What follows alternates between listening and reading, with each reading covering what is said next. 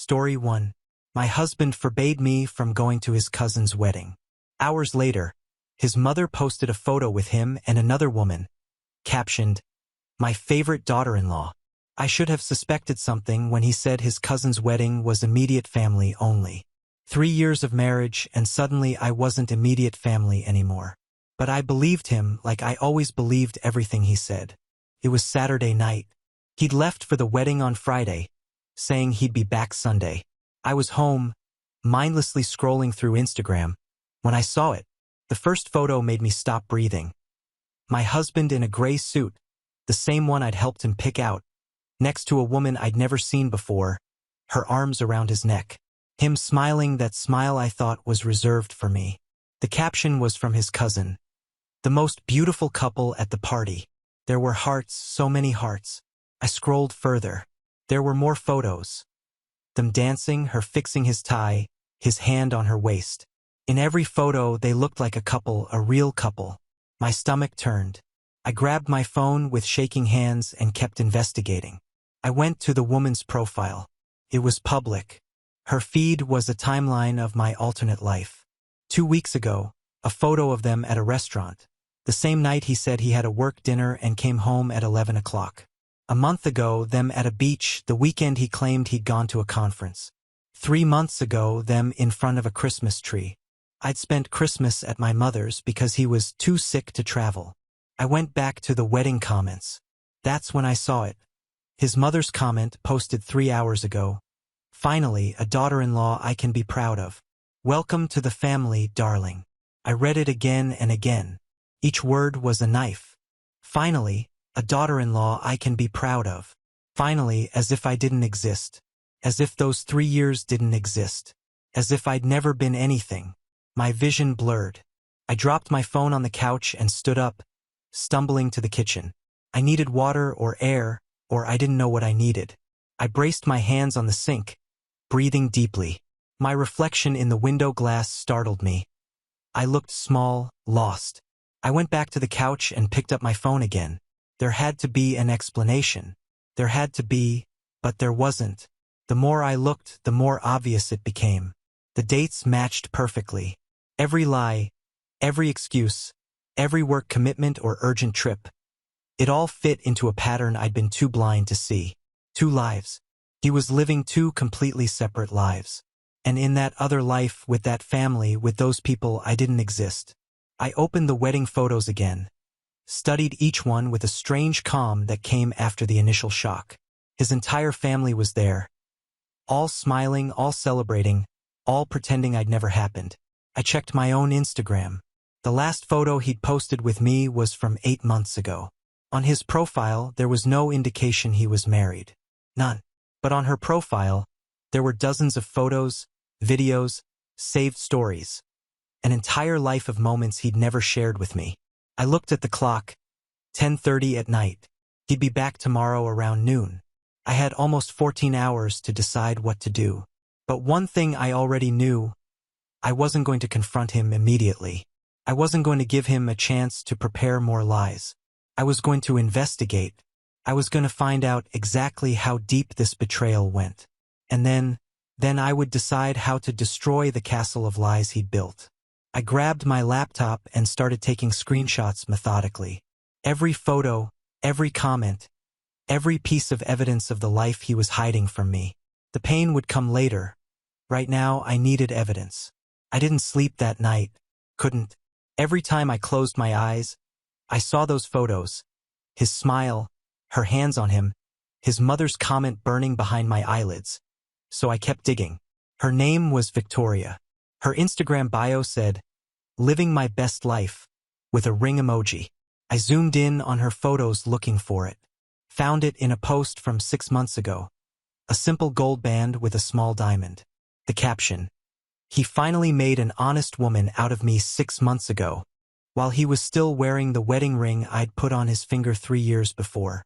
I felt sick, ran to the bathroom, and dry heaved over the toilet. Nothing came up. When I came back, I forced myself to keep looking. I needed to know everything. I scrolled back 2 years on her profile. That's when his photos started appearing. The first one was innocent enough. A group photo at what looked like a company event. But 2 weeks later, them at a coffee shop. Best Monday morning ever. I pulled up my calendar app, found that date. He'd said he had an early meeting, came home at noon saying it had been canceled. He'd been unusually cheerful. I kept scrolling, cross-referencing with my own memories. Every moment I remembered him being absent or busy, she had a photo, proof of where he really was. 3 months in a weekend getaway to the mountains.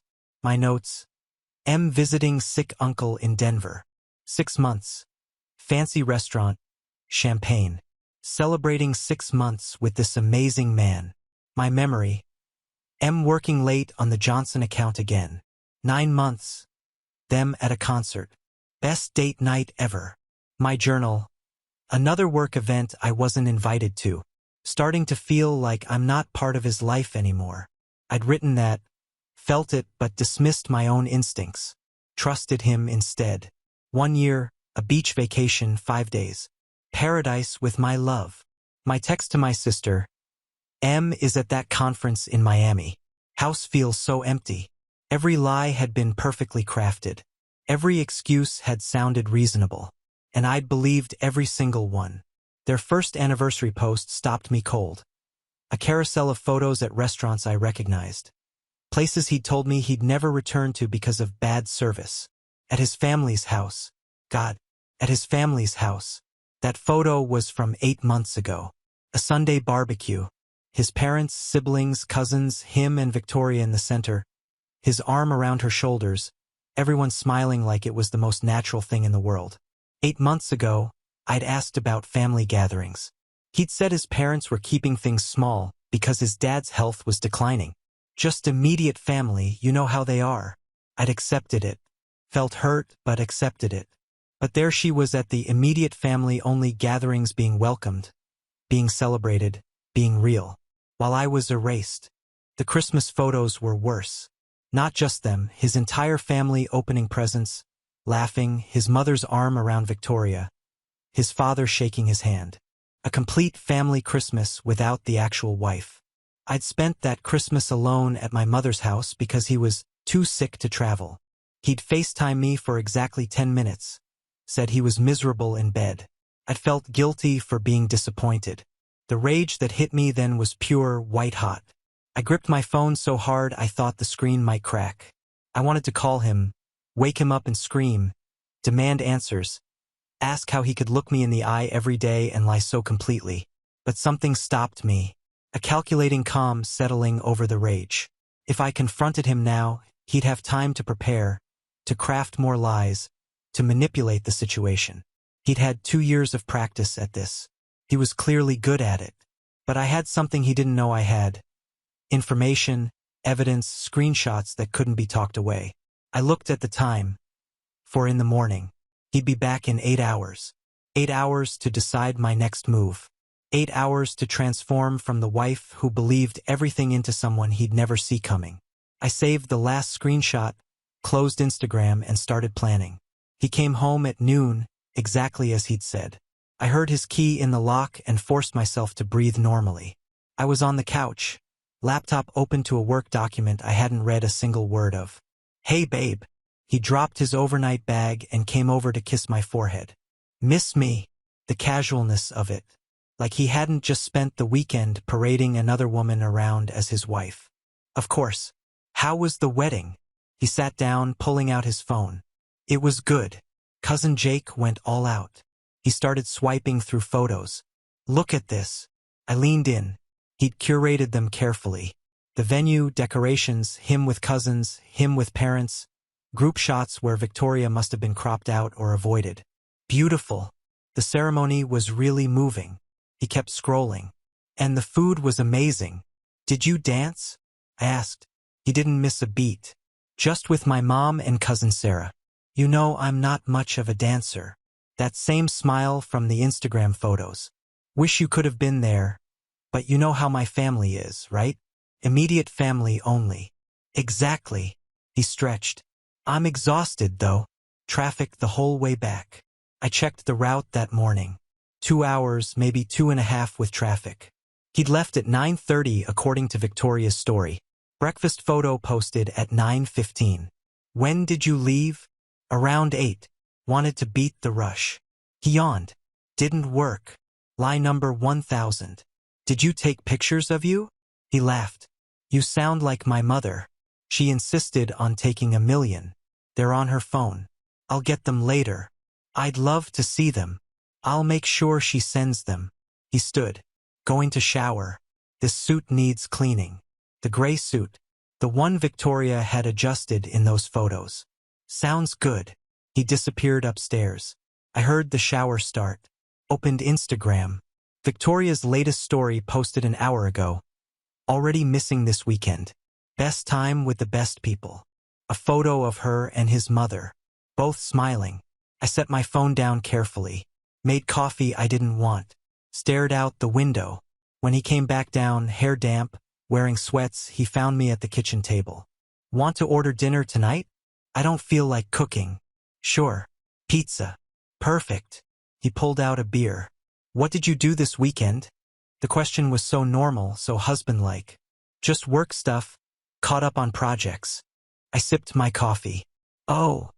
Sarah posted about her trip to Italy next month. We talked about Sarah, about Italy, about the wedding venue, normal couple conversation, easy, comfortable. And the entire time I watched him. The way he maintained eye contact when he lied. The way he laughed at the right moments. The way he touched my hand like he meant it. 2 years of practice had made him an expert. You okay? He asked. You seem quiet. Just tired. Didn't sleep well. Yeah. He looked concerned. Everything okay? Just one of those nights. He nodded, squeezed my hand. Want to watch a movie later? Just relax. That sounds nice. We ordered pizza. Watched a movie. He fell asleep halfway through, his head on my shoulder. I sat perfectly still, listening to him breathe. His phone was on the coffee table, face down like always. I thought about all the small things. Phone face down, stepping out for calls, working late more often, vague about events, taking separate cars to family gatherings I wasn't invited to. All the red flags I'd explained away. All the times I told myself I was being paranoid. The movie ended. Credits rolled. He was still asleep. I looked at him in the flickering TV light. He looked peaceful, innocent. How long had he planned to keep this going? Forever? Until I figured it out? Until he decided which life he wanted more? Or had he already decided? Was I the backup, the safe option while he built something real with someone else? My phone buzzed. Rachel, coffee tomorrow. Need to catch up. I typed back. Yes, really need to talk. 3 dots appeared. Everything okay? I looked at my sleeping husband. Not really. Tomorrow. I'll be there. Love you. I set my phone down. Gently shifted away from him. He stirred but didn't wake. Tomorrow I'd tell Rachel everything. Tomorrow I'd start planning for real. But tonight I'd let him sleep. Let him think he was still getting away with it. Let him think I was still the wife who believed everything. But I wasn't her anymore. That version died last night. Somewhere between the wedding photos and the Christmas pictures, between immediate family only and finally, a daughter-in-law I can be proud of. She was gone, and he had no idea what was coming. I met Rachel at our usual coffee shop Monday morning. I'd called in sick to work. I couldn't pretend everything was normal. She took one look at my face and pulled me into a hug. Tell me, she said when we sat down. So I did. Showed her everything. The Instagram posts, the screenshots, the timeline showing every lie, every excuse, every moment he'd been with Victoria when he told me he was somewhere else. Rachel's face went through shock, anger, disbelief. By the end, her hands were shaking. That son of a... She stopped, took a breath. What are you going to do? I need him to face what he's done. I need his family to know. I need everyone who's been lying to me to see the consequences. So, you want to expose him publicly in a way he can't talk himself out of. Rachel leaned back, thinking. His family. They're all in on this, right? They welcomed her. Celebrated her while acting like I don't exist. Then they need to be there when it all comes out. She pulled out her phone. Let me make a call. To who? Remember Marcus, the bartender? He works at that upscale place downtown. Caters private events for wealthy families. She was already dialing. Including your husband's family. 10 minutes later, we were at the bar. Closed, but Marcus let us in. Rachel tells me you need information, he said, pouring coffee. I explained everything. Showed him photos of the family. Marcus's expression darkened. I know them. We're catering their annual family dinner next month. First Saturday in November. Big deal. Whole extended family, about 30 people. Will Victoria be there? If what you're telling me is true, probably. They booked the private dining room. Rachel looked at me. That's your moment. My heart pounded. I can't just show up. He'd stop me. What if the truth showed up without you? Marcus said slowly. I can get you access, not to crash the dinner, but to deliver information, make sure everyone sees what needs to be seen. He refilled his coffee. I don't like cheaters. And I really don't like families who help them cheat. You do that? Why? My sister went through something similar. Her husband's family knew, covered for him. By the time she found out, she'd wasted 5 years. Someone should have told her sooner. What exactly are you suggesting? We spent the next hour planning. Marcus knew the layout. Knew when they arrived, knew the schedule. They'll all be there, he said. Parents, siblings, cousins. Your husband will definitely bring Victoria. He always does. He told me these were business networking events, that spouses weren't invited. Rachel's jaw tightened. Of course he did. The dinner is in 3 weeks, Marcus continued. That gives you time to prepare. Gather more evidence if you need it. Decide exactly how you want this to go down. I want them all to know. Every person in that room. I want them to see the evidence. Then we'll make sure they do. Marcus wrote down his number. Keep me updated. When you're ready, we'll coordinate. On the drive back, Rachel was quiet. Then, are you sure? Once you do it, there's no going back. There's already no going back. He destroyed our marriage. His family helped. I looked out the window. I'm just making sure everyone sees what they've done. What about after? After? I hadn't thought beyond the exposure. Divorce. Move on. Build something real. You'll stay with me for as long as you need. I felt tears coming. Blinked them back. Thank you. That's what sisters are for. She wasn't my sister by blood, but she'd been family longer than he'd been my husband. We're going to get through this. And when it's over, you're going to be free. Free. The word felt strange. I'd been in this marriage for 3 years, in this relationship for 5. Half a decade built on lies. But in 3 weeks, it would be over. I pulled out my phone when I got home. He'd texted, meeting running late. Don't wait up for dinner. I checked Victoria's Instagram. A story from an hour ago. Them at a restaurant. Wine glasses raised. I saved the screenshot. Added it to the folder. 3 weeks. Just 3 more weeks. Then everyone would know the truth. The 3 weeks passed in a strange blur.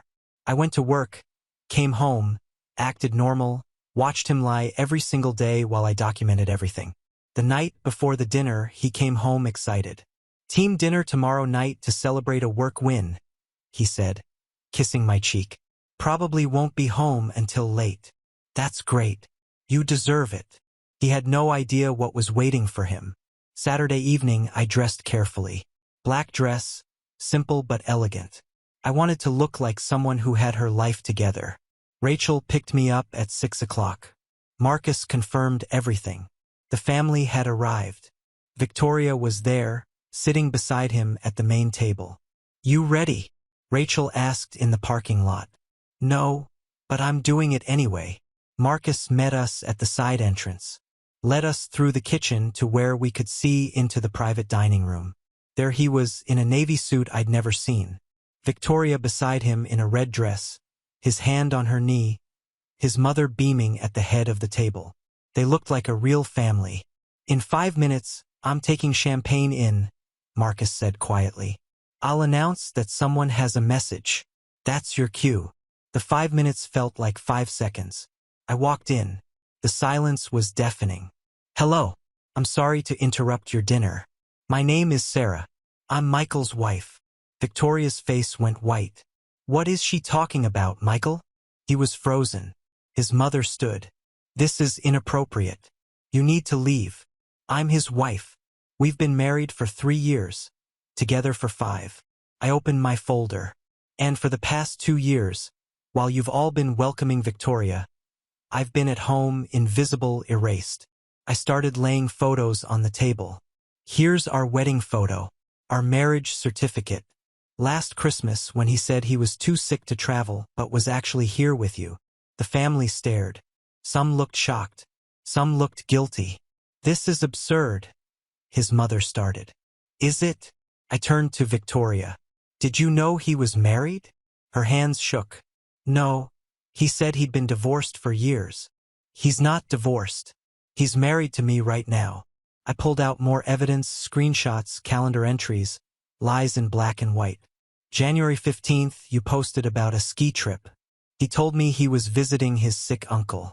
March 3rd, your anniversary. He said work conference. June 10th, family barbecue. He said his father was too ill for visitors. Victoria stumbled back. You lied about everything. She looked at his family. Did you all know? The silence was her answer. Oh my God, you all knew. Her voice broke.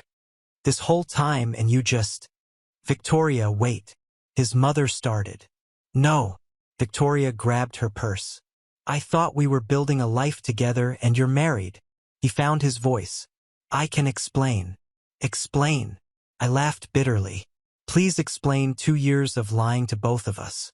Explain letting your family treat me like I don't exist while they welcome her. Explain the ring you gave her 6 months ago. The room erupted. His siblings talked over each other. His father sat stunned. His mother tried to take control, but no one listened. Victoria was crying. There's an actual wife, and you let me… We were planning to move in together. I looked at my husband. Everything he'd built was crumbling. I trusted you, I said quietly. For 5 years, I trusted every word, every excuse, every lie. I made myself small so you could be comfortable. I accepted being excluded. I believed you when you said it was complicated, but it wasn't complicated. You were just a coward. Sarah, he started. I collected my photos. I filed for divorce. The papers will be served Monday. Until then, find somewhere else to sleep. You're not welcome in our home. I looked at his family. You all knew, every one of you, and you said nothing. I hope you can live with that. Victoria was already gone. I could hear her crying in the hallway. I walked out with my head high. Rachel was waiting. Behind me, the dinner had dissolved into chaos. Shouting, accusations, consequences they'd avoided for 2 years. Finally catching up. It was done. I stayed at Rachel's that night. Didn't go home. Couldn't face the emptiness of a house that had been a lie. My phone wouldn't stop buzzing. His calls, his texts, his mother's calls. I turned it off. Sunday morning, Rachel made coffee and we sat in silence. How do you feel? She finally asked. I don't know. Relieved, devastated, numb. All of it at once. That's normal. Is it? Is any of this normal? I laughed through tears. I was married to someone who didn't exist. My phone buzzed. A text from a number I didn't recognize. It's his brother, David. He wants to meet. I agreed to coffee Monday afternoon. David was already there when I arrived. He looked tired, guilty. Thank you for coming, he said. I owe you an apology. We all do. You all knew. For 2 years, you all knew. I know. I told myself it wasn't my place. That was cowardice. He looked at me. My wife left me over this yesterday. Said she couldn't be married to someone who'd be complicit. She was right. The family's falling apart. He continued. Dad isn't speaking to Mom. She's furious. You embarrassed the family. Dad's furious. She helped hide it. My sisters are fighting, and Michael's at my parents' house. Mom's defending him. Dad wants him out. What about Victoria? She blocked all of us. Her family, too. Her father had business connections with ours. He's ended everything. She's devastated. Good. I thought, then felt guilty. She'd been lied to, too. What he did to you, to her, it's unforgivable, David said. I just wanted you to know that not everyone in the family thinks what happened was okay. You deserved better. He left. I sat there with cold coffee, processing. The next few days blurred together. Rachel and Marcus helped me move out while he was at work. Took only what was mine. Left my key on the counter with the divorce papers. Rachel set up the guest room. Stay as long as you need. I need to find my own place eventually, but not yet. Processing. That's what everyone kept calling it. But it wasn't that simple. Every day I'd remember something I thought was real and have to recontextualize it. The way he'd kiss my forehead before work. Was he thinking about her? The way he'd hold my hand at the store. Was he comparing us? The way he'd say, "I love you," before bed. Did he say the same to her? I catch myself reaching for my phone to text him, then remember. He wasn't my person anymore. Never really was. Rachel found me crying in the kitchen one night. I keep thinking about this moment, I told her. Last year, movie night, he fell asleep on my shoulder. I thought how lucky I was. My voice broke. But that was probably right after seeing her. Maybe he was tired from being with her. Maybe I was just the comfortable option. The easy one. You weren't the problem. You were never the problem. Then why wasn't I enough? Because he's broken. Not you. Him. It didn't feel that way. Felt like I'd failed somehow. That's the lie talking, Rachel said gently. The one he spent years building. But the truth is, nothing would have been enough because the problem wasn't you. It was who he is. I wanted to believe her. But late at night, alone in Rachel's guest room, I couldn't help wondering if I'd paid more attention. If I'd trusted my instincts. If I'd demanded answers when things felt off. Could I have stopped this sooner? Or was I always going to end up here, broken, starting over? Learning that 5 years had been built on lies. I didn't have answers, just questions and pain, and the slow, brutal work of accepting that the man I loved had never really existed. The messages started Tuesday. Sarah, please let me explain. I made a terrible mistake. I love you. I deleted them without responding. Wednesday, flowers arrived at work. 24 roses, card. I'm so sorry. I put them in the break room. They were gone by lunch. Thursday, he showed up at my office. Security called. There's a Michael here to see you. Send him away. And if he comes back, don't call. Just send him away. Friday brought a long letter by courier. I almost threw it out, but curiosity won. Sarah, I know I don't deserve your forgiveness. What I did was unforgivable. But please believe me when I say I never stopped loving you. Victoria was a mistake that spiraled out of control. I was weak. I was scared. But you were never the problem. You were always everything I needed. Please give me a chance to explain. I love you, Michael. I read it twice, then put it in the folder with all the other evidence. Rachel found me staring at it that night. His letter, begging for another chance. What are you thinking? That he's good at words? Always has been. That's how we got here. I'm not interested in words anymore. But not everyone agreed. Saturday, I ran into coworkers at the grocery store. They pulled me aside. We've been thinking, Emma started carefully. Maybe you should hear him out. People make mistakes. Maybe there's a way to work through this. I stared at them. Work through this? He had a whole separate life for 2 years. You think that's something we can work through? I'm just saying. Jason, would you take back your wife if she did that to you? He hesitated. I don't know. Maybe he's sorry he got caught. Not sorry for what he did. This isn't your decision to make. Monday brought another surprise. His mother called. Sarah, I'd like to meet for lunch. I owe you a conversation. Every instinct said no, but I was curious. We met Tuesday. She was already there, looking nervous. Thank you for coming. I owe you an apology. I sat down, didn't respond. I want to explain. When Michael brought Victoria home 2 years ago, we thought you two had separated. That's what he told us. That was a lie. I know that now, but we believed him. And Victoria, her family is well connected. Her father owns businesses we work with. When Michael started bringing her around, It felt like an opportunity. My stomach turned. An opportunity for the family, for business connections. So, you welcomed her because of her family's money while pushing out your son's actual wife. She was quiet. I didn't think you were ambitious enough for him. You had your simple life. Victoria came from our world, understood our expectations. I thought Michael was making a smart choice, more suitable. I felt sick. When I found out the truth, that you were still married, that he'd been lying to both of you, I should have said something, but by then, Victoria's father was investing in our company. Our families were intertwined. She looked desperate. I want you to understand why it happened. So I'd what? Forgive you? Take him back. I'm telling you this so you know it wasn't about you. It was never about you not being enough. It was about us being terrible people who prioritized the wrong things. I stood up. Thank you for the honesty. But it doesn't change anything. Sarah, you know what hurts most? I tried so hard to get your family to like me. I attended every event. I brought gifts. I tried to be a good daughter-in-law. And the whole time you were measuring me against some standard I didn't know existed.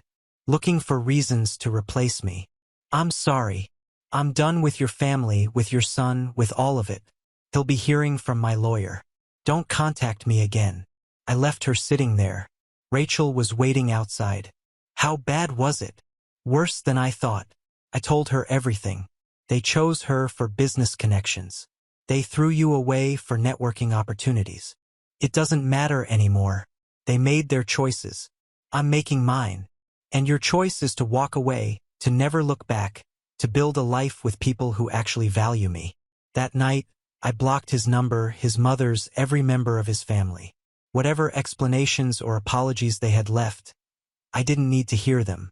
I'd heard enough. He asked to meet 27 times before I said yes. Finally, I agreed. Not because I wanted to hear what he had to say, but because I needed closure. Public place, daytime, 1 hour. We met at the park on Tuesday afternoon. I arrived early, sat on a bench near the fountain. He showed up exactly on time. He looked terrible. Thinner, dark circles, hair uncombed. Thank you for coming. I waited. I don't know where to start. The beginning, the truth this time. He took a shaky breath. It started as nothing. Victoria was a colleague. Coffee sometimes. Work talk. Harmless. When did it stop being harmless? Gradually. She was easy to talk to, made me laugh, and I was stressed. You wanted to talk about the future, kids, moving, all these big decisions. She just wanted to have fun. No pressure. So, you cheated because I wanted to build a life with you? I felt trapped, like my life was on a track I didn't choose. With her, I could be someone different, someone who didn't have all these responsibilities. You wanted to be irresponsible. I wanted to breathe. He looked at me. That's not an excuse, but that's how it felt. So why not divorce me? Why lie for 2 years? He was quiet. Because I loved you. I know how that sounds. But I loved you. I just also loved her, or thought I did. And I couldn't choose. You did choose. Every day for 2 years, you chose to lie to both of us. I know. How long were you planning to keep it going?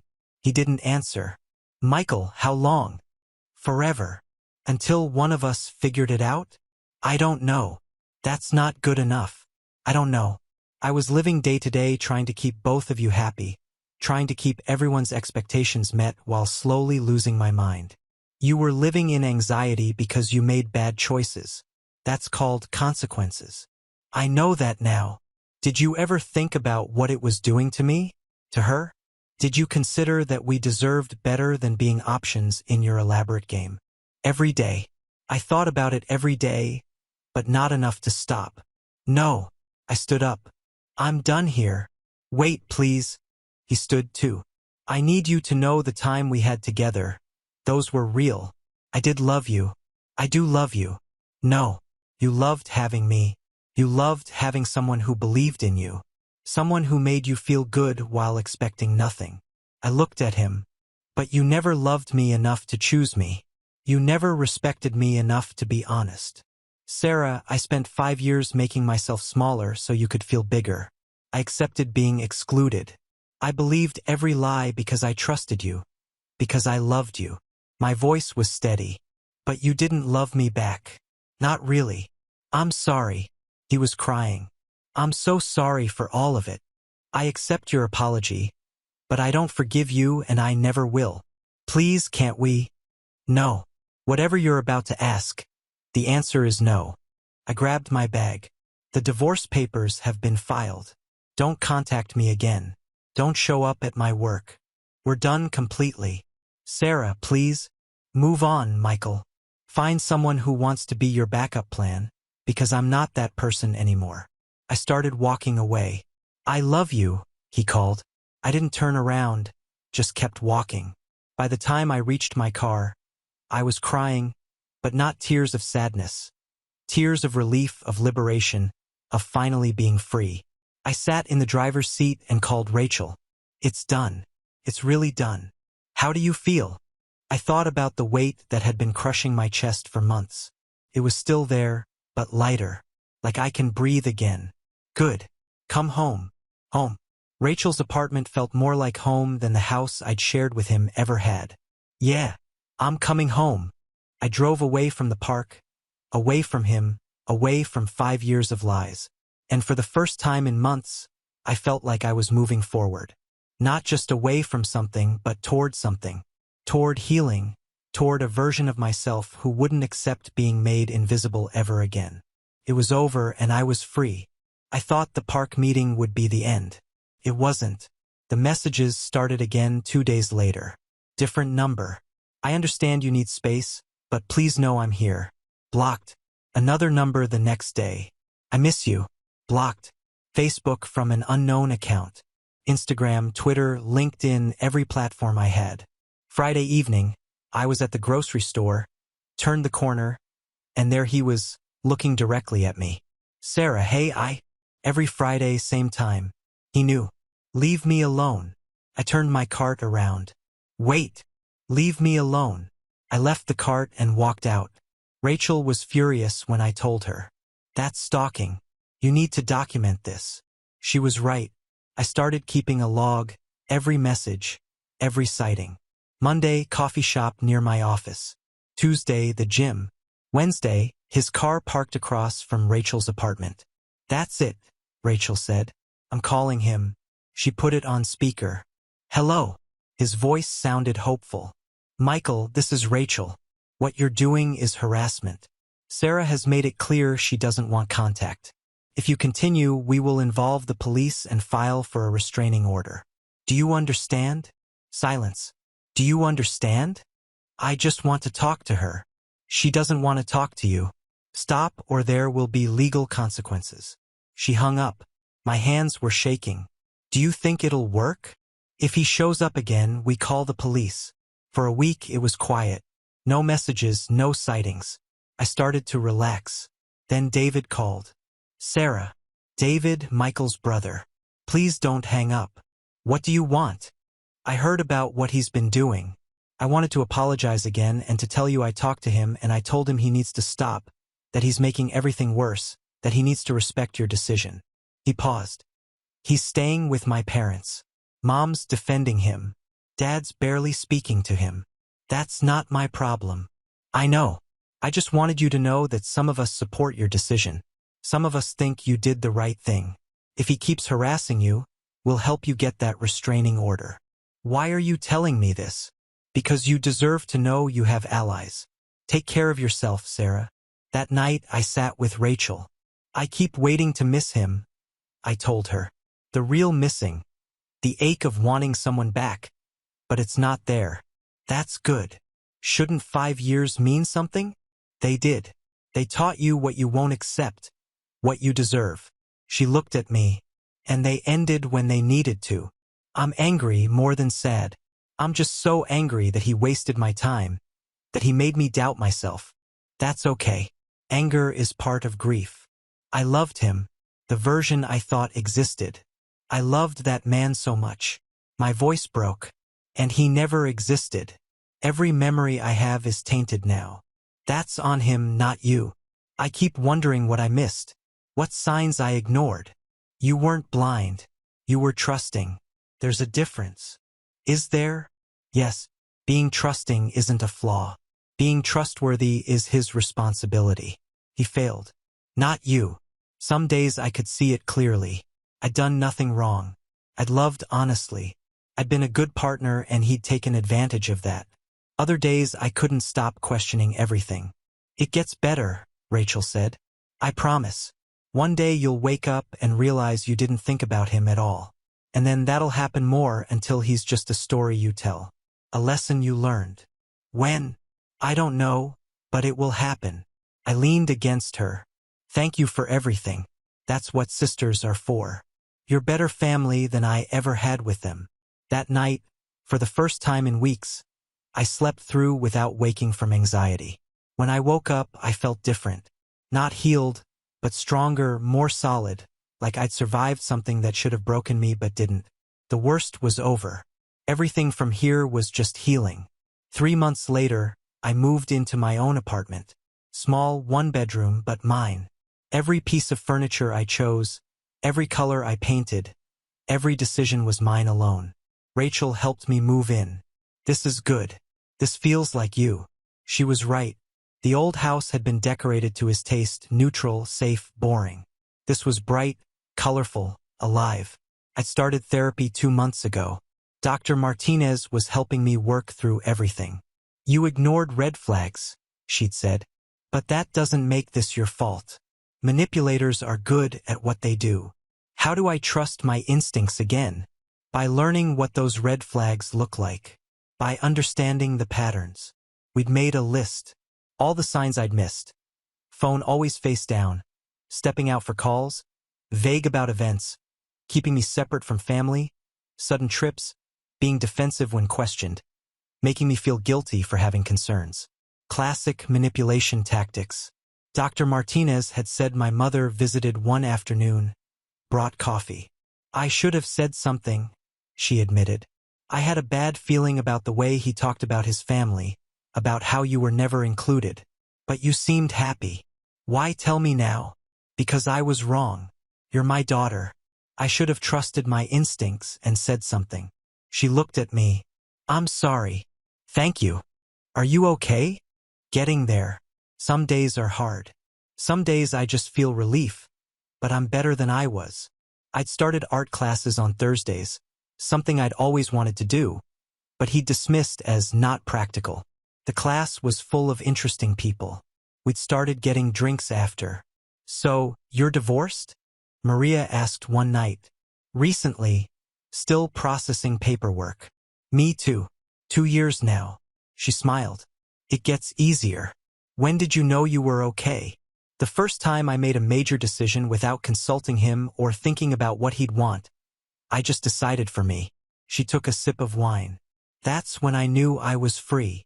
The art class was my first decision like that. The apartment was another. Small steps toward being my own person again. I'd started a blog, too anonymous, writing about the experience, about manipulation, about rebuilding. The response was overwhelming. Hundreds of comments from people who'd been through similar situations. Your story gave me the courage to leave, one person wrote. I thought I was crazy for being hurt. Thank you for showing me I wasn't, wrote another. Reading their stories helped. Reminded me I wasn't alone. That being manipulated didn't mean I was stupid. It meant I'd loved someone who didn't deserve it. One Saturday, I met my sister for lunch. We hadn't been close during my marriage. He'd made that difficult. I didn't like him, she said. Never did. But you seemed so set on making it work. Would I have listened if you'd said something? Really? I shook my head. I don't think so. I had to figure it out myself. Maybe. But you shouldn't have had to figure it out the hard way. The hard way taught me things about who I am, what I deserve, what I won't tolerate. She squeezed my hand. Dr. Martinez had asked me to make another list. Things I'd learned. Love doesn't make you feel small. Love doesn't hide you. Love doesn't lie. Love doesn't make you doubt yourself. Love doesn't choose between you and someone else. Love doesn't keep secrets. Real love chooses you, shows you, includes you, celebrates you, stands up for you, tells the truth. I put the list on my bathroom mirror. read it every morning. Some nights I still cried, still felt angry, still wondered how I'd wasted 5 years. But more often now I felt grateful. Grateful it had ended. Grateful I'd found the courage to walk away. Grateful for Rachel and Marcus and David and everyone who'd helped. Grateful for the chance to start over. For months after the divorce was finalized, I was ready to let go. I took all the screenshots, all the evidence, all the folders I'd kept and deleted them. I didn't need them anymore. Didn't need proof of what had happened. I knew the truth. That was enough. The chapter was closed, and I was ready for whatever came next. 6 months after the divorce was finalized, I saw him at the grocery store. I was in the cereal aisle when I heard it. That voice I'd once known better than my own. Sarah. I turned. There he was, thinner, tired, but it was him. Michael. My voice was steady, neutral. Hi. How are you? I'm good. You? I'm okay. Living downtown now. Started a new job last month. That's good. Awkward silence. I didn't feel it. You look good, he said. Happy. I am. I'm glad. I've been wanting to say I'm sorry one more time for everything. Okay. Are you? Is there any chance we could get coffee sometime? No, but thank you for the apology. Right? Of course. Take care, Michael. I picked up my cereal and walked away. My hands weren't shaking. My heart wasn't racing. I felt nothing, just mild discomfort. When I got to my car, I waited for the wave of emotion. The anger or sadness or regret. It didn't come. I'd worried about this moment, prepared for the feelings that would come rushing back. But there were no feelings. He was just a person now, someone I used to know, not someone who had power over me anymore. I called Rachel. I ran into him and nothing. It was fine. I was fine. That's good, right? It's weird. I thought seeing him would bring it all back, but it just felt like running into an old coworker. Uncomfortable, but not painful. That means you've moved on. I guess I have. Later that week, I ran into Emma at a coffee shop. Eventually, the conversation turned to him. I heard he moved, Emma said carefully. Left town a few months ago, I heard. Ran into him, actually. How was that? Fine. Weird, but fine. For what it's worth, it's been rough for him. The divorce, losing friends, his family still a mess, his parents separated. I didn't know that. Yeah, his dad couldn't forgive his mom for the whole Victoria thing. They're selling the house. I felt a pang of something, not sadness. More like recognition that actions have consequences. What about Victoria? She moved too. Different city. Cut all ties. Smart move. Yeah. You know what's funny? At the time, some of us thought you were being harsh, but now everyone realizes you were right. You deserved better. Thanks. A few days later, David texted. Heard you ran into Michael. Just wanted to check if you're okay. I'm fine. It was awkward, but fine. Good. For what it's worth, I think he's finally realizing what he lost. Too late. How is he really? Not great. The job downtown is a step down. Studio apartment. Doesn't talk to most of the family. Mom's the only one who still defends him. I'm sorry your parents split. Don't be. It should have happened years ago. And Michael is facing consequences for the first time in his life. Not fun to watch, but necessary. Thanks for the update. That night I thought about him. Really thought about him. He was weak, selfish, unable to make hard choices, willing to hurt people rather than face uncomfortable truths. But he was also human, flawed, living with the consequences. I didn't hate him anymore, didn't love him, didn't feel much of anything. He was just a person I used to know, a chapter that was closed, and I was okay with that. I pulled out my phone and scrolled through old photos, found ones from our wedding. We looked happy, in love. Had any of it been real? I'd never know. Maybe some was.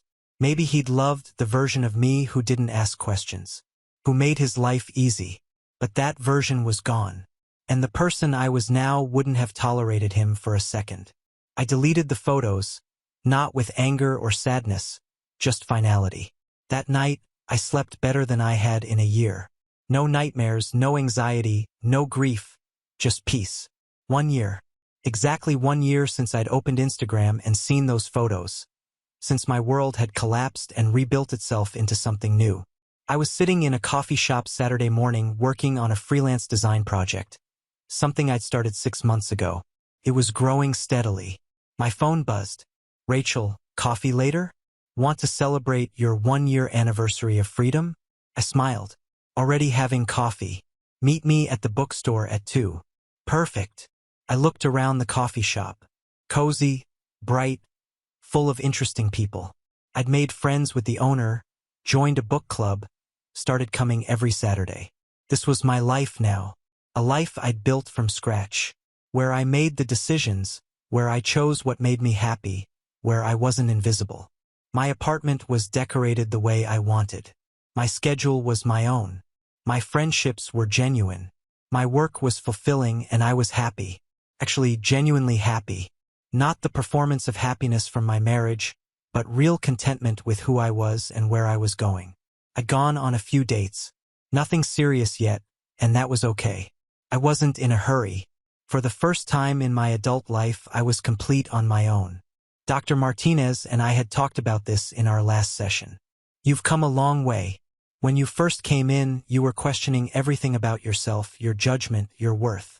And now I know who I am, what I deserve, what I won't accept. That's growth. That's healing. She was right. Most days now, I felt strong, capable, free. I finished my coffee and headed to the bookstore. Rachel was already there. There's my favorite survivor, she said, pulling me into a hug. We grabbed books and settled into the reading nook. So, 1 year. How do you feel? Good. Really good. A year ago, I couldn't imagine feeling this okay. I thought I'd be broken forever, that I'd never trust anyone again. And now I know better. What he did was about him. His choices, his failures, not mine. I'm not broken. I was never broken. I was just with someone who tried to make me think I was. I'm proud of you. I'm proud of me, too. We spent the afternoon talking. Not about him, not about the past, but about the future. My growing business, her new job, places we wanted to travel, dreams we were finally pursuing. Later, walking home, I thought about what I'd learned. Love doesn't ask you to disappear. It doesn't make you question your worth. It doesn't lie. Real love shows up, tells the truth, chooses you openly, celebrates you, respects your boundaries. Being alone is better than being with someone who makes you feel alone. Starting over isn't failure. It's courage. I'm stronger than I thought, more resilient than I knew, more deserving than I believed. The right person won't make me prove my worth, won't make me earn their honesty, won't make me compete for attention. The right person will just choose me completely, honestly, openly. And if that person never comes, I'm okay with that too, because I have myself and Rachel and my family and my friends. A full, complete, happy life on my own terms. That evening, I sat on my balcony watching the sunset. A year ago, I'd been in the darkest moment, discovering lies, feeling betrayed, questioning everything. Now I was watching the sky turn gold and pink, feeling grateful. Grateful for the strength to leave. Grateful for the courage to start over. Grateful that I'd chosen myself. My phone buzzed. A text from an unknown number. Hi Sarah, this is James from art class. I was wondering if you'd want to get coffee sometime. No pressure. I smiled. James, quiet, kind, genuine. We'd had several conversations after class. He made me laugh, listened, seemed interested in actually knowing me. Was I ready? Did I want to risk it? Then I remembered. I wasn't the same person who'd been too scared to trust her instincts, who'd accepted being invisible, who'd settled for half-truths. I was someone who knew her worth, who had standards, who wouldn't accept anything less than complete honesty and respect. Hi, James. Coffee sounds nice.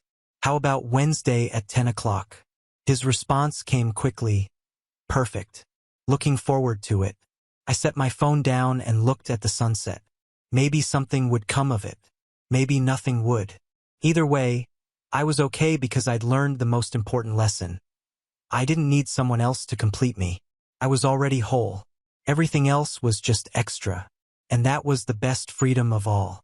The chapter was closed, and I was ready for whatever came next. Now on to the next story. Story 2. My best friend falsely accused me of something unforgivable, and even my family turned against me. But after the truth came out, they asked for forgiveness, and I did the unimaginable.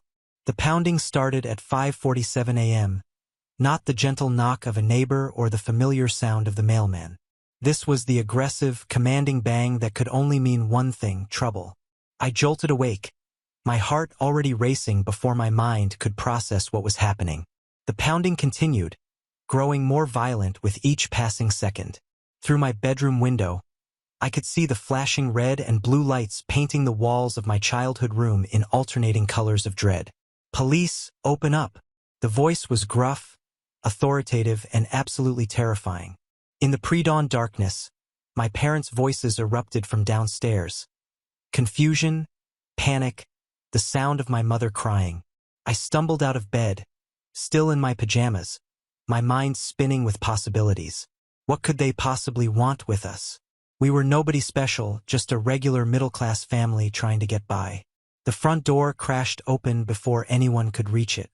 Heavy boots thundered across our hardwood floors, and suddenly 4 officers were in my room, their faces stern and unforgiving in the harsh beam of their flashlights.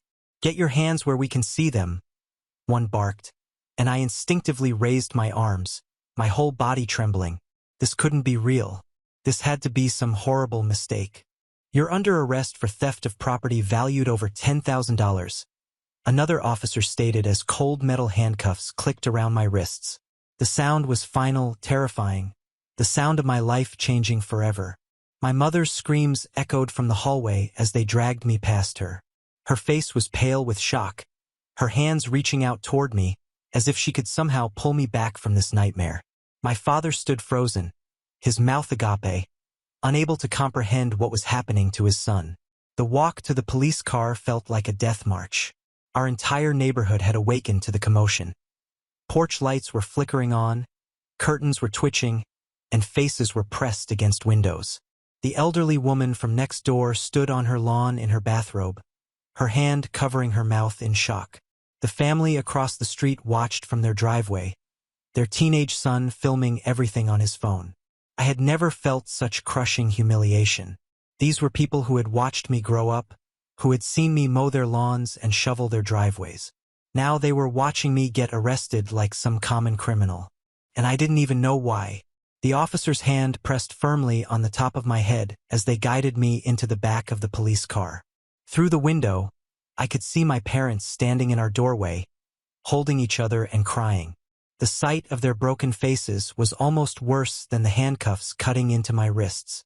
As we drove away, I caught glimpses of my neighbors still standing outside, some taking pictures, others whispering among themselves. The damage was already done. Whatever this was about, whatever mistake had been made, my reputation in this community was destroyed. The worst part was the complete bewilderment. I had gone to bed last night after a perfectly normal evening. Dinner with my family, some television, a phone call with my girlfriend. Nothing in my life had prepared me for this moment. This sudden, violent intrusion that turned my world upside down. In the back of that police car, watching my childhood neighborhood disappear behind me, I had no idea that this was just the beginning. The fluorescent lights in the interrogation room buzzed like angry wasps, casting harsh shadows across the metal table where I sat, still handcuffed and utterly bewildered. The detective sat across from me, a thick manila folder spread open between us, his expression as cold as the concrete walls surrounding us. "Let's start from the beginning," he said, his voice carrying the weight of absolute certainty. "3 nights ago, you were at the residence of a certain young woman, correct?" My stomach dropped. I knew immediately who he meant. We'd been friends since high school, part of the same social circle. Her family was, well, everyone knew about her family. Her father was one of the most respected judges in the county. Her mother owned a chain of high-end boutiques that catered to the city's elite. They lived in the kind of house that had a circular driveway and a 3-car garage. "Yes," I answered carefully. "We watched movies with a few other friends.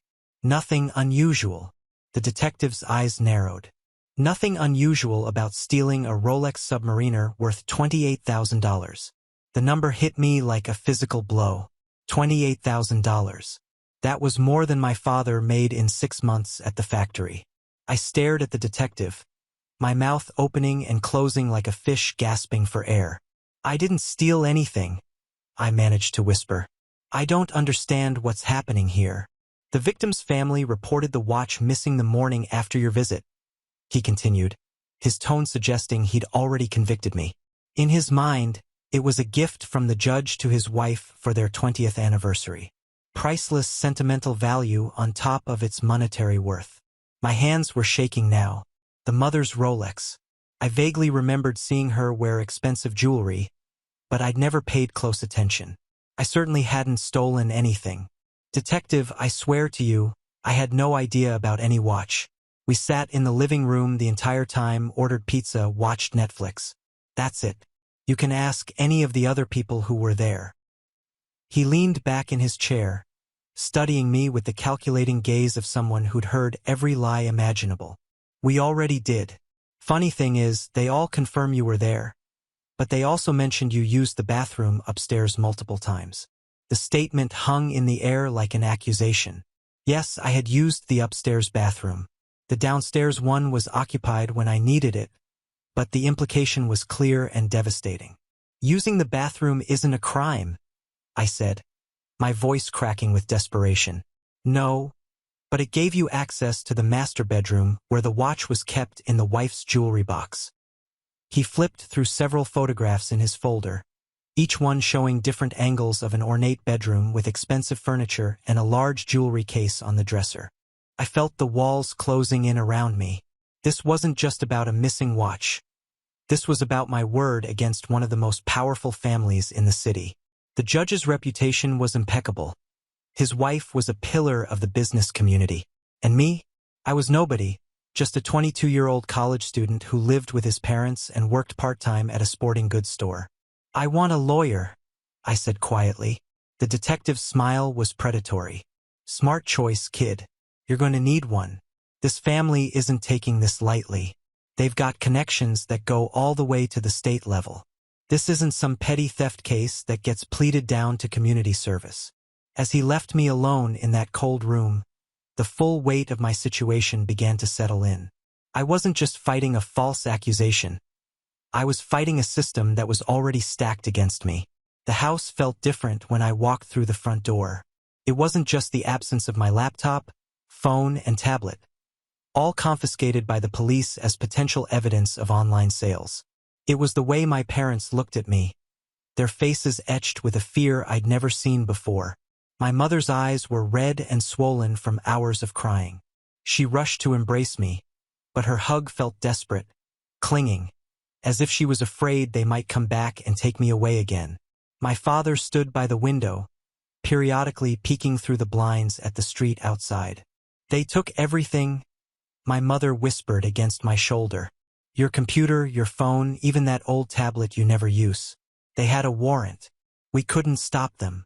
The violation felt complete.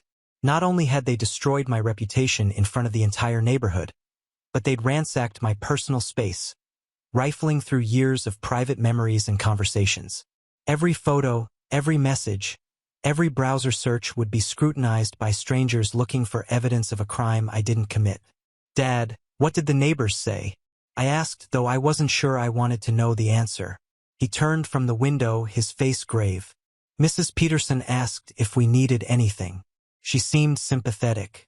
But the family next door. He shook his head. They pulled their kids inside when they saw you coming up the driveway. The sting of judgment from people I'd known my entire life was almost unbearable. These were the same children I'd played with as a kid, the same families who'd attended my high school graduation party. Now I was the dangerous criminal they needed to protect their children from. My sister called around noon, her voice tight with anxiety. I saw it on the local news website, she said without preamble. They didn't use your name, but they mentioned the judge's family and a $28,000 watch. Everyone's going to know it's you. The family name carried that much weight in our city. When something happened to the judge's family, it made news. When they were victims of a crime, The entire community paid attention. "I didn't do it," I told her, the words feeling hollow and inadequate. "I know you didn't," she replied quickly. "But that's not what matters, is it? What matters is what everyone else thinks and what that family can do to us." That evening, my parents and I sat around the dinner table in near silence. The food was barely touched. None of us had much appetite. Finally, my father cleared his throat and spoke the words that had been hanging in the air all day. "Maybe we should consider moving," he said quietly. "Your mother's brother in Phoenix has been asking us to visit. Maybe this would be a good time for a longer stay." The suggestion hit me like a slap. They wanted to run, to abandon the life they'd built here because their son had been accused of a crime he didn't commit. But as I looked at their faces, I understood. This wasn't just about me anymore. This was about our entire family's survival in a community where that family's name held more power than the truth. "We can't run," I said, though my voice lacked conviction. "That would just make me look guilty." My mother reached across the table and squeezed my hand. "Honey, sometimes looking guilty is better than being destroyed. The judge has friends everywhere. In the police department, the district attorney's office, the courthouse. Even if you prove your innocence, what if they don't care?" The weight of her words settled over me like a heavy blanket. She was talking about corruption, about a system where justice could be bought and sold like any other commodity.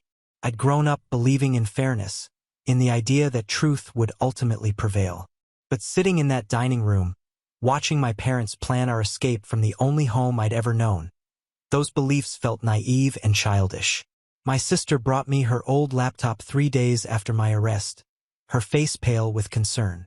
"You need to see what's happening online," she said, setting it down on my desk with the careful movements of someone handling a live bomb. The screen came to life, and immediately I understood her expression. My name was everywhere. It started on Facebook with a post from the businesswoman that had been shared over 300 times. Heartbroken that someone we trusted in our home would violate that trust so completely. "Please keep our family in your thoughts as we deal with this devastating theft of a precious family heirloom." The comment section was a feeding frenzy. People I'd never met were calling me every name imaginable. Friends of friends, business associates of the boutique owner, members of their country club, all united in their condemnation of the Rolex thief. The story had grown in the telling, too. Some comments claimed the watch was worth $40,000. Others suggested I was part of a larger crime ring targeting wealthy families. But it was the responses from people I actually knew that cut the deepest. "I always thought something was off about him," wrote a girl from my high school chemistry class. "He was always looking at other people's stuff with this weird expression. My mom works with his mom and says they're thinking of moving because they're so embarrassed," posted someone I'd considered a good friend. Honestly, good riddance. Even worse were the people who didn't comment at all, friends who had simply vanished from my social media entirely. My best friend since middle school had unfriended me without a word. A girl from college who I'd taken to prom had blocked me completely. It was as if I had become radioactive, and anyone with sense was maintaining a safe distance. The local community Facebook group had picked up the story, too. "Beware, thief targeting expensive homes." Read one post that included a photo of our house with the address clearly visible. The comments ranged from people offering security advice to others sharing their own experiences with suspicious characters in the neighborhood. The businesswoman's connections had turned this from a simple criminal case into a social media campaign. Her boutiques catered to the city's elite, and every wealthy woman in town seemed to have an opinion about what had happened to her priceless family heirloom. They shared the story on Instagram, Twitter, even LinkedIn, each platform adding its own layer of judgment and speculation. I discovered that the daughter herself had posted a carefully crafted message that made my blood run cold. "Sometimes the people closest to you are the ones who hurt you most. I'm learning to trust my instincts and protect my family from those who would take advantage of our kindness." The post had hundreds of likes and dozens of supportive comments. "Stay strong, beautiful. You're handling this with such grace. Don't let them victim blame you." Victim blame. I was the one being blamed for something I didn't do, but somehow she had positioned herself as the victim in this narrative. The manipulation was so smooth, so expertly crafted that even reading it made me question my own memory of events. The truly frightening part was the speed of it all. In just 3 days, the story had spread far beyond our immediate social circle. Hashtags like #RolexThief, #JusticeForTheVictim, and #SuchATragedy were trending locally. Someone had created a Twitter account dedicated to exposing me, posting old photos from high school with captions analyzing my shifty expressions and criminal behavior. A local blogger who covered society events had written a piece titled, "The Betrayal of Trust," how one family's generosity was rewarded with theft. She painted a picture of the judge's family as pillars of the community who had opened their hearts and home to a young man from a less fortunate background, only to be repaid with devastating betrayal. As I scrolled through post after post, comment after comment, I realized I wasn't just fighting a false accusation anymore. I was fighting a sophisticated character assassination campaign backed by unlimited resources and social connections that reached into every corner of our community. The first business to refuse me was the family-owned market where my mother had shopped for 15 years. I walked in Tuesday morning needing milk for my coffee and immediately felt the shift in atmosphere. Conversations stopped mid-sentence, and every eye in the store turned toward me. The owner himself approached, his weathered face apologetic but firm. "I'm sorry, son, but I'm going to have to ask you to leave." The words hit me like a physical blow. "Sir, I've been coming here since I was a kid. My mom shops here all the time." He glanced nervously toward the other customers, lowering his voice. "I know, and I'm not saying I believe what people are saying, but the judge's wife is one of my biggest wholesale customers. Her boutiques buy all their gift baskets from me for the holidays. I can't afford to upset her." The calculation was simple and brutal. My family's weekly grocery bill versus their commercial account. We lost. Word traveled fast. By Thursday, 3 more businesses had made it clear I wasn't welcome. The coffee shop near campus stopped taking my orders. The gas station attendant suddenly needed to check with the manager every time I tried to pay for fuel. Even the public library had the security guard follow me around like I was planning to steal books. But it was the confrontation at the mall that showed me just how deep this went. I was walking toward the food court when I spotted the businesswoman herself, impeccably dressed in a designer suit, carrying shopping bags from stores I couldn't afford to window shop in. She saw me at the same moment, and her face immediately hardened into a mask of righteous indignation. "You have some nerve showing your face in public," she said loudly. Her voice carried, and the other shoppers began to slow down, sensing drama. "Ma'am, I didn't steal your watch. There's been a mistake." "Don't you dare lie to me," she interrupted, stepping closer. "I know exactly what kind of person you are.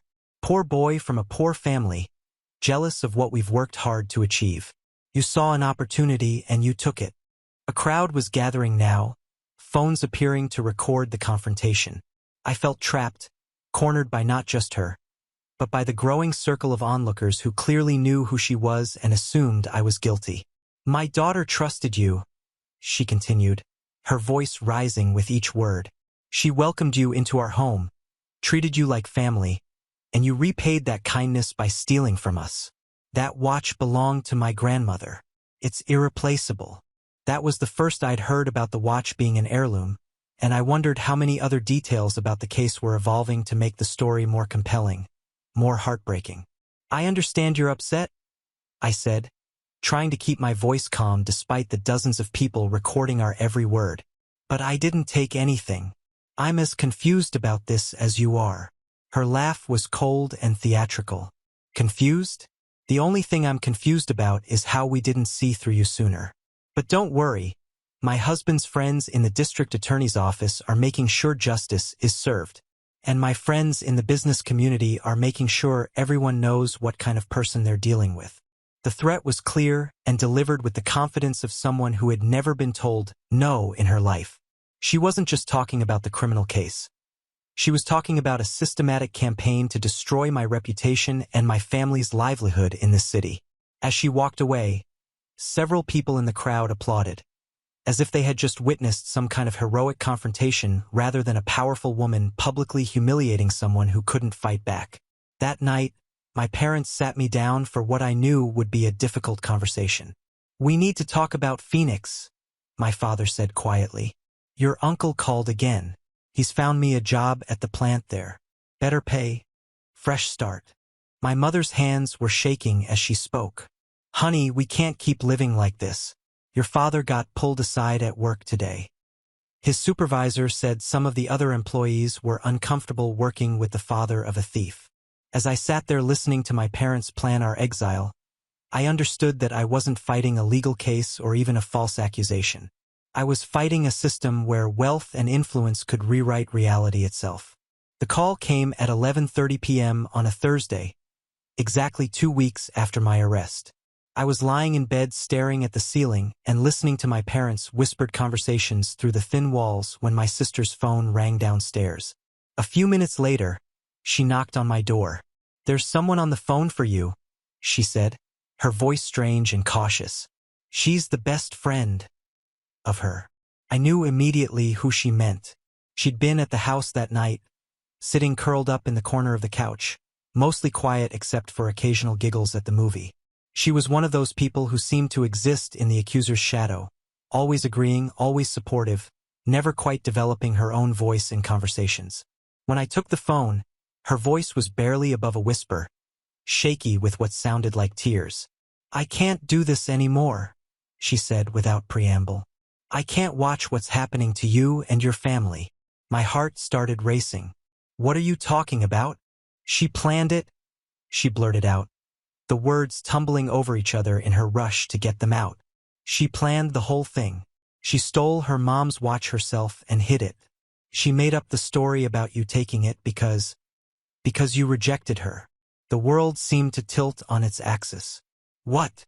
3 weeks before that night, she asked me what I thought about you two dating. I told her you seemed like friends, nothing more. She got this look in her eyes, this angry look, and she said you'd made it clear you weren't interested when she'd hinted around about it. I remembered that conversation. She had suggested we hang out alone sometime, maybe catch a movie, just the two of us. I deflected, mentioning how much I enjoyed our group hangouts instead. It had been awkward, but I tried to be gentle about it. "Are you saying she did all this because I didn't want to date her?" Her voice cracked. "She said rich girls don't get told no by poor boys. She said you needed to learn your place and her family had the power to teach you." The casual cruelty of it took my breath away. This wasn't a crime of passion or a moment of poor judgment. This was calculated revenge, planned and executed with the cold precision of someone who had never faced consequences for their actions. "I have proof," she continued, her voice getting stronger now that the initial confession was out. "Screenshots of our text conversations. She told me exactly how she was going to do it, step by step. She even laughed about how easy it would be to convince everyone you were guilty." My hands were trembling as I held the phone. "Why didn't you say something sooner?" The silence stretched so long I thought she might have hung up. When she finally spoke, her voice was thick with shame. "Because I was scared and because part of me thought you deserved it." She made it sound like you had humiliated her, rejected her in front of everyone. She said you needed to be taken down a peg. But then I saw what happened at the mall. My mom filmed it. She thought it was hilarious watching her mother destroy you in public. When I saw your face, saw how broken you looked, I realized this had gone way beyond teaching you a lesson. They're trying to destroy your entire life over hurt feelings. She paused, and I could hear her crying softly. "I've been her best friend since we were 8 years old. I've covered for her, lied for her, helped her out of trouble more times than I can count. But I can't be part of this anymore." "What kind of proof do you have?" "Everything," she said with sudden determination. Text messages where she admits she stole the watch. Voice recordings where she talks about framing you. Photos of her hiding the watch in her closet. She documented everything because she was so proud of her plan. "Meet me tomorrow night, Riverside Park by the old bandstand. Bring a flash drive or something. I'll give you copies of everything. But you have to promise me something." "What?"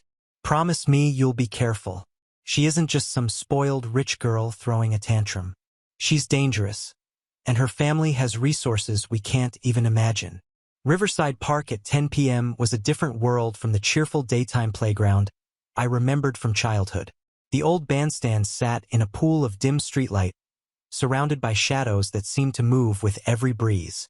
I arrived 15 minutes early, my heart hammering against my ribs as I scanned the darkness for any sign of the best friend, or worse, anyone who might have followed her. She emerged from behind a cluster of oak trees like a ghost, clutching a large manila envelope against her chest. Even in the poor light, I could see that she'd been crying.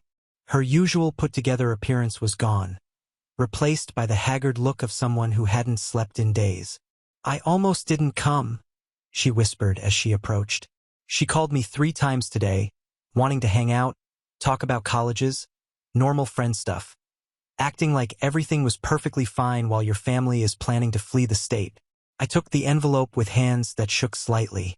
It was heavier than I'd expected, thick with documents and what felt like several USB drives. "Before I look at this, I need you to understand what you're doing. Once we use this evidence, there's no going back. She and her family will know it came from you." She laughed bitterly. "You think I don't know that? You think I haven't been imagining what the judge can do to my family? My dad's a plumber. My mom works at the DMV. We're nobody special, just like you. But that's exactly why I have to do this."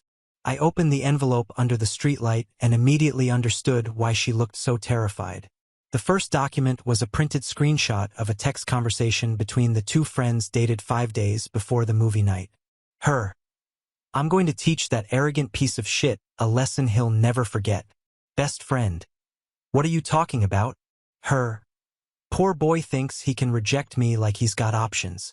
I'm going to show him what happens when you disrespect someone with real power." The conversation continued for dozens of screenshots, laying out the plan in nauseating detail. She described stealing her mother's watch, hiding it in her closet, then calling the police after I left. She even joked about which of my nervous habits would make me look guilty on camera. She was so proud of herself, the best friend said quietly, watching me read.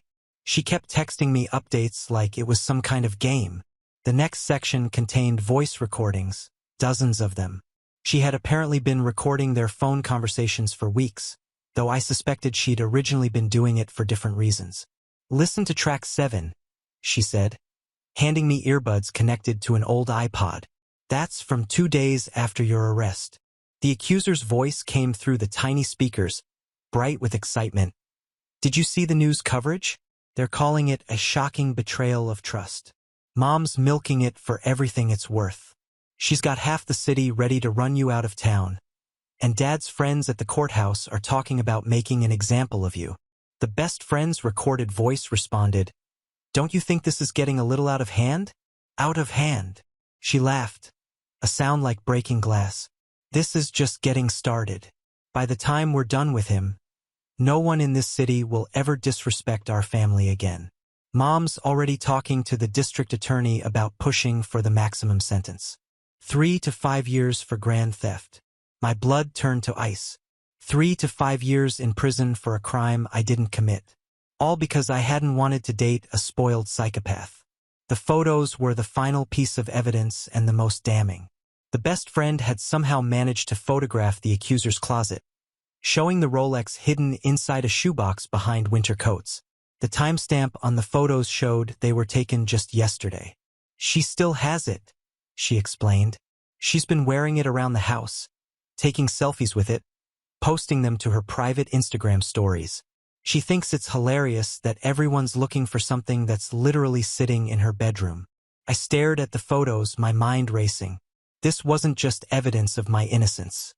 It was proof of her guilt, her premeditation, and her complete lack of remorse. But more than that, it was documentation of how a wealthy family could weaponize the justice system against someone they considered beneath them. "There's more," she said, pulling out another USB drive. "She's been bragging to her college friends about the whole thing. She recorded videos explaining how easy it is to manipulate poor people when you have money and connections. She's been treating your life like entertainment." The cruelty was breathtaking. She hadn't just falsely accused me. She'd turned my suffering into content for her social media presence. a cautionary tale about what happened to people who didn't know their place. "Why are you doing this? Really?" She was quiet for a long moment, staring at the dark water of the river beyond the park. "Because I realized that if she could do this to you for something as simple as not wanting to date her, she could do it to anyone, including me, if I ever stopped being useful to her." She turned to face me, her eyes bright with unshed tears. "I've been her best friend for 10 years, and I just realized I don't actually know her at all. The person who planned this, who's enjoying your suffering, that's not someone I can call a friend anymore. Will you testify? Officially, I mean in court." She nodded slowly. "I'll testify. I'll tell them everything, but you need to move fast. She's been talking about disposing of evidence soon. I think she's planning to get rid of the watch now that the heat's died down." As we prepared to leave, she grabbed my arm. "One more thing. Be careful who you trust with this information. The judge has friends everywhere, and she's been bragging about having inside sources keeping them informed about your case. There might be people in the system working for them." Walking back to my car with the envelope clutched against my chest, I felt something I hadn't experienced in weeks: the possibility of justice. The attorney's office was everything the judge's family's power wasn't. Earned rather than inherited. Law books lined every wall. Framed certificates from her years as a prosecutor hung between photos of her with governors and Supreme Court justices. And her desk was organized with the precision of someone who'd never lost a case she believed in. "I've been following your case," she said without preamble as I sat down across from her mahogany desk. "The judge called me personally 2 days after your arrest, asking if I was planning to represent you. When I told him I hadn't been contacted, he suggested I might want to focus on other cases, more suitable cases," he said. She leaned back in her leather chair, her eyes sharp with the kind of intelligent anger that came from 30 years of fighting corruption. "That phone call told me everything I needed to know about your innocence. Guilty people don't require judges to warn lawyers away from their cases." When I opened the best friend's envelope and spread the contents across her desk, the attorney's expression shifted from professional interest to barely contained rage. She examined each screenshot, listened to key portions of the audio recordings, and studied the photographs with the methodical thoroughness of someone building a case. "Jesus Christ," she whispered after reviewing the evidence for nearly an hour. "This isn't just false accusation. This is conspiracy, evidence tampering, abuse of process, and about 6 other felonies I can think of off the top of my head." She picked up one of the screenshots showing the detailed planning messages. "This level of premeditation, combined with the family's use of their influence to pressure the investigation, we're talking about a federal civil rights violation. Your constitutional right to due process was systematically violated by people acting under color of state authority." The legal terminology flew over my head, but her tone made the significance clear. This wasn't just about clearing my name anymore. This was about exposing a system of corruption that reached into the highest levels of local government. "What's our next move?" I asked. "We file everything simultaneously," she replied, already reaching for her phone. "Criminal complaint against her for theft and false reporting, civil rights lawsuit against the family for conspiracy, and a motion to dismiss all charges against you. But first, we need to make sure that watch is still where your friend says it is." The next 6 hours moved with the swift precision of a well-orchestrated legal strike. The attorney contacted the district attorney's office, the state police, and the FBI's Civil Rights Division. She presented the best friend's evidence to a federal judge who immediately issued search warrants for the judge's residence and the daughter's college dorm room. By 4 p.m. that afternoon, I was standing across the street from their mansion, watching a parade of police officers carry evidence boxes out of the house that had been my downfall. The same detective who'd interrogated me with such certainty of my guilt emerged from the front door, carrying a clear plastic evidence bag. Inside the bag was the businesswoman's Rolex, exactly where the best friend had said it would be. The media response was immediate and devastating. Local news crews arrived within minutes of the search warrant execution, their cameras capturing the judge's humiliated expression as he was forced to stand aside while police ransacked his daughter's bedroom. "Judge's daughter arrested in false accusation scandal," read the evening news ticker. The same reporters who had painted me as a dangerous criminal just weeks before were now breathlessly reporting on the shocking reversal in what they were calling one of the most dramatic cases of prosecutorial misconduct in recent memory. The irony wasn't lost on me. She had used her family's media connections to destroy my reputation, but those same connections were now amplifying her downfall with equal enthusiasm. Scandal sold newspapers, whether the story was about a poor boy's guilt or a rich girl's lies. The businesswoman's boutique empire began crumbling immediately. By evening, 3 major suppliers had terminated their contracts, citing concerns about being associated with the scandal. The country club, where she was a board member, called an emergency meeting to discuss her membership. Her social media accounts, which had been flooded with supportive messages during my persecution, were now overwhelmed with demands for apologies and accountability. But it was the judge's situation that created the biggest shockwaves. The State Judicial Ethics Committee announced a formal investigation into his conduct, specifically focusing on whether he had used his position to influence my case. Legal experts on the evening news were calling for his immediate recusal from all pending cases and suggesting that any convictions he'd overseen in recent months might need to be reviewed. The family that had seemed untouchable just 24 hours earlier was now facing complete social and professional destruction. Their power, built on reputation and connections, was evaporating as quickly as it had been weaponized against me. The daughter herself was arrested at her college dorm, the same expensive private school her parents had been bragging about on social media. Campus security footage showed her being led away in handcuffs while her roommates filmed everything on their phones. Within hours, the videos were viral on TikTok and Twitter, turning her into the face of privileged entitlement and false accusations. That evening, my attorney called with an update that felt almost surreal after weeks of despair. "The district attorney's office has formally dropped all charges against you," she said, her voice rich with satisfaction. "They're also launching a grand jury investigation into prosecutorial misconduct. The detective has been placed on administrative leave pending review of how he handled your case." "What about her?" "She's being held on $50,000 bail, charged with grand theft, filing false reports, and conspiracy. Her parents posted bail within 2 hours, but the damage is done. Every news outlet in the state is covering this story." As I hung up the phone, I realized that everything had changed in a single day. The evidence the best friend had risked everything to provide hadn't just cleared my name. It had exposed an entire system of corruption and privilege that most people only suspected existed. The morning after her arrest, I woke up to 17 missed calls and 43 text messages. The story had exploded overnight, spreading far beyond our small city, as national news outlets picked up what they were calling a case study in privilege and false accusations. The Today Show had already aired a segment featuring audio clips from the best friend's recordings. CNN was running a cheer-in that read, "Judge's daughter admits to framing innocent man." Even late-night comedy shows were making jokes about rich girls who couldn't handle rejection. But it was the local coverage that truly captured the magnitude of the family's downfall. Channel 7's investigative team had somehow obtained additional evidence.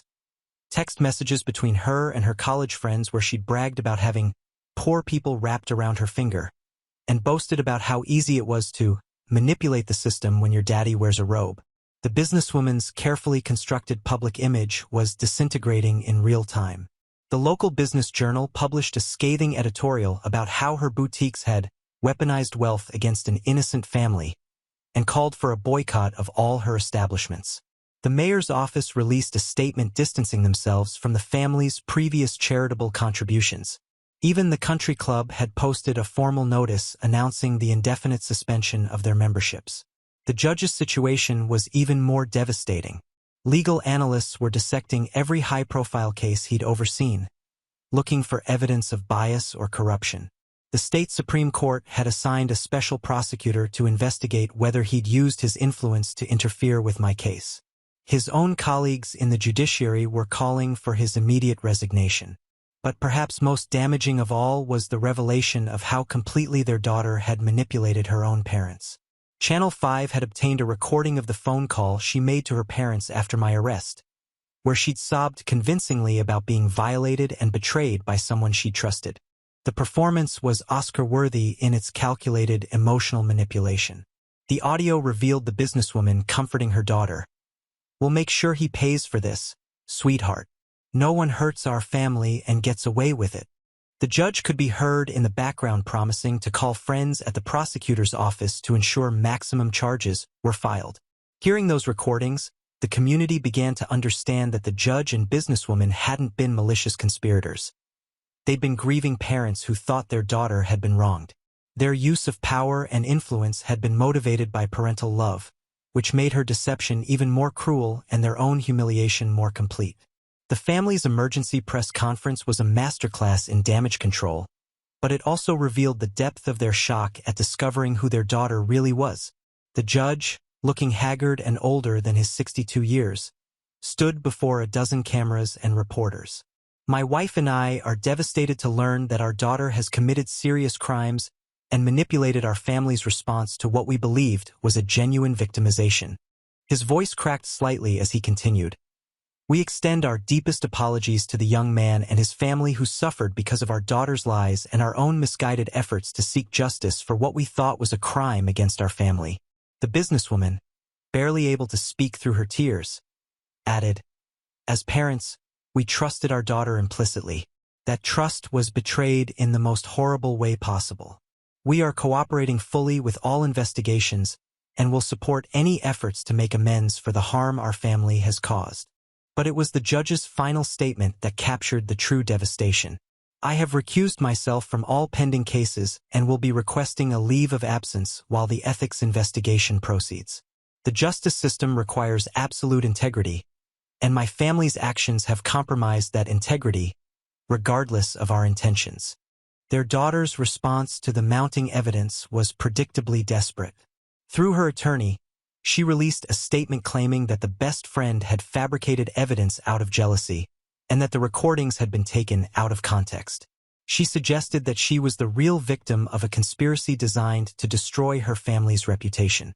But the evidence was too overwhelming, too technically verified, and too consistent across multiple platforms for anyone to take her claim seriously. Digital forensics experts had confirmed the authenticity of every screenshot, every recording, every piece of evidence the best friend had provided. Phone company records corroborated the timing of text messages. Security cameras at various locations verified her whereabouts during key moments of her planning. More damaging still, additional witnesses began coming forward. Her college roommate provided recordings of phone calls where she had laughed about my family's suffering. A high school friend shared old social media posts where she had joked about destroying people who crossed her. Even members of their own social circle began distancing themselves, sharing stories of her manipulative behavior that they'd previously overlooked or excused.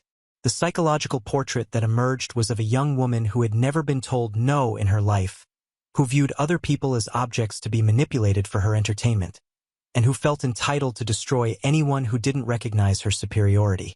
By the end of the week, the family had lost everything that mattered in their social world. The judge's legal career was effectively over. The businesswoman's empire was hemorrhaging customers and suppliers. Their reputation, carefully built over decades, lay in ruins.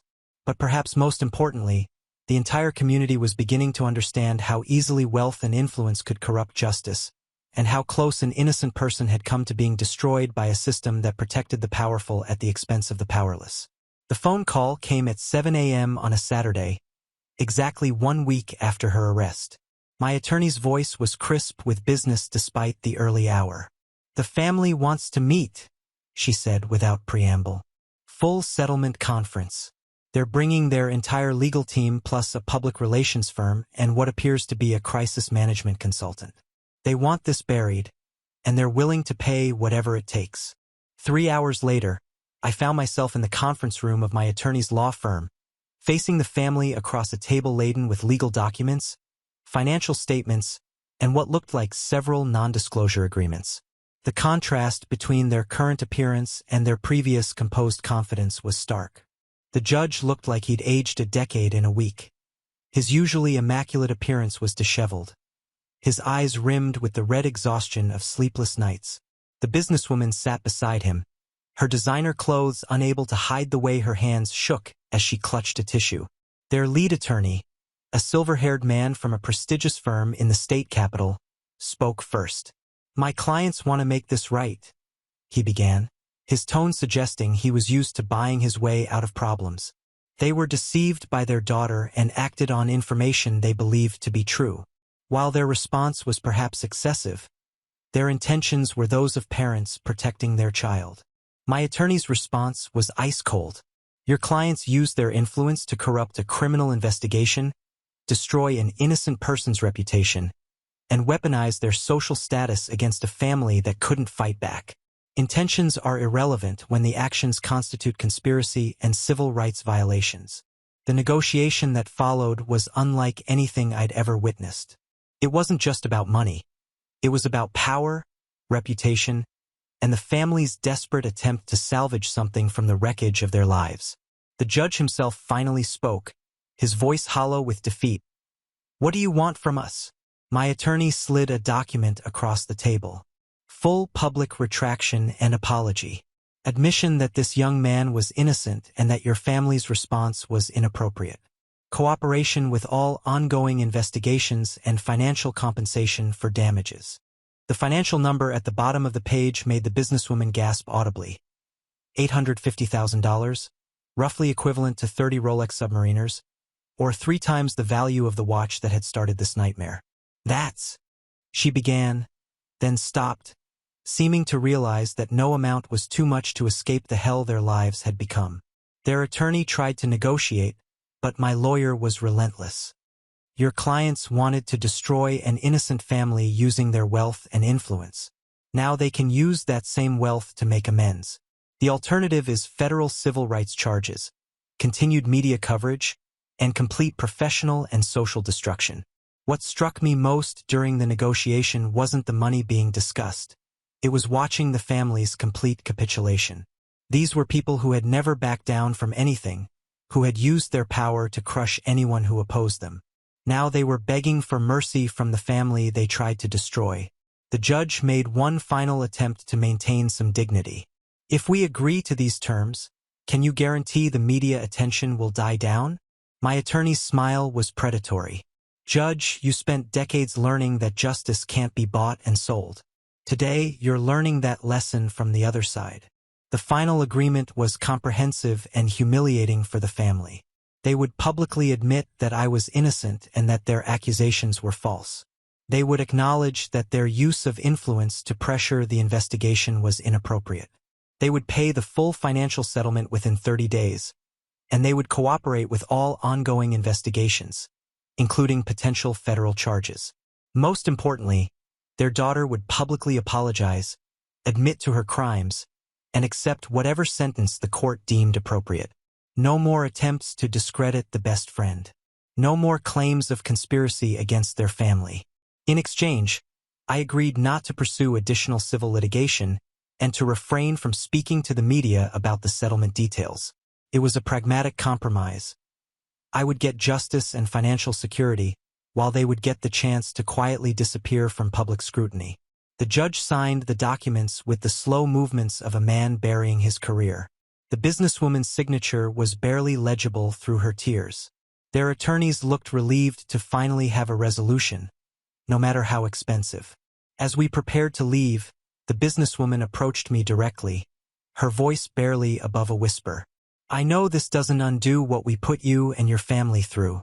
I know money can't give you back those weeks of hell.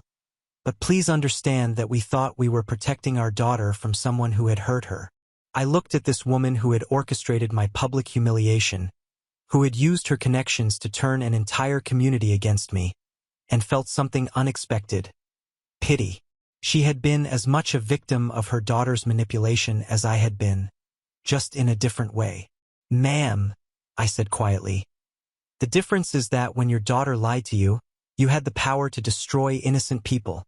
That's a responsibility you chose to abuse, regardless of your motivations."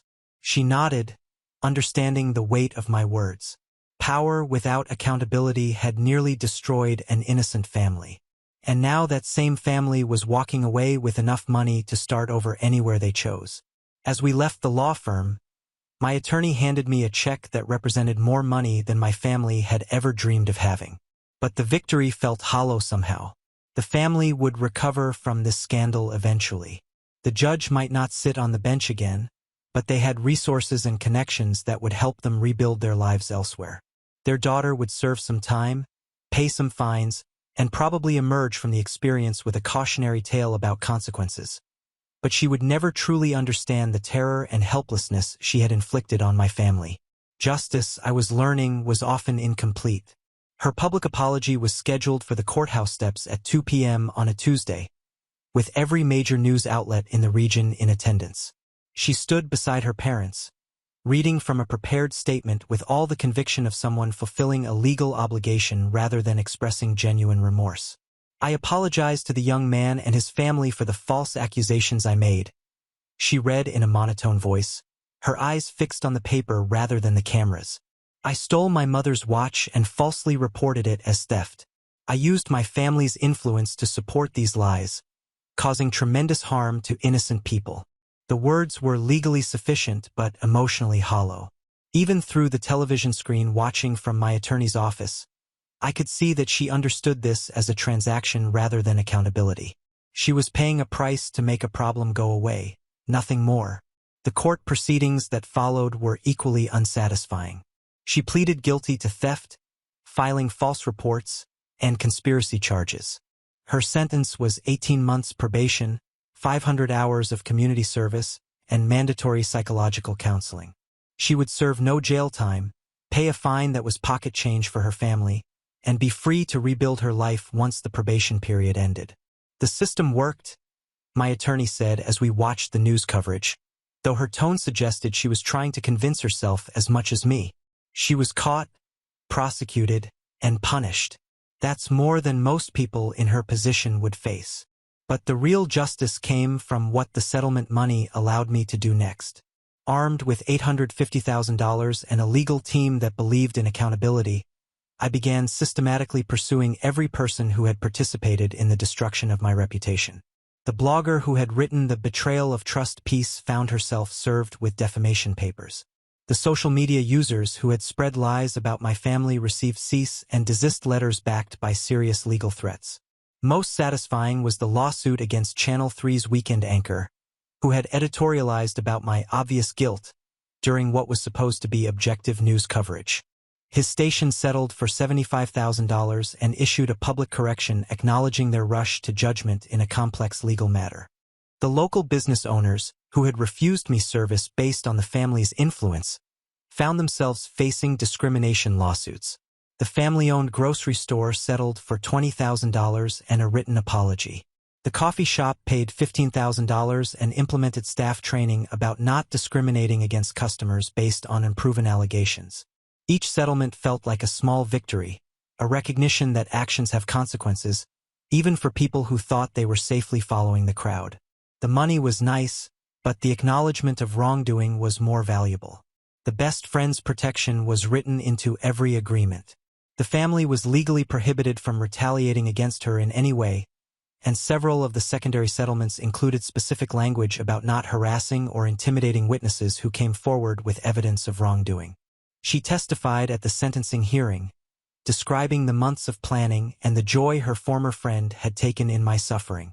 Her courage in speaking truth to power had saved an innocent family, and the judge made sure to acknowledge that in his remarks. This young woman's willingness to risk her own social standing and safety to expose this conspiracy represents the highest ideals of civic responsibility, Judge Harrison said during sentencing. Without her intervention, an innocent young man might have spent years in prison for a crime he didn't commit. The State Bar Association also took action against the judge, formally censuring him for his role in the case and requiring him to complete ethics training before he could return to the bench. He chose to retire instead, ending a career that had been distinguished until his daughter's lies destroyed everything he'd worked to build. The businesswoman's empire never recovered. 2 of her boutiques closed permanently, and the 3rd was sold to new owners who immediately rebranded to distance themselves from the scandal. The family's social standing in the community was permanently damaged, their country club memberships revoked, their charitable board positions rescinded. But perhaps the most important outcome was the systematic change that followed. The police department implemented new protocols for investigating cases involving prominent families, requiring additional oversight and evidence verification. The district attorney's office created an innocence review board to examine cases where influential people might have affected prosecutorial decisions. The story became a case study in criminal justice classes, an example of how wealth and influence could corrupt investigations and why safeguards were necessary to protect the innocent. My name became associated not with theft, but with the importance of due process and the danger of assuming guilt based on social status. 6 months after the settlement, I received a letter from the best friend. She was starting college in another state, having transferred away from her former friend's school and our city's toxic social environment. Her final paragraph captured something I'd been struggling to articulate. I know you probably think the justice wasn't complete. She didn't go to jail. Her family still has money. They'll probably rebuild their lives somewhere else. But maybe that's not the point. Maybe the point is that, for once, powerful people faced consequences for their actions. Maybe the point is that the next time someone tries to abuse their influence, people will remember what happened to this family and think twice. She was right, of course. Perfect justice was probably impossible, but we had achieved something valuable. Proof that wealth and influence weren't always enough to escape accountability. The system had been forced to work, however imperfectly, and that was a victory worth celebrating. As I prepared to start my own new life in a different city with enough money to attend any college I wanted and the knowledge that I had survived the worst kind of betrayal, I realized that her courage had given me something even more valuable than financial security. Faith that truth could still matter in a world where power usually won. 1 year later, I stood in the lobby of Columbia University's journalism school, waiting to meet with the dean about a scholarship program I was funding for students investigating corruption and abuse of power. The irony wasn't lost on me. The money that was supposed to destroy my future was now creating opportunities for others to expose the kind of injustice I'd experienced. The financial settlement, combined with the secondary lawsuits, had totaled just over $1.2 million after legal fees. More money than my family had ever imagined. Enough to pay for my education anywhere I wanted to go. Enough to buy my parents a house in a neighborhood where the judge's influence couldn't reach them. But wealth wasn't the real victory. The real victory was independence. The freedom to speak truth without fear. The security that came from knowing powerful people couldn't simply erase me from existence anymore. My parents had taken early retirement and moved to a small town in Colorado where my father could pursue his dream of opening a woodworking shop and my mother could volunteer at the local library. They called every Sunday, their voices bright with the happiness of people who no longer lived in fear. The stress lines that had appeared during those horrible weeks had gradually faded, replaced by the calm confidence of knowing they had survived the worst kind of attack and emerged stronger. The judge's family had indeed survived, as people with resources and connections usually do. The judge never returned to the bench, but he'd found work as a legal consultant for a firm in another state. The businesswoman had quietly divorced him 6 months after the settlement, keeping half their remaining assets and disappearing into anonymity in some distant city. They had been casualties of their daughter's manipulation as much as perpetrators of my suffering. She herself had completed her probation and community service with the same mechanical compliance she'd shown during her public apology. Her psychological evaluation, which became part of the public record, diagnosed her with narcissistic personality disorder and recommended extensive therapy. Whether she actually engaged with treatment or simply went through the motions was unclear. What was clear was that her life had been permanently altered. Her college had expelled her following the conviction. Her social media presence had been obliterated by years of harassment from people who'd followed the case. Job applications were routinely rejected once potential employers Googled her name and found thousands of articles about her crimes. She'd become what internet culture calls chronically online famous. Known primarily for being terrible, her name synonymous with false accusations and spoiled privilege. Every few months, someone would post a "Where are they now?" update about her, keeping the story alive in the public consciousness. The community response had been perhaps the most unexpected part of the aftermath. What started as a local scandal had become a rallying cry for criminal justice reform. My story was cited in legislative hearings about prosecutorial accountability, referenced in academic papers about wealth inequality and justice, and featured in documentaries about how social media could be weaponized by the powerful. The local high school had even added my case to their civics curriculum as an example of how ordinary citizens could hold powerful people accountable when they had courage and evidence. Students would study the best friend's decision to come forward, analyzing the personal risk she'd taken and the greater good she'd served. The best friend herself had thrived in her new environment. She'd majored in journalism and was already working for an investigative news program that specialized in exposing corruption. We exchanged emails occasionally. She'd become something of an expert on whistleblower protection and frequently spoke at conferences about the importance of speaking truth to power. "You taught me that friendship means more than loyalty," she'd written in her last email. "Real friendship means protecting people from harm, even when it's difficult, especially when it's difficult." The scholarship program I was establishing would bear her name, not mine. It felt like the right way to honor the courage that had saved my life. As I walked across Columbia's campus that afternoon, I reflected on how completely my understanding of justice had changed. I'd learned that the system wasn't designed to protect people like me, but that didn't mean it couldn't be forced to work when enough pressure was applied from enough directions. The judge's family had taught me that power without accountability was dangerous, but they'd also shown me that even the most influential people had vulnerabilities. Their reputation, their social standing, their sense of invincibility, all of it could be shattered when their actions were exposed to public scrutiny. I'd also learned that victory was often incomplete and complicated. She had faced consequences, but not proportional ones. The judge had lost his career, but kept his freedom. The businesswoman had suffered social destruction, but retained her wealth. Perfect justice was probably impossible, but meaningful accountability was achievable if you were willing to fight for it. The phone in my pocket buzzed with a text from my father. "Saw your interview on CNN. Your mother cried happy tears. We're proud of who you've become." Who I'd become. Not the victim I'd been forced to be for those horrible weeks, but someone who'd learned to fight back effectively. Someone who understood that power meant nothing if you were afraid to use it, and that real strength came from lifting others up rather than tearing them down. In trying to destroy me, they'd created their own worst nightmare. A person with the means and motivation to hold powerful people accountable for their actions. And I plan to spend the rest of my life doing exactly that. Now on to the next story. Story 3. My name's Adrian. I'm 23 and for as long as I can remember, I've been the background child in my family. Not the black sheep exactly, more like the invisible one.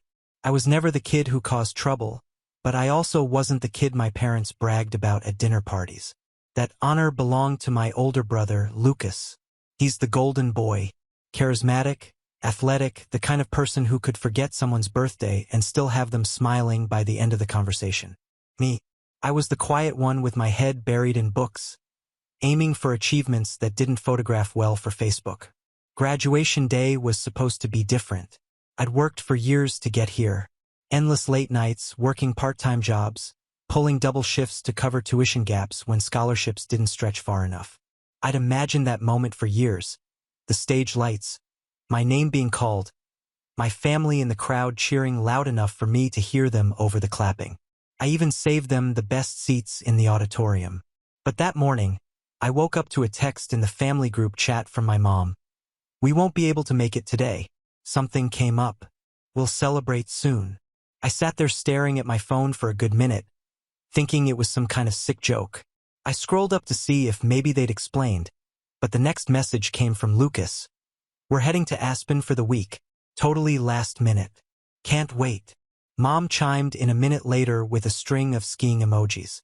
No apology, no acknowledgement that my graduation, my college graduation, the first in our family, was happening in less than 4 hours. I didn't reply. Couldn't. My throat felt tight, and the walls of my apartment suddenly felt smaller. Part of me wanted to believe it was a misunderstanding.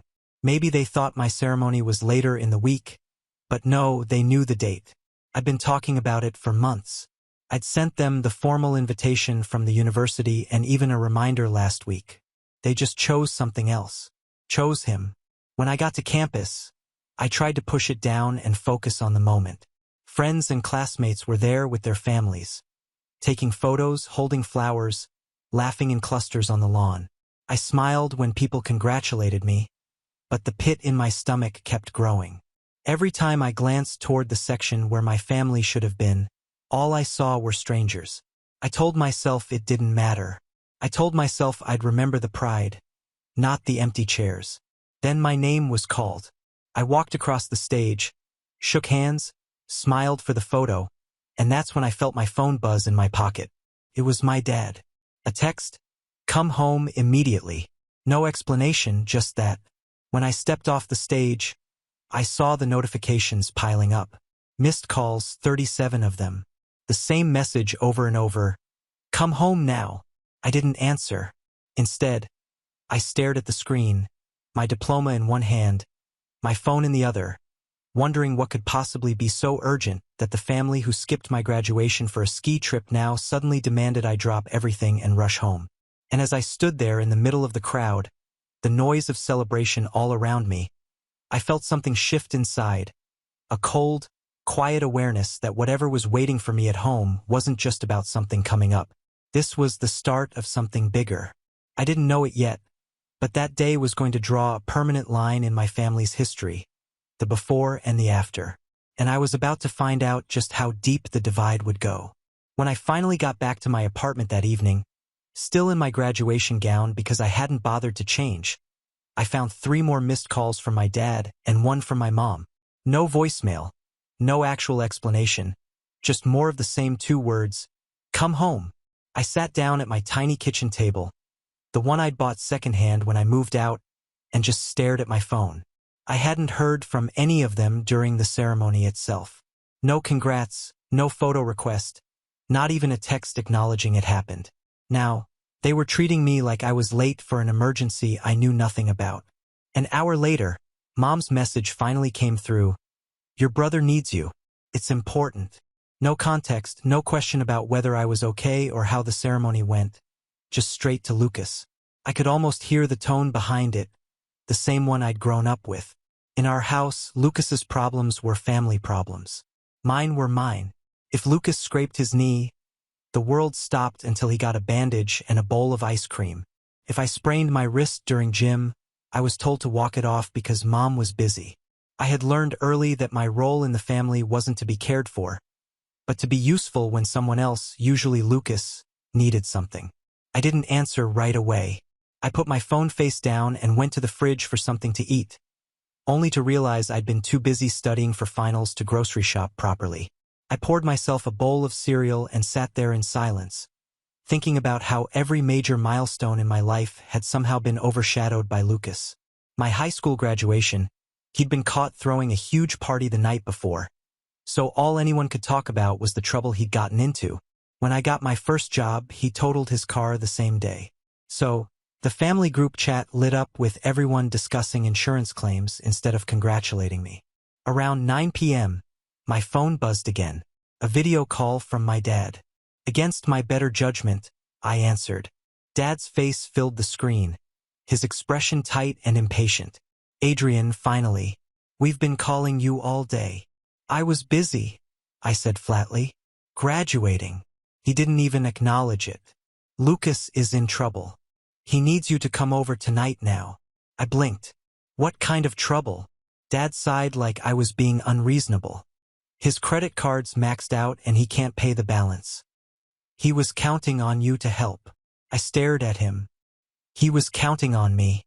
I didn't even know about this until 10 seconds ago. "You're good with money," Dad said, as if that explained everything. "You've been working all through school saving up." Lucas wouldn't ask if it wasn't serious. I felt my jaw tighten.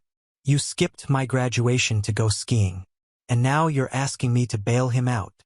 "It wasn't about skiing," Dad said quickly, but I could see the ski lodge behind him in the video, the wood-paneled walls, the fancy chandelier. Lucas had been stressed, and we thought the trip would help. "You know, he's been under pressure lately, right?" I said, my voice cold. "And I guess I haven't been." Dad's expression shifted. That subtle flash of annoyance I'd seen my whole life, the unspoken message, Stop making this about you.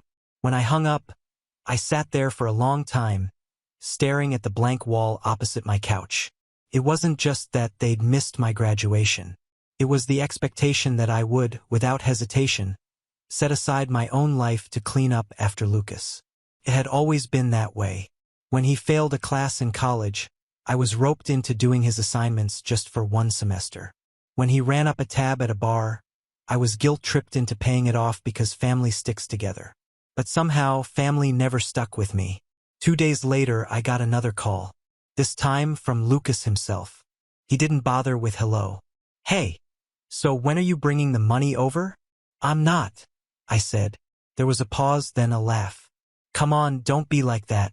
You've always helped me before. Yeah, I said slowly. And you've never once shown up for me. Not for my graduation, not for anything. Why should I help you now? He scoffed. Wow, so you're going to hold a grudge over some ceremony? You're being petty. That word petty hit harder than it should have. It was the same thing they'd always said whenever I stood up for myself.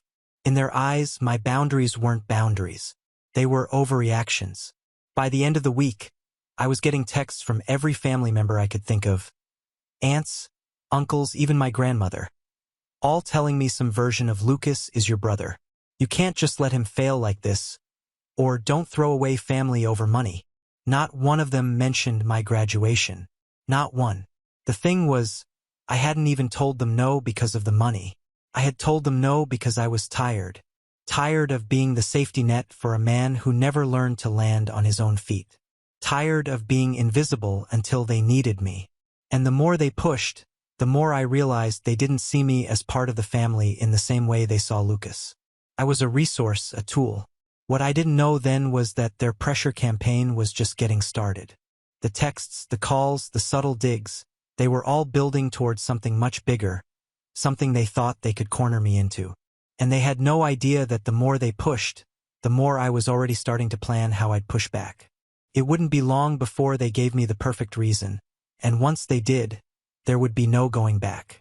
It was a quiet Thursday morning when the real blow landed. I had just finished sending out a few job applications, the kind of positions I'd been dreaming about throughout college, when I got a call from my bank. The woman on the other end was polite but concerned. Mr. Rivers, I just wanted to confirm a large transfer request we received from your account earlier today. I sat up straighter. Transfer request? I haven't authorized anything. She read off the details. Nearly $4,800 set to be wired to a joint account in Lucas's name. My stomach dropped. Cancel it, I said immediately. That's what I thought, she replied. It was initiated online from an IP address registered at your parents' home. I didn't need a detective to piece it together. My parents had my old banking login from years ago, back when I was still in high school, and they insisted on keeping an eye on things so I wouldn't overspend. I'd never changed the password because I trusted they'd never use it without my consent. I guess that trust was misplaced.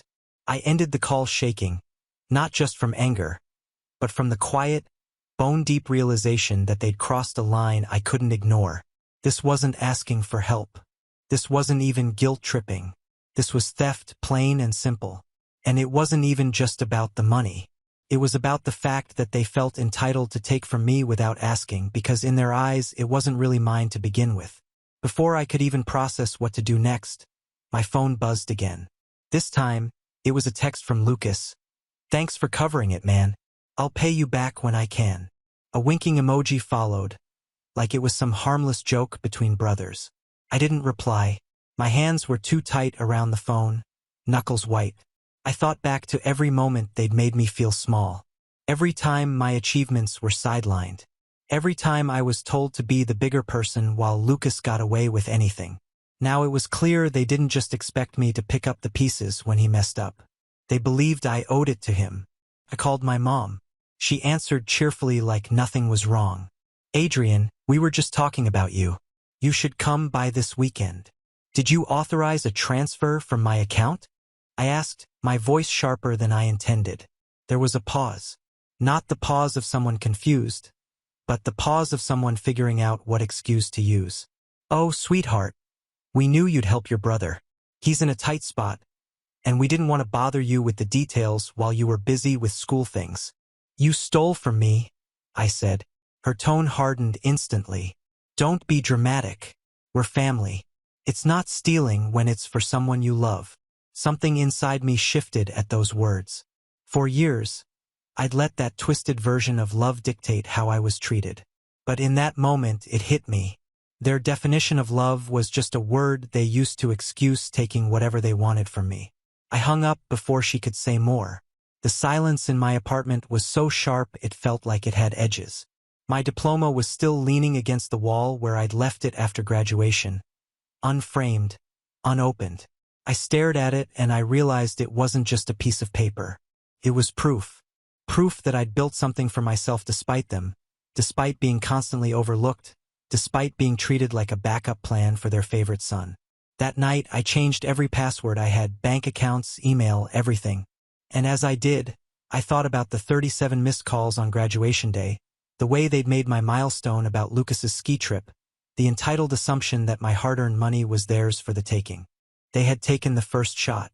They had made it clear they weren't going to respect any boundary I set. And I had a feeling they thought I'd just fume quietly and then forgive them like always. They were wrong because this time they hadn't just hurt me. They'd given me a reason, a perfect reason to finally stop playing the role they'd assigned me. And in the days ahead, that reason was going to be the fuel for something they wouldn't see coming. What I didn't know yet was how far they were willing to push me before I acted. But I was about to find out. The next couple of weeks felt like moving through heavy fog. I still went through the motions, sending out job applications, making it to a few interviews, but my mind was elsewhere. Every time I opened my banking app, I half expected to see something else missing. I kept my phone on silent because I couldn't stand the constant buzzing from family members, each of them with their own friendly reminders about how I should let it go for the sake of family peace. The narrative they were pushing was predictable. Lucas was stressed. Lucas was struggling. Lucas didn't mean any harm. Somehow, I was the cold one for making a scene about it. The theft had been reframed as a misunderstanding, and my refusal to cave was holding a grudge. It was surreal. I wanted to scream every time someone told me I was being unfair, but I didn't. I didn't give them the satisfaction of hearing my frustration. Instead, I pulled back. I stopped going to Sunday dinners. I stopped answering calls unless they came from numbers I didn't recognize in case it was a job opportunity. I stopped checking the family group chat entirely. When I finally opened it one night out of morbid curiosity, I saw a string of photos from the ski trip. Lucas posing with his friends, champagne in hand. There were laughing emojis and captions about living life to the fullest. My graduation, not a single photo, not a single word. That hit harder than I wanted to admit. I tried for years to convince myself that if I just worked hard enough, if I achieved enough, they'd see me differently. That they'd be proud in the same way they were proud of Lucas. But the truth was right there in front of me. I could cure a disease and they'd still find a way to make it about him. My finances were tight now. Graduation had already drained most of my savings. Application fees, rent, basic living costs. And while the bank had canceled the transfer before it went through, there had still been processing fees and a hold on my account for days. I had to scrape by with what I had left. I skipped meals more than I wanted to admit. My apartment felt colder, emptier. It was the first time in years I felt truly alone. Not just without company, but without the illusion of support. The worst part, my degree should have been opening doors, but without any real connections or family backing, I was just another resume in a pile. Every rejection email was another reminder that I was on my own now. That if I fell, there was no one who'd catch me. Unless catching me meant taking something from me. But here's the thing. In that quiet, in that isolation, a part of me started to wake up. I began keeping a small notebook by my bed, jotting down everything that had happened since graduation. Every call, every text, every piece of manipulation. I started looking back, writing down old incidents, too. Moments I brushed off at the time. When I read it all together, it was like looking at a long, slow-moving train wreck. Patterns I'd ignored before were glaringly obvious now.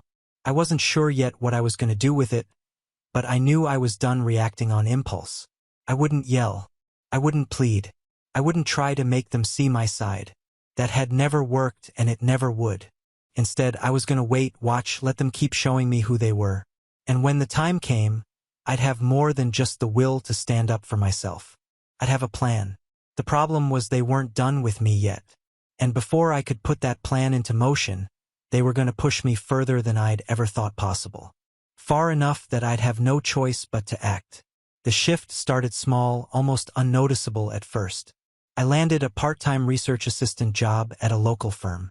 It didn't pay much, but it gave me enough breathing room to cover rent without dipping into the last of my savings. More importantly, it was a foot in the door. A place where my skills actually mattered and my work wasn't constantly overshadowed by someone else's charm. The first time my supervisor, Karen, complimented my report writing skills in front of the whole team, I didn't even know how to react. I wasn't used to public recognition that wasn't immediately undercut by a "but Lucas" sentence here. No one compared me to a golden boy. No one minimized what I'd done. I showed up, worked hard, and people noticed. It was strange and intoxicating in its own quiet way. Within 2 months, that part-time role became full-time. I was suddenly making enough to not only keep my bills paid, but to start rebuilding my savings. I upgraded my wardrobe with a few professional outfits. I started eating better, getting back into shape, and even joined a coworker for early morning runs in the park. For the first time in a long time, I woke up each day feeling like my life was actually moving forward without my family's approval, without their involvement at all. The social shift came next. One of my colleagues, Derek, invited me to a networking event for young professionals. I almost didn't go. The idea of networking made me think of fake smiles and shallow conversations. But I went anyway, and to my surprise, I met people who were genuinely interested in what I did and what I was working toward. Over the following weeks, I built connections, swapped contact info, and even started attending industry mixers. It wasn't overnight success, but it was steady, undeniable progress. And the best part, my family had no idea. I didn't post about it. I didn't send updates. I learned to love the silence. Every accomplishment felt like a card I was keeping face down on the table, waiting for the right time to flip it over. Financially, I started to pull ahead. By month 4, I'd paid off the small debt I'd carried from my last semester of school. By month 6, I had a growing emergency fund. Around that same time, Karen recommended me for a side consulting gig with a startup. It was only a few hours a week, but the pay was more than generous, and it let me stretch skills I hadn't touched since my senior thesis. That gig snowballed into another one, and before long, I was making more on the side than I had at my original full-time job. I knew the version of me they were used to, the quiet helper, the one who said yes because it was easier than fighting, would have never reached this point. This was new territory. I wasn't just surviving anymore. I was building leverage. And still, I kept my cards close. When my mom called to ask if I was doing okay financially, I gave her the most generic answer possible. I'm fine. No details, no openings for them to gauge how much they could take. The less they knew, the less they could target. But Lucas couldn't help himself. He started sending me casual messages again. Hey man, how's work? Got any plans for the weekend? I recognized it for what it was. Testing the waters. He'd done it before after our fights, slowly sliding back into my life until he could ask for something. This time I didn't bite. I gave short, polite answers, nothing more. And yet, I could feel something brewing. Call it instinct.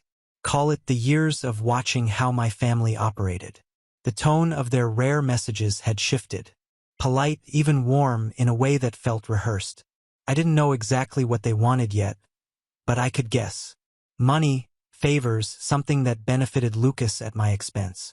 What they didn't realize was that they weren't dealing with the same person anymore. I wasn't the broke, dependent college student they could corner with guilt trips. I had resources. I had connections.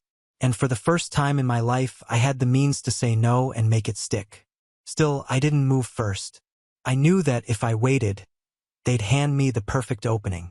They always did. And when that moment came, I wouldn't just say no. I'd make it clear in a way they couldn't ignore that the old version of me was gone for good. The moment I was waiting for was closer than I thought. And when it arrived, It would be bigger and uglier than anything I'd imagined. It happened on a rainy Tuesday evening, 6 months after my graduation.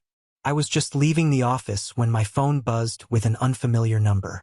The voice on the other end introduced himself as Mr. Carter, a senior partner at a mid-sized investment firm. "Adrian, I've heard good things about you," he said, his tone all business. "Karen speaks highly of your work, and Derek mentioned you're excellent with financial structuring. We could use someone like you for a project we're taking on." I'd learned to keep my excitement under wraps, so I listened carefully. The project turned out to be a full-scale portfolio restructuring for a local chain of boutique hotels. It wasn't just a job. It was a chance to work directly with high-net-worth clients to get my name in rooms I'd never even known existed a year ago. The fee they offered for my role was more than my monthly salary at my regular job. I said yes. Over the next several weeks, I threw myself into the work. It was demanding. Late nights, endless spreadsheets, constant strategy calls. But I was in my element. My input started to shape decisions. The chain's owner, a sharp but personable man named Michael Reeves, took notice. "You're not just good with numbers," he told me one night over dinner with the project team. "You understand how people think." That's rare. I didn't know it then, but Michael would end up being one of the most valuable connections I'd ever make. He had deep ties to the local business community and was well respected in circles my family couldn't even dream of entering. While all this was happening, I was also gathering information. Not because I was actively planning revenge yet, but because old habits die hard. I'd been keeping that notebook of mine updated. Every petty comment from my family, every manipulation attempt, every subtle probe into my finances. But now I had something more. Through casual conversations with family friends at networking events, it's amazing what people will share over a glass of wine. I learned that Lucas had been trying and failing to get backing for a business venture. Apparently, he pitched a half-baked idea for a luxury sports bar to several investors, but no one was willing to touch it. One comment stuck with me. "If he can't get someone to co-sign a loan soon, he's sunk. Your parents are really stressed about it." I tucked that away in the back of my mind. I knew my family well enough to see the pattern forming. At some point, they tried to present the sports bar as a family opportunity, spinning it as a chance for me to support my brother's future. They'd push hard, frame it as an investment, maybe even try to guilt me by saying it would unite the family, and they'd assume I didn't know how bad Lucas's situation really was. Meanwhile, my own position kept improving.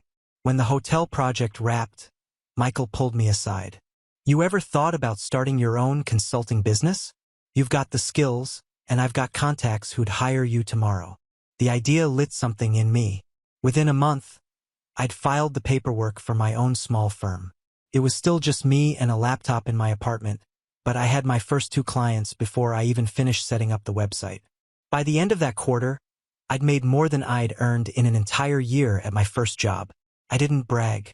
I didn't even hint at it to my family. I let them think I was still working a modest office job, scraping by. Every time Mom asked, "How's work?" I'd give a vague, busy but good, and change the subject. The less they knew, the better. But privately, I was building something that gave me real power. Not just money, but options. Options to say no without fear. Options to walk away without losing anything. Options to hit back if they crossed me again.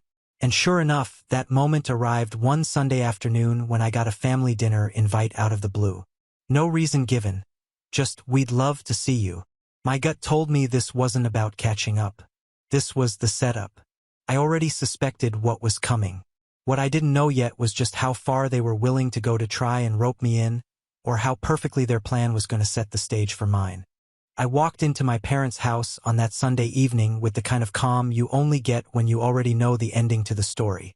The smell of Mom's roast chicken drifted from the kitchen, but the atmosphere in the living room was stiff, too rehearsed. Dad was sitting in his armchair, hands folded like he was hosting a board meeting. Lucas was on the couch leaning back casually, but his eyes were just a little too bright. After the usual hollow greetings, Mom poured me a glass of water and said, "We're so glad you could make it. There's something exciting we want to talk about. A family opportunity." I almost smiled. There it was. Lucas launched into his pitch, complete with printed brochures and a laptop presentation. He talked about the sports bar of the future, about high-end decor and signature cocktails, about exclusive partnerships with local breweries. He used phrases like ground floor opportunity and guaranteed returns. I listened, nodded occasionally, and didn't interrupt. When he finally finished, Mom leaned in with that expectant smile. We've already got interest from a few investors, but we'd love to keep it in the family. We thought you could come in as a primary backer. It would be such a great way to bond. Really? I asked, keeping my tone neutral. And how much are we talking about?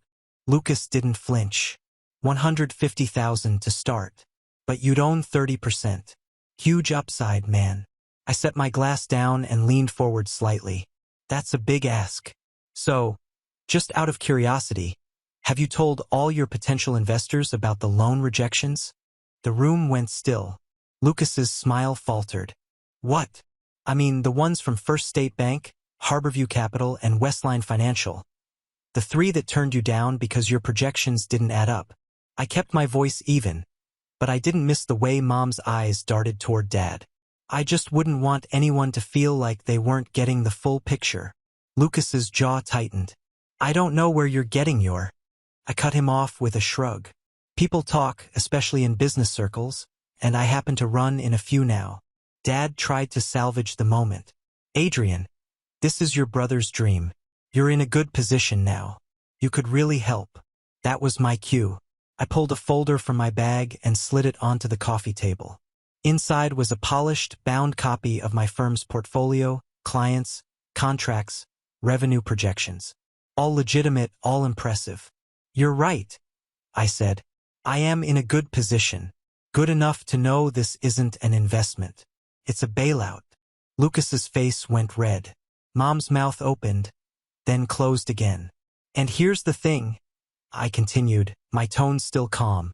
I don't invest in people who steal from me.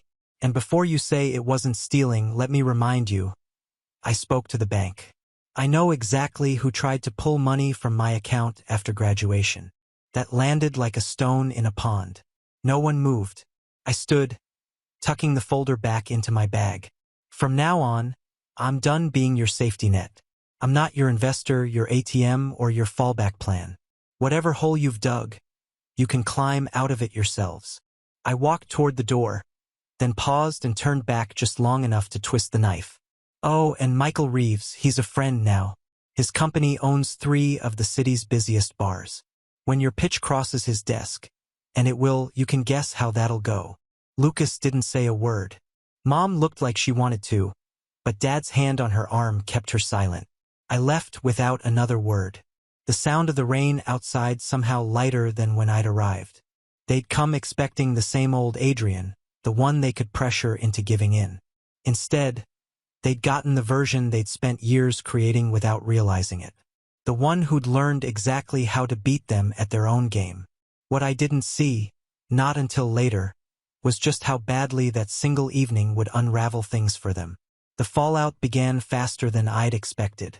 2 weeks after that dinner, I got a text from an old neighbor. Hey, just saw your brother at the bank. Looked furious. Something happened. That same day, I received an email from Michael Reeves confirming my suspicion. Lucas had indeed sent him the sports bar proposal. Michael hadn't just declined. He'd forwarded it to a few other prominent investors in the city with a short, professional note. Not financially sound. Proceed with caution. Within days, Lucas's ground floor opportunity was dead in the water. Word travels quickly in tight business networks, and his name became synonymous with overpromising and underdelivering. Every lead dried up. No bank would take his calls. No investor wanted a meeting. That alone would have been enough. But my parents' reaction sealed it. Mom called me late one night, her voice tight. Do you know what you've done? Your brother's future is ruined. We had to take out a line of credit on the house to cover his debts. I kept my voice even. I didn't ruin anything. I just stopped protecting him from the consequences of his own choices. There was silence on the line. I could almost hear her swallowing back whatever she wanted to say. When she finally spoke, It was softer but colder. "You've changed." "Yes," I said. "I have." And I hung up. Over the next month, I kept my distance.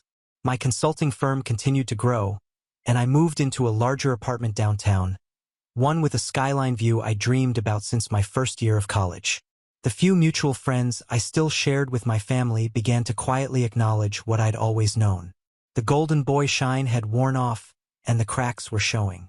Lucas had picked fights with several of them after his failed business, blaming the market, bad timing, and even me. But no one was buying it. The last time I saw him was by accident. I was meeting a client for lunch and Lucas walked past the restaurant. He noticed me through the window, slowed for a moment, and then kept walking. No smile, no wave. Just a man who'd finally realized the person he used to lean on was gone for good. And for the first time in my life, I didn't feel guilt. I felt free because they had taught me in their own way the most valuable lesson I'd ever learned. When you stop letting people treat you like a safety net, you find out very quickly who's capable of standing on their own. Now on to the next story. Story 4. I'm Sam, 32. And if I had to describe my family in one word, it would be performative. Outwardly, we look like the kind of tight-knit suburban clan you see on Facebook Christmas cards. The matching sweaters, the forced smiles, the overused captions about gratitude and family first. But peel back even one layer and you'd see the truth. It's all one big performance. My mom, especially, lives for appearances. Everything is about how things look, never how they actually are. My older brother, Derek, is the golden boy. Married at 28, first house at 30, 2 kids by 33. He posts pictures of his perfect family so often. I'm not sure if he remembers how to be present in real life. My younger sister, Leia, is the princess. Spoiled, coddled, and now pregnant with her first child at 26.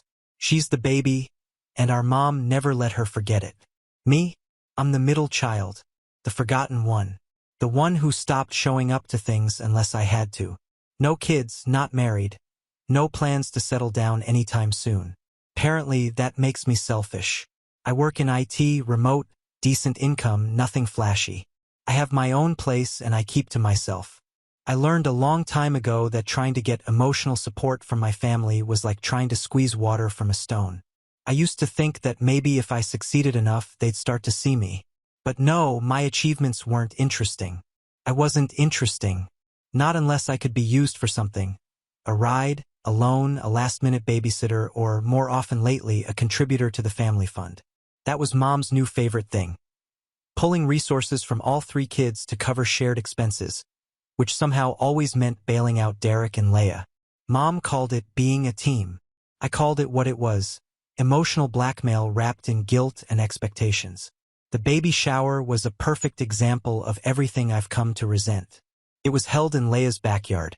The whole thing color-coordinated and dripping with those over-the-top Pinterest vibes.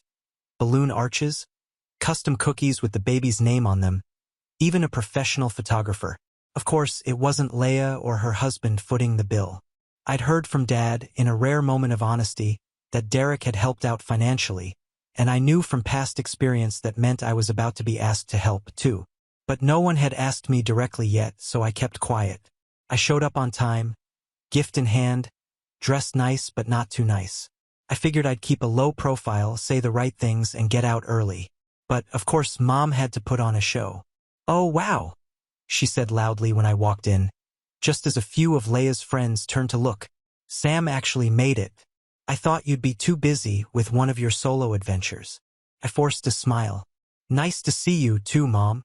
She waved me off with that fake laugh she saves for company. "You know I'm just teasing." Then came Derek, holding a beer like he owned the place. "Still single, huh?"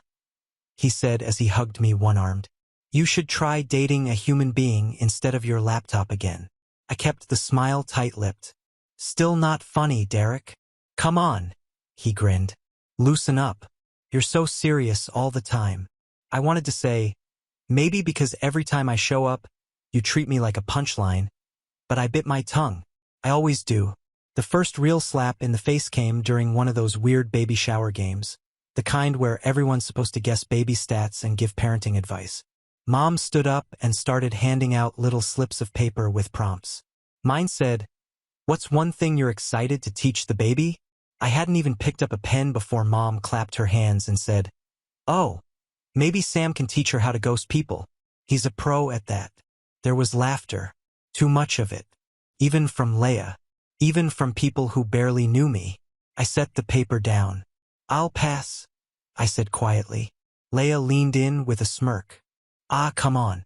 Don't be sensitive. It's just a joke." "Yeah," Derek added. "Don't be that guy."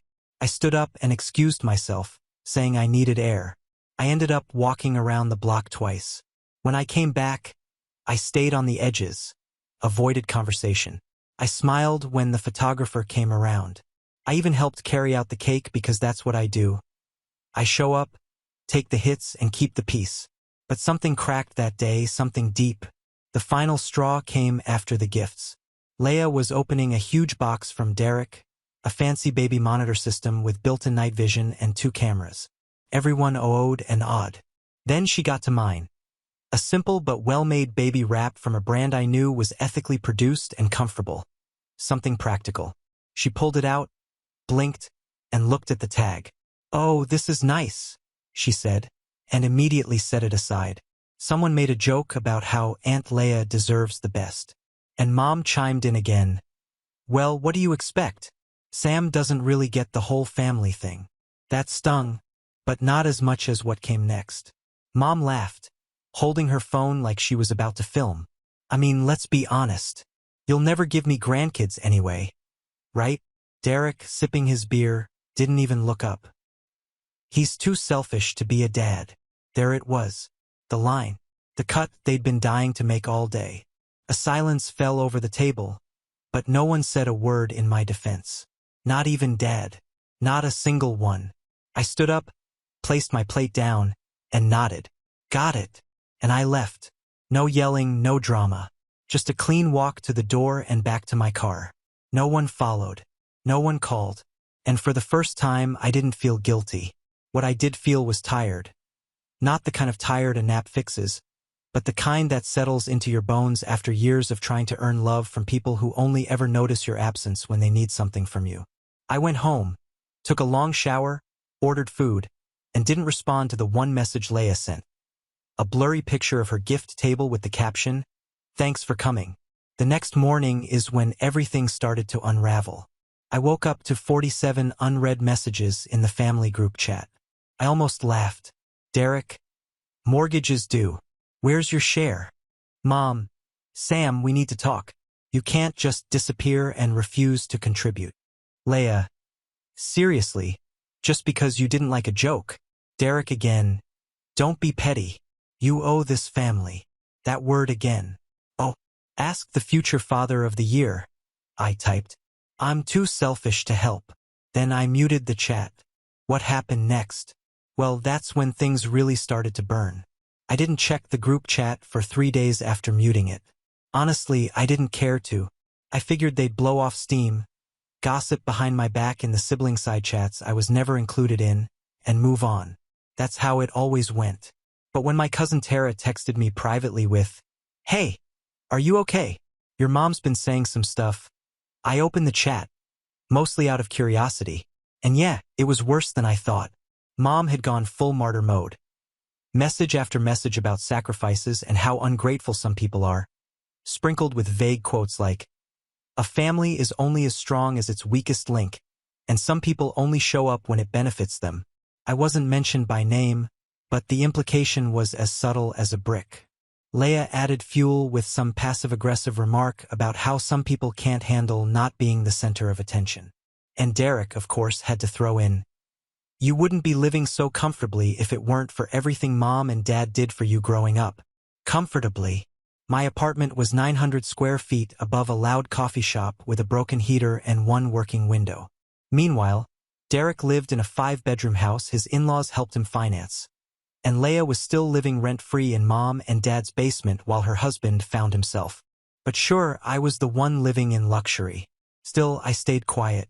I thought that maybe if I ignored it, the drama would fade, but it didn't. Instead, Mom started doing this thing where she'd loop me into one-on-one texts with guilt-laced reminders. Leia's baby shower photographer ended up being way over budget. We all agreed to chip in. Remember? I hadn't agreed to anything. I'd never even been asked. But the phrasing made it seem like I'd missed a vote I was expected to attend. Then came the utilities. Derek's water heater broke again. I told him you'd help this time since he covered last Christmas dinner. He hadn't. I'd Venmo'd $300 that night to make things easier. Apparently, that had been quietly erased from the family memory. Each message was like a tiny thread pulling at a very old wound. And the worst part? I realized they genuinely didn't see it. They didn't think they were mistreating me. In their minds, I was just being cold, difficult, ungrateful because the moment I stopped saying yes to everything, I became the problem. Then came the real kicker. A week after the shower, I got a call from Dad. That, in itself, was unusual. He rarely called. He's the quiet type, more bark than bite, but not exactly emotionally present. "Hey, son." He started in that stiff tone he always used when he was about to say something he didn't believe in. "Your mom says you've been a little off lately." "I'm fine," I said, already dreading where this was going. "She's just worried, that's all. Says you're pulling away from the family." I sighed. "Dad, did you hear what they said at the shower?" There was a pause. "Well, you know your mother. She jokes around. And Derek," another pause, longer this time, "he's just under a lot of stress. 2 kids, mortgage, long hours. And that gives him permission to insult me? Don't be so sensitive, Sam." I closed my eyes. There it was. The golden phrase. Don't be so sensitive. A lifetime of being brushed aside, minimized, rewritten under that single label. "I'm not sensitive," I said slowly. "I'm just tired." Dad didn't respond, just exhaled and changed the subject. "Anyway, your mom's planning a family dinner. Everyone's coming. She wants you there." "Why?" "So we can all talk this out. Clear the air." I already knew what that meant. Sit down, take the blame and make peace. Even if nothing changes. "I'll think about it." I lied. I didn't go. That dinner came and went. And when I didn't show, the fallout was instant. Mom sent a long message. "I can't believe you didn't come." Your sister cried. Derek made a toast, hoping you'd walk in. It was humiliating for us all. No mention of what I might be feeling, just how it made them look. Leia followed up with, "This is supposed to be a happy time for me. Why are you making it about you?" That was the moment something hardened in me. They didn't just expect me to support them. They expected me to erase myself while doing it. And suddenly, the guilt that used to keep me tethered, the guilt that kept me showing up to things I wasn't welcome at, paying for things I never agreed to, laughing off comments that chipped away at my dignity. It started to lose its grip. I stopped replying. Not just to the group chat, but to everything, calls, texts, emails. I let them stew. I focused on work, on friends, on people who didn't treat me like a resource to be drained. For a while it was quiet. Too quiet. Then, slowly, they escalated. Mom started messaging me at odd hours. "I had a nightmare that you cut us off. Please don't do that." Followed by, "Your silence is hurting us all." Then Derek started dropping links in the chat to GoFundMe pages for emergency repairs on his house. Tagging me, "Every little bit helps, bro." As if we'd spoken recently, as if we were close. Leia sent ultrasound photos, no message, just the images. A subtle reminder that this was the moment I was supposed to step up and become Uncle Sam. Cute, manipulative. Then Mom tried a different tactic. "We're short on rent this month. I know you said you didn't want to be involved, but this is serious." Wait. Rent? That confused me. I thought they owned their home. They'd always said so, but I didn't ask. I didn't want to give her a chance to spin another web of half-truths. But something about it nagged at me because if they were short on rent, something bigger was going on. Something they weren't telling me. And then one night, I got a text from an unknown number. It was a screenshot of a Craigslist ad. "Room for rent? Basement unit? Private entrance. Available immediately." The address? Mom and Dad's house. That's when the puzzle started to come together. I stared at the ad, rereading it 3 or 4 times. Then I looked at the date it was posted, 2 days before the baby shower. So, while they were mocking me for being selfish, for not giving them grandkids, for not being the golden child, they were quietly planning to rent out part of their house. Which meant Leia and her husband had to move. Which meant they were planning to ask me for a place to stay. The idea hit me like a gut punch. The realization that they didn't just expect money from me, they expected space. Place to land, rent-free, no doubt. And just like that, everything they'd said at the baby shower shifted into place. It hadn't just been cruelty. It had been justification. They were laying the groundwork, rewriting the story in real time so that when they came knocking, when they asked for something outrageous, it wouldn't seem like manipulation. It would seem like charity. I shut off my phone. I had a lot to think about. I didn't sleep that night. I just lay there staring at the ceiling. That Craigslist ad burned into my mind like a warning shot I hadn't seen coming. They hadn't just disrespected me. They were preparing to use me again. But this time it wasn't for a few hundred or a quick favor. This time it would be my home. I spent the next few days hyper-aware, watching, waiting. I didn't say anything to them. Not about the ad. Not about the texts, not about the subtle guilt-laced photos and links. I just observed. And what I saw was a family circling like vultures around a plan. Only I wasn't supposed to know I was the carcass.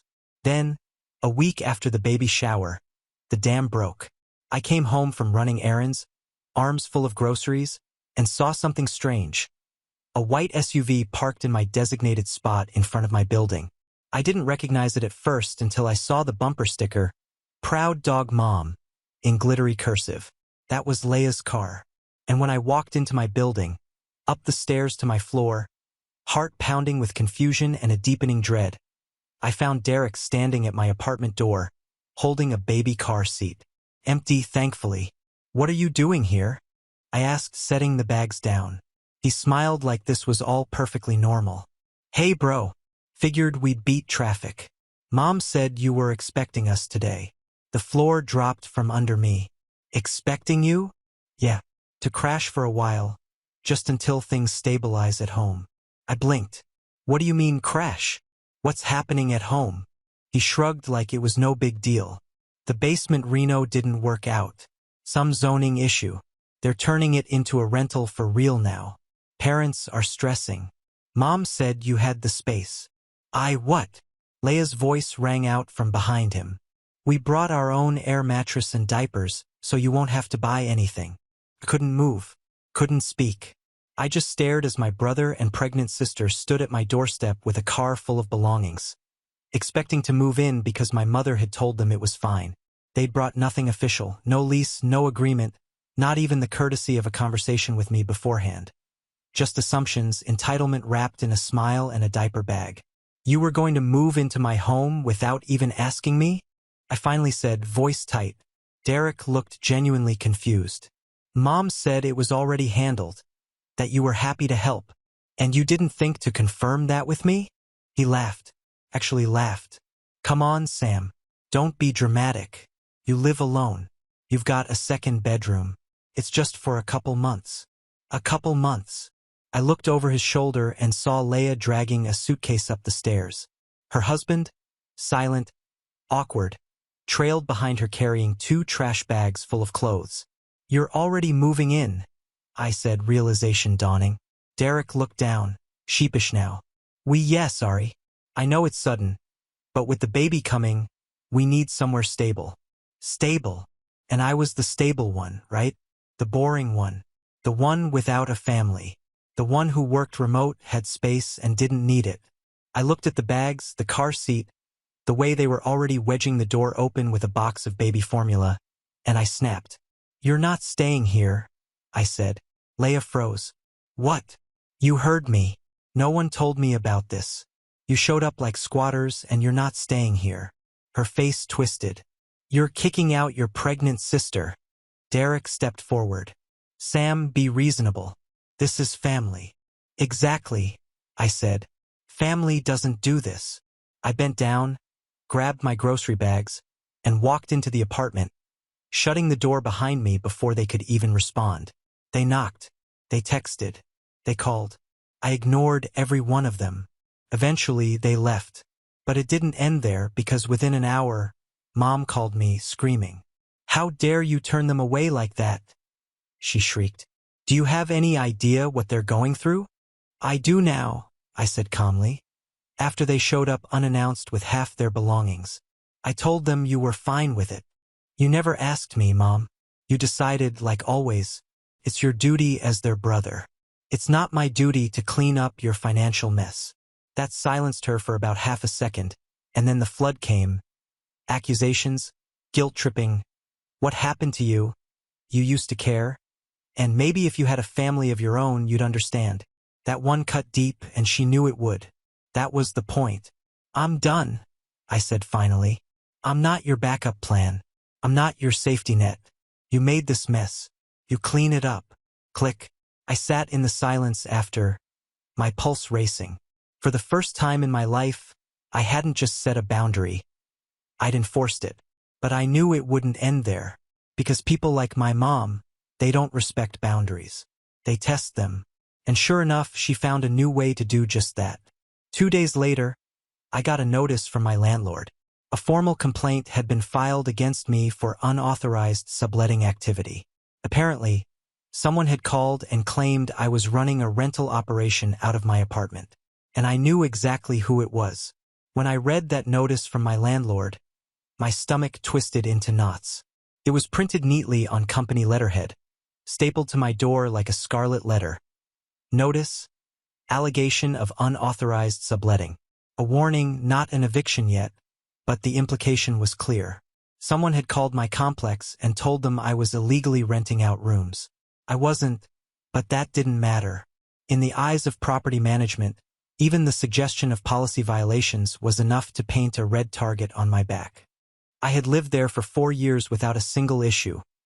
Paid rent early, filed maintenance tickets politely, never made noise, never threw parties. And now, suddenly, I was under investigation. I took the letter inside and stared at it for 20 minutes. I didn't cry. I didn't scream. I didn't text my mom or Derek or Leia, though my fingers hovered over their names. I just sat in my kitchen, the soft hum of the fridge the only sound, and felt crushed under the weight of it all.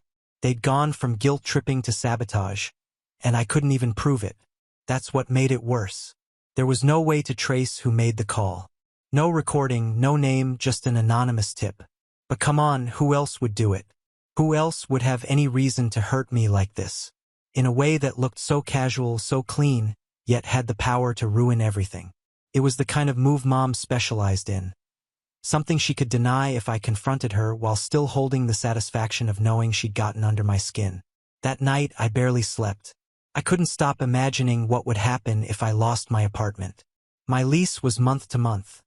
They didn't need much of a reason to end it. What if I had to scramble to find somewhere else? What if I had to move cities just to get away from the cloud they'd cast over me? I opened my laptop, mind racing, and began looking up tenant laws. I read forums, Reddit threads, anything to reassure myself that I had rights, that I wouldn't lose my home over a lie. But the more I read, the more uncertain it all felt. Landlords don't need a trial. They just need an excuse. And a lie, repeated enough, can become very persuasive. The next morning, I did something I hadn't done in a long time. I called in sick. I couldn't focus, couldn't work. I needed to be still. I needed to breathe. I made coffee, sat on the couch, and finally let myself feel everything. The betrayal, the shame, the old wounds of growing up in a family where love came with conditions and where boundaries were seen as insults. I thought about all the birthdays I'd spent feeling like a background character. All the times I'd been the designated driver of the family, not just in cars, but in life. The one who didn't mess up. The one who could always take a hit. The reliable one. The safe one. I thought about the moment at the baby shower. That look on Derek's face when he called me selfish. How easily it rolled off his tongue like it was fact. Like it was something they'd all discussed behind closed doors and silently agreed upon. And then I thought about the real reason they'd turned on me. Because I'd stopped being useful. That was the crime. I had pulled away. Not out of spite, not out of arrogance, but out of self-preservation. And to them, that meant war. I needed to get away. Not just emotionally, physically. So I started looking not for a new apartment, not yet, but for options, remote work hubs, rentals in other cities.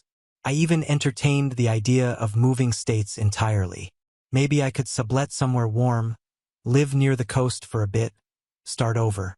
The idea felt radical, but it also felt like oxygen in a room that had been slowly choking me for years. But I knew better than to move on impulse. That's what they'd expect. A flailing response, a meltdown, something to reinforce the story they told themselves, that I was the unstable one, the cold one, the failure. So I waited. I gathered documents. I took photos of my apartment, my belongings, my lease agreement. I printed bank statements, proving no payments had come in. I called the landlord, calm and measured, and asked for a meeting to clear things up. She was skeptical at first, said she had heard things. But when I laid everything out, she nodded slowly. No one's ever filed a noise complaint against you, she admitted. No traffic in and out. Frankly, this doesn't line up. I offered to let her inspect the place. No hidden guests, no extra beds. She waved it off.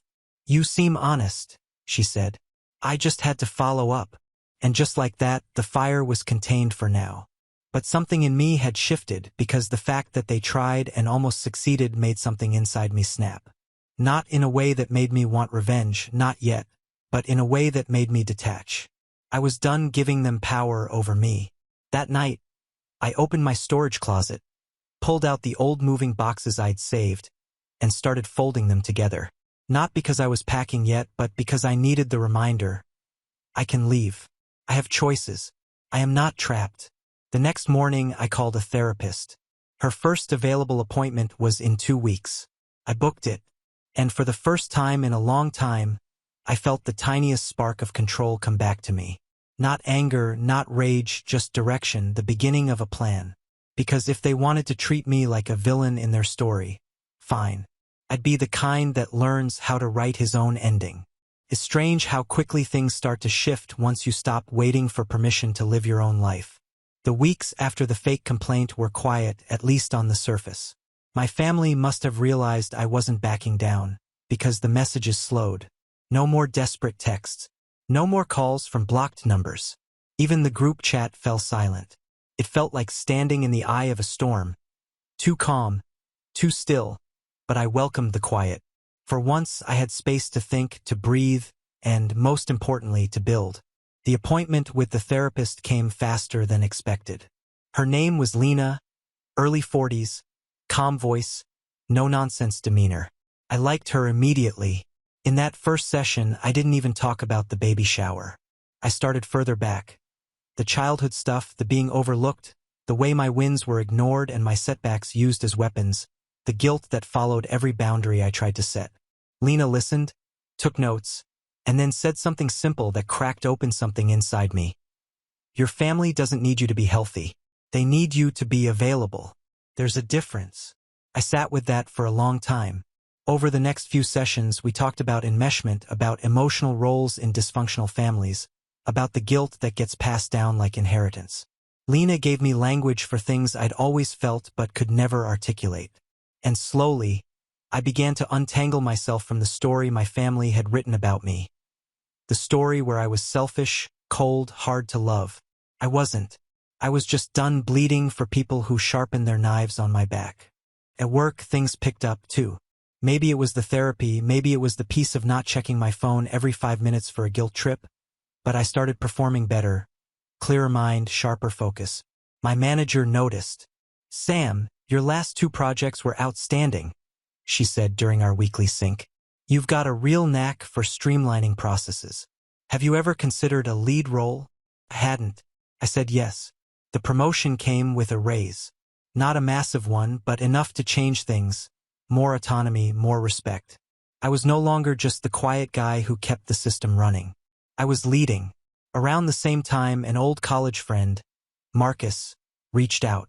We hadn't spoken in years, but he'd seen my profile on LinkedIn and was putting together a small team for a startup contract. I need someone I trust, he said, and you always got things done.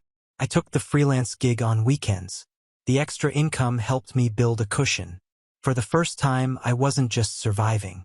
I was stacking savings, leverage, options, and it showed. I upgraded some furniture in my apartment. Not flashy, just mine. A new desk, a better mattress, real artwork on the walls, things that made the space feel like me, not just a stopgap between obligations. I also started doing things I'd put off for years. I booked a solo trip.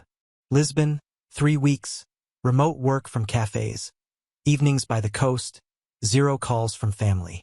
I didn't tell anyone but my manager and therapist. The morning I flew out, I turned off my phone and stepped onto the plane with a duffel bag and a book I'd been meaning to read for 6 years. That trip changed something because for the first time I felt what it meant to be unreachable. Not out of spite, not out of fear, but out of choice. No one could guilt me into anything. No one could twist my day into theirs. I walked ancient streets, drank espresso under orange trees, and felt more like myself than I ever had back home. When I came back, I didn't even check the family group chat. I didn't need to, but it found me anyway. A few weeks after my return, I got a message from a number I didn't recognize. "Hey, Sam. This is Mark, Derek's neighbor. He told me to reach out. There's been an incident." My stomach tightened. I called the number. Mark picked up. "Hey man, sorry to bother you. Derek gave me your number in case of emergencies." "What happened?" He sighed. "Pipe burst in their kitchen. Flooded a good chunk of the house. Mold risk. Insurance is taking forever. They're scrambling. Is everyone okay?" "Yeah, everyone's fine. But Derek said they might need a place to stay for a few days. Just until cleanup's done. He said you'd probably be okay with it." Of course, he did. I took a deep breath. "Thanks for letting me know, Mark," I said. "But I'm not a backup plan. They'll figure it out." There was a pause. "Understood." I hung up. 2 minutes later, Derek called. I didn't answer. Then Mom called. I didn't answer. Then came the texts. "Can we talk? Your sister's pregnant, Sam. Where's your heart? I raised you. This isn't how you repay me." All of it. The same playbook, the same guilt, the same recycled lines. But this time, they bounced right off me because I wasn't that person anymore. I wasn't the Sam who crumbled every time someone said, "family." I was the Sam who'd built something of his own, stability, space, peace, and they hated that I no longer needed them. They hated even more that maybe, just maybe, I was finally happy without them. A week later, I got an email from the family attorney. Subject line, "Preliminary estate review. Please respond promptly." I opened it, skimmed it, and stopped cold. Apparently, Mom and Dad were restructuring some financial assets, and they wanted to schedule a family meeting to discuss the future. And just like that, I realized what was happening. This wasn't just about crashing at my place. They were trying to reel me back in. Because what came next wasn't just family politics. It was money, property, inheritance, and suddenly I wasn't just the quiet middle child anymore. I was an obstacle, or worse, a threat. I didn't respond to the email right away. It sat in my inbox, unread, but burned into my mind like a flickering warning light. Preliminary estate review, just vague enough to sound harmless, just official enough to feel important. And that phrase, "Please respond promptly," was classic mom speak, even when filtered through legalese. It didn't ask. It demanded. For a few days, I debated ignoring it entirely. But something didn't sit right. They had spent the last several months sabotaging, manipulating, and twisting every interaction to suit themselves. So why suddenly offer transparency? Why ask for a meeting? I knew my parents had assets. Nothing extravagant, but valuable enough. The family house, some retirement funds, a modest piece of land upstate they used to call their escape plan. Growing up, Dad used to talk about leaving it to us when the time was right. But in the same breath, he'd also joke that Leia's the favorite and Derek's the responsible one. "So Sam, you better work hard." At the time, I thought it was a joke. Now, I wasn't so sure. I called the attorney the next morning, a woman named Claire. Professional, polite, efficient. I asked for details. She hesitated, citing client confidentiality. "Your parents asked for this meeting to be informal," she said. "But if you're listed on any assets or accounts, you have a right to review them." That's when I asked the question that changed everything. Can you tell me if anything has already been transferred? There was a long pause. Papers rustled on her end of the line. Actually, yes, she said carefully. There have been recent adjustments. The primary residence, their home, is in the process of being placed under joint ownership with Derek. Effective immediately? I blinked. Wait, without a will. It's part of an early living trust transfer, Claire explained. Not unusual, especially when one child is residing in the property long-term.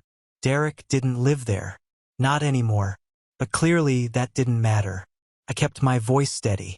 What about the other assets? The upstate land? Retirement distributions? She hesitated again. At this time, those are being held under parental control. But I can tell you that there's been discussion of placing Leia as a secondary beneficiary. Not both of us. Just her. Not a word, not a call, not even a heads up. They were shuffling everything. The house, the future, the family legacy. Behind my back. I thanked Claire, hung up, and sat in stunned silence. It wasn't even about the money. Not really. It was the confirmation. They were cutting me out quietly, strategically. And if I hadn't followed up, I might never have known until it was too late. But here's where it gets interesting. See, what my parents didn't know, couldn't have known, was that 2 months earlier, I'd been invited to a private Slack group by one of my freelance clients. A mix of financial consultants, legal aides, and small business owners. Kind of like an invite-only think tank for remote professionals. I joined mostly for networking, but I hadn't participated much until now. That same day, I dropped a question in the group. Hypothetically, what are someone's rights if their name was intentionally excluded from a family estate despite prior verbal assurances and shared contributions? Within minutes, replies flooded in. One lawyer based out of New York messaged me privately. Turns out she specialized in inheritance disputes and trust litigation. I told her everything, laid out the family dynamics, the pattern of manipulation, the financial entanglements, the sudden property transfer. I even sent her a redacted version of Claire's email and my own Venmo history showing years of contributions, monthly utility splits, holiday payments, surprise repairs I'd covered. Let me guess, the lawyer said. They framed it all as voluntary, right? Every single time. She replied with one line, "You have more leverage than you think." That sentence lit something inside me because, for the first time, I wasn't standing on the outside of the house looking in through the window. I was standing on solid ground, holding receipts and seeing the whole structure for what it was. Rigged, yes, but not untouchable. Over the next 2 weeks, we worked quietly. She helped me draft a formal inquiry. A polite but firm legal letter requesting full documentation of any estate transfers, financial changes, or trust reassignments in which I was a potential stakeholder. It was framed professionally, the kind of letter that could come from someone angry or from someone just watching. It didn't accuse. It warned. I sent it through the attorney. Not to my parents, not to Derek, not to Leia, just to Claire. That alone was enough to rattle the nest. 3 days later, my phone rang. Mom. I didn't answer. She left a voicemail. Sam, what is this? A lawyer? What are you trying to prove? We are family. Derek texted me next. This is low, man. After everything Mom and Dad have done for you. Then came Leia. You're being dramatic. This is about a house. Grow up. But none of them ever said, we didn't do it. Because they couldn't. They had been caught in the act. Not by confrontation, but by documentation. And I hadn't even played my full hand yet. Because during those same 2 weeks, I'd done something else. I'd reviewed every Venmo payment, every email, every message where they guilt me into chipping in. And I'd created a timeline. A clean, neat list of transactions that painted a very different story. Not of a selfish son, but of a pattern of manipulation and unspoken obligation. With that, I set up a second appointment with my lawyer. What do you want to do next? She asked. And for the first time, I had an answer. I don't want to take everything, I said.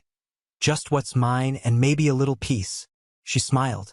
That can be arranged. Revenge didn't come in the form of a screaming match or a dramatic confrontation in some lawyer's office. No, it was quieter than that, colder, controlled. Not an explosion, a slow leak of power. and it started with one simple email reply. Claire, thank you for confirming the asset transfers. I'm formally requesting full documentation regarding the estate and any recent changes made. Kindly send all relevant paperwork to my legal representative, Miss Jessica Tan. Regards, Sam. The second that email went out, the game shifted because now they knew two things. I wasn't playing along anymore, and I wasn't alone. A lawyer with a clean paper trail, a detailed timeline, and receipts was now in the loop. And they had no idea what Jessica knew or how far she'd go. But the truth? We hadn't even filed anything yet. No lawsuits, no public records, just pressure. That subtle, legal kind of pressure that makes people sweat, not because you've attacked, but because you've prepared to. Within 24 hours, I got a call from Claire. Your parents are alarmed, she said carefully. I almost smiled. They should be. They'd like to schedule a family meeting to resolve this. I paused. In person? Yes, she agreed. But with conditions. My lawyer would attend as a silent observer, we'd meet on neutral ground, and everything discussed would be documented. And most importantly, if they raised their voices, made accusations, or tried to guilt me, the meeting would end immediately. Claire relayed my terms. I expected them to back down. They didn't. I arrived at the conference room on the top floor of a quiet legal office downtown. Jessica was already there, calm and unreadable, a neat leather folder open in front of her. My parents were the last to arrive. Mom in pearls and forced grace, Dad with his arms folded like he was already disappointed in me. Derek came too. Leia did not. Interesting. We didn't shake hands, didn't hug, just sat. Claire opened. Thank you all for coming. Let's keep this professional. Mom dove in. Of course. We were trying to make responsible decisions, she said. Derek's been carrying a lot of the burden. We thought giving him partial ownership would make sense. I didn't speak. She continued. You've always been more independent, Sam. You don't need the house. Still, I said nothing. Jessica just tapped her pen lightly. Dad jumped in. You're blowing this out of proportion. We were going to explain everything. You were? Jessica asked smoothly. Before or after the paperwork finalized? Silence. Derek sighed. Look, man, this isn't about cutting you out. We just thought it made sense to keep things in the family. You live alone. No kids. We thought. There's that word again. I interrupted quietly. Thought. No one asked me. Claire tried to steer things back. Sam's requested full documentation. I believe that's a fair starting point. Jessica slid a document across the table. This is a formal request under estate review protocol.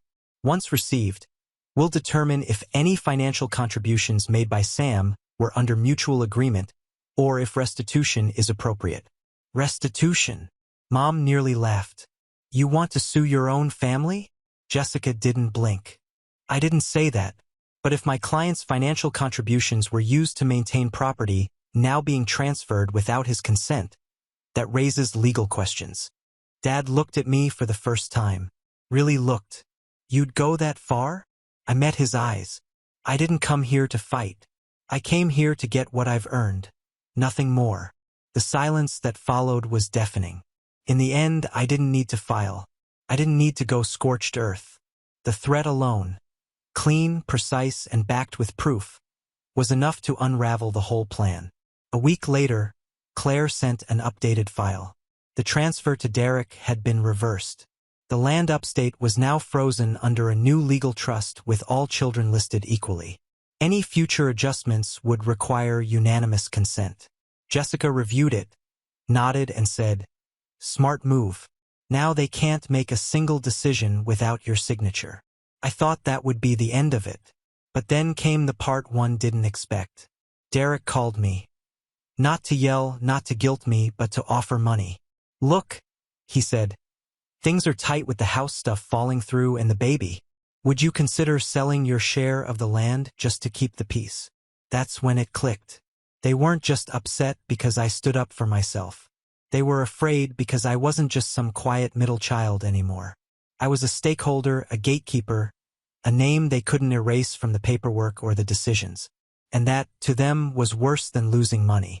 It was losing control. So, I told Derek I'd think about it, and I did for about 5 seconds. Then, I politely declined and said, "Family should share things, remember?" He hung up. I haven't heard from him since. After I declined Derek's offer, things went quiet again. But this time, it was a different kind of silence. Not the cold shoulder, not the temporary retreat before the next attack. This silence was heavy, final, the kind that settles after a door has been closed, locked, and quietly walked away from. I didn't attend the next few family events. The baby was born, I found out, through a distant cousin's Instagram story. A grainy photo of Leia in a hospital bed cradling her newborn. Derek was in the corner, smiling stiffly. No mention of me, no group chat announcement, no invitation, not even a guilt trip text. They'd officially stopped trying to pretend I was still one of them. And honestly, I didn't feel sad. I felt free. The estate, thanks to Jessica's airtight adjustments, remained locked down. Every decision about the house, the land, the accounts all required my consent, and I gave none. Not out of spite, but because I didn't trust them. They'd shown me what they were willing to do in secret. If I hadn't stepped in when I did, I would have been cut out completely. Now they were stuck. 3 voices were required for any movement, and one of them belonged to me. Jessica called it quiet leverage. I called it justice. Over the next few months, Mom tried one last strategy. The peace offering. She emailed me a letter, long, rambling, and performative, about how families have ups and downs, how she never meant to make me feel excluded, how things had just been so stressful lately. She ended it with a line that would have gutted me 5 years ago. "We just miss our son." But I'd come too far to fall for it now. There was no apology for the sabotage, no admission of the manipulation, no acknowledgement of the years of dismissal, of being used, of being erased. She missed the version of me who said yes to everything, not the version who'd finally stood up. I replied with 2 sentences. "I'm glad you're reflecting, but this version of your son doesn't go backwards." No reply. That was nearly a year ago. Since then, I've built something better. I moved, not out of fear but out of freedom. A better apartment, a better city. I still work remote, still stack freelance gigs, but now I do it on my terms. I travel more, sleep better, laugh more. And the best part? I live without looking over my shoulder. I've stopped checking the family group chat, not because I'm afraid of what I'll see, but because it doesn't matter anymore. They still whisper about me at family functions, I'm sure. Still twist the story, still tell themselves I was the one who changed. They're right. I did change. I stopped bleeding for people who only noticed when I stopped bleeding. And the last time I visited the family land, just to walk it, to remember, I stood under the old oak tree at the edge of the property. The sun was setting, the wind was quiet, and I said out loud to no one, "I don't owe you any more." Then I turned around and walked away. And this time, no one followed. Now on to the next story. Story 5. My parents said they had to postpone the family vacation for budget reasons. I believed them until my aunt posted photos. Everyone in Hawaii, even my sister's dog, was there. I didn't argue. I froze the shared travel wallet. I flagged the hotel reservation. My mom texted in all caps, "Why is everything declined?" I sent her $1 with a note. A few months ago, my dad called me with what sounded like bad news. He said they'd have to postpone our family vacation to Hawaii. Claimed things were tight financially. Said they were really sorry and it just wasn't feasible right now. I didn't push. I just nodded through the phone and told him I understood. We all go through rough patches, right? What they didn't know was that I needed this trip desperately. Not because I had some burning desire to sit on a beach drinking overpriced cocktails with my sister's yappy dog barking in the background, but because I needed to breathe. My wife had left me a couple of months before, walked out one Sunday after breakfast and told me she was pregnant with someone else's kid. She didn't cry, didn't say sorry, just left me with her empty coffee cup and the faint smell of her perfume clinging to the couch. I didn't tell anyone in the family. I didn't want the pity, or the unsolicited advice, or worse, silence. So yeah, I was counting on this trip. I thought it'd be healing. Maybe not a solution, but at least a break. Something normal, something warm, something quiet. When Dad called with the budget excuse, I didn't argue. I believed him. I told him it was fine that we do it another time, and hung up, thinking, well, at least they're being honest. 3 days later, my aunt, who still doesn't understand privacy settings on Facebook, uploaded an album titled Aloha from Paradise. I wasn't tagged.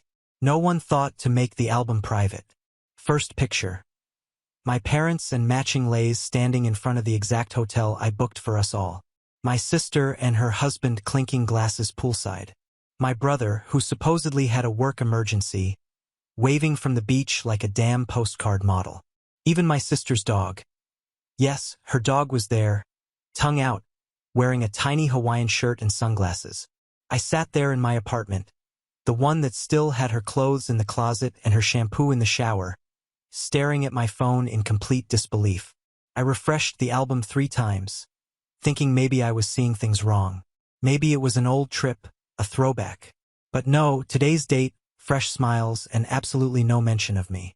Not even a fake excuse like, we wish Lucas could have made it. That's when I remembered the shared travel wallet I had set up. I was the one who found the hotel deal, coordinated the reward points, upgraded their rooms, and connected my card for emergencies. Classic me, helpful, reliable. I opened the app and stared at the recent transactions. Room service charges, spa treatments, dinner for 6 at a beachside restaurant, a private boat tour. My money was still helping them relax in paradise while I sat here trying to figure out why they had lied. I didn't get mad. Not immediately. I just froze the travel wallet. Every card linked to it gone. Then I logged into the hotel booking site and flagged the reservation. Not canceled, just flagged. Something about unauthorized use and needing verification. Enough to make things uncomfortable. At 2:37 a.m., my phone lit up. Then again. Then again. First, a call from Mom, which I ignored. Then, a string of messages. What's going on? Why is everything declined? Lucas, can you please respond? And finally, in all caps, why is everything declined? What's happening? I didn't answer. I didn't even type anything. I just opened Venmo and sent her $1. That's all. $1. With a note that said, vacation looks great. Don't forget who set it up. Then I put my phone on silent, turned off the lights, and laid back in bed. I wasn't smiling. I wasn't satisfied. But for once, I didn't feel like the fool. By morning, my phone looked like it had been through a fire drill. 12 missed calls, mostly from my mom, a few from my sister, and one from a number I didn't recognize but assumed was the hotel. The texts were worse. A mess of confusion, fake concern, and scattered blame. Everything's being declined. Did you change something? We can't pay for anything. It's embarrassing. Then, Lucas, what is going on? And finally, from my mom in full caps like she was trying to scream through the screen, why would you do this to us? I left them on read. I figured they'd start calling other family members next, trying to stir sympathy before the truth had a chance to breathe. And sure enough, by noon, I got a message from Ellie, my cousin on my dad's side. She never liked the annual family trips. Said it always felt like a performance. She sent me a screenshot of a family group chat I wasn't in. My mom was saying I'd become unpredictable since the breakup and probably needed professional help. Said I'd lashed out at them and canceled their trip because I couldn't handle being left out. That they had no idea he was this unstable. I stared at that message for a full minute. Unstable. As if I hadn't kept every piece of my life quietly stitched together while it was falling apart. As if I hadn't offered to cover some of the travel costs after Dad hinted they were tight on money. As if I hadn't kept my mouth shut when my wife left me and then casually mentioned she was pregnant with someone else's kid. Unstable. That word hit something in me I hadn't felt in a long time. Not just anger, disgust. They didn't just lie. They knew exactly what they were doing. They cut me out, enjoyed every minute of the trip I planned, and when they got caught, tried to turn the story into my breakdown. That's when I decided the freeze wasn't enough. I flagged every account they were using under my rewards program. Cited fraud and unauthorized use. The airline miles? Gone. Car rental? Locked. Room upgrades I had paid for? Reversed. Anything with my name tied to it? Frozen. I knew it would cause hell for them trying to leave the island, but I didn't care anymore. That night, I sent one final message. It was just a screenshot of their own chat, the part where they called me unstable, and under it I typed, "Keep talking." Then I blocked my mom's number. When they got back, it was quiet. No apologies, no explanations, just silence. Like maybe if they didn't say anything, it would all blow over. But 2 days later, the phone rang. It was Uncle Ray, asking if I was feeling all right and saying that I should make things right with my mom. He said she was telling people I'd sabotaged the trip because I was jealous of my sister's success and happiness. That one actually made me laugh. I let him talk for a bit, thanked him for the concern, then hung up and got in my car. I didn't text, didn't warn them, just drove the 40 minutes to their house, parked outside, and walked in like I had a key, which I did, though I'd already decided I'd never use it again after that day. They looked surprised, caught in the middle of dinner. My sister was there, too. I could feel the tension rise as I stood in the doorway. I didn't yell. I didn't ask how they were. I just said, "You lied. You took a vacation I planned, funded, and offered to share with you. You said you couldn't afford it. Then you smeared me to the family because I found out." "Why?" No one answered. My dad looked down at his plate. My mom tried the usual guilt routine. Started saying things like, "You don't understand. It wasn't like that." But I cut her off. I said everything I needed to say. I told them they were never going to see another dime from me. That the shared wallet was gone. The backup card they used sometimes for emergencies? Gone. The subscriptions, the insurance add-ons, the dental plans they had quietly moved under my employer coverage, all canceled. "You made your choice," I said. "Now I'm making mine." Then I turned around and walked out. No one followed me. After that night, I expected things to get awkward. I expected whispers, maybe even a forced apology just to smooth things over. But what I got was worse. Nothing. Complete silence, no texts, no calls, no emails. Like they were waiting me out, pretending the confrontation hadn't happened, hoping I'd come crawling back like I always did when there was tension. The only thing that showed any sign of life was my voicemail, where relatives kept showing up like clockwork. Aunt Carol left a long one saying how hurtful it was that I would turn my back on family. Uncle Ray followed up with another lecture about how sometimes we have to put pride aside for the greater good. My cousin Josh said he didn't want to get involved, but just wanted to let me know that my mom had been crying a lot. Not one of them asked me what happened. They all already had their version. My mom's version. The version where I was unstable, jealous, emotional. They were all parroting her script word for word. No one seemed to remember I'd been the one who offered to pay when they said they were struggling. That I planned every detail of the trip down to the type of pillows they preferred. That I was left behind, lied to, and blamed. So I stopped answering altogether. I removed myself from the family chat. I deleted birthdays from my calendar. I closed the joint account my parents used for emergencies, one I had kept open since college. I cleared their profiles from my phone's contact favorites and took my name off the spare phone line on their plan. Slowly, piece by piece, I started untying myself from the machinery that kept their lives running comfortably. But they didn't stay quiet for long. One morning, I got a call from Ellie again. She asked if I had a minute to talk. I almost said no, but something about her tone felt different. She said she needed to tell me something I wouldn't like. She was at my parents' last night. Said my mom had a few glasses of wine and started ranting. Apparently, she told everyone at the table that I was mentally spiraling since the divorce and probably dangerous. She said I stole from the family trip and threatened to ruin it out of resentment. I didn't say anything for a second. I think Ellie could tell it hit a nerve because she followed up with, "I know it's a lie, but people believe her, Lucas. She's got them all convinced." I thanked her and hung up. That's when something inside me just shut off. Some final switch. I had defended them too many times, given them too many chances, covered too many bills, sat through too many thankless dinners pretending everything was fine. I had told myself for years that family meant loyalty. But I finally understood something. Family doesn't mean letting people walk all over you just because they share your blood. It doesn't mean being the one who always absorbs the damage. The next day, I called a lawyer. I had them draft a letter formally removing my name from any legal or financial responsibility connected to my parents' health proxies. Accounts, cosigns, everything. I had it mailed to their house with delivery confirmation. They got it 2 days later. I didn't hear anything after that. Not for a while. 2 weeks passed after the legal letter was delivered. No response, not a call, not a text. Not even one of those passive-aggressive family group messages about praying for those who've lost their way. It was dead quiet. And honestly, it was a relief. I'd been bracing for backlash. More lies, some dramatic plea for forgiveness. But they gave me nothing. I started sleeping again. Not just laying there staring at the ceiling, but actually sleeping. I went back to the gym. Started journaling.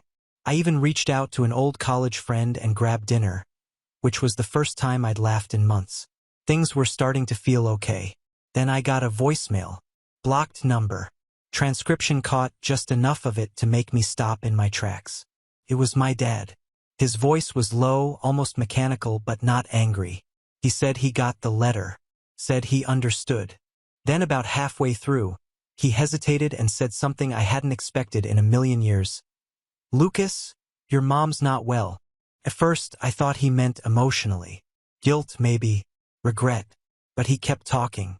Said she'd been having memory problems for months. Forgetting appointments, names, places. She told someone I had moved to another state twice. Told me she hadn't seen me in over a year, even though I was at their house 3 weeks before that. He said he hadn't told anyone because she begged him not to. Said she didn't want to be treated differently, and he didn't want to deal with what that meant. Denial, basically. He said she'd been getting paranoid, confused, that she'd rewritten this entire vacation idea in her head. Decided I was no longer part of the family rhythm. That I wouldn't come even if invited. And he let it happen. Went along with it because it was easier than fighting her. That voicemail messed me up more than anything else. I sat there on my couch holding the phone like it might bite me, because if what he said was true, then this wasn't just betrayal. It was a slow-motion collapse that no one had the courage to name. I remembered a few odd moments from the past year, like how she once called me Evan, my cousin's name, in the middle of a conversation, or the time she asked me how my dog was doing, not realizing he'd been dead for almost a decade. But still, even if something was wrong, why the lies? Why smear me to the rest of the family? Why make me the scapegoat for something they were too ashamed to confront? I didn't call back. That same day, Ellie texted me again. She didn't know about the voicemail. She just wrote, "Hey, did you reactivate the old emergency card? Your dad's been using it again." That stopped me cold. I hadn't touched that card in years. I thought it had expired. But I logged into my old account and, sure enough, there it was, quietly active and recently used. There were new charges: $317 at a pharmacy, $142 at a medical supply company, and a $600 charge to something called Neuroprivate Care LLC. They were using it for her tests, medications, treatment. All of it hidden behind an account they must have figured I forgot about. Maybe they kept it open for emergencies. Maybe they meant to tell me and never did. Or maybe they never intended to, hoping I wouldn't notice. I stared at the transactions for a while and a strange feeling settled in. I wasn't angry, not like before. I felt hollow, like someone had scooped out whatever was left of the part of me that cared. They lied about the vacation, lied to my face, lied to everyone else about me. And now they were still quietly depending on me, reaching into a wallet they thought I wouldn't check. Funding treatment they never even had the decency to speak to me about. That night I didn't sleep. I walked around my apartment in circles, watching the city lights blink in and out, wondering when exactly I stopped being a son and became a fallback option they resented.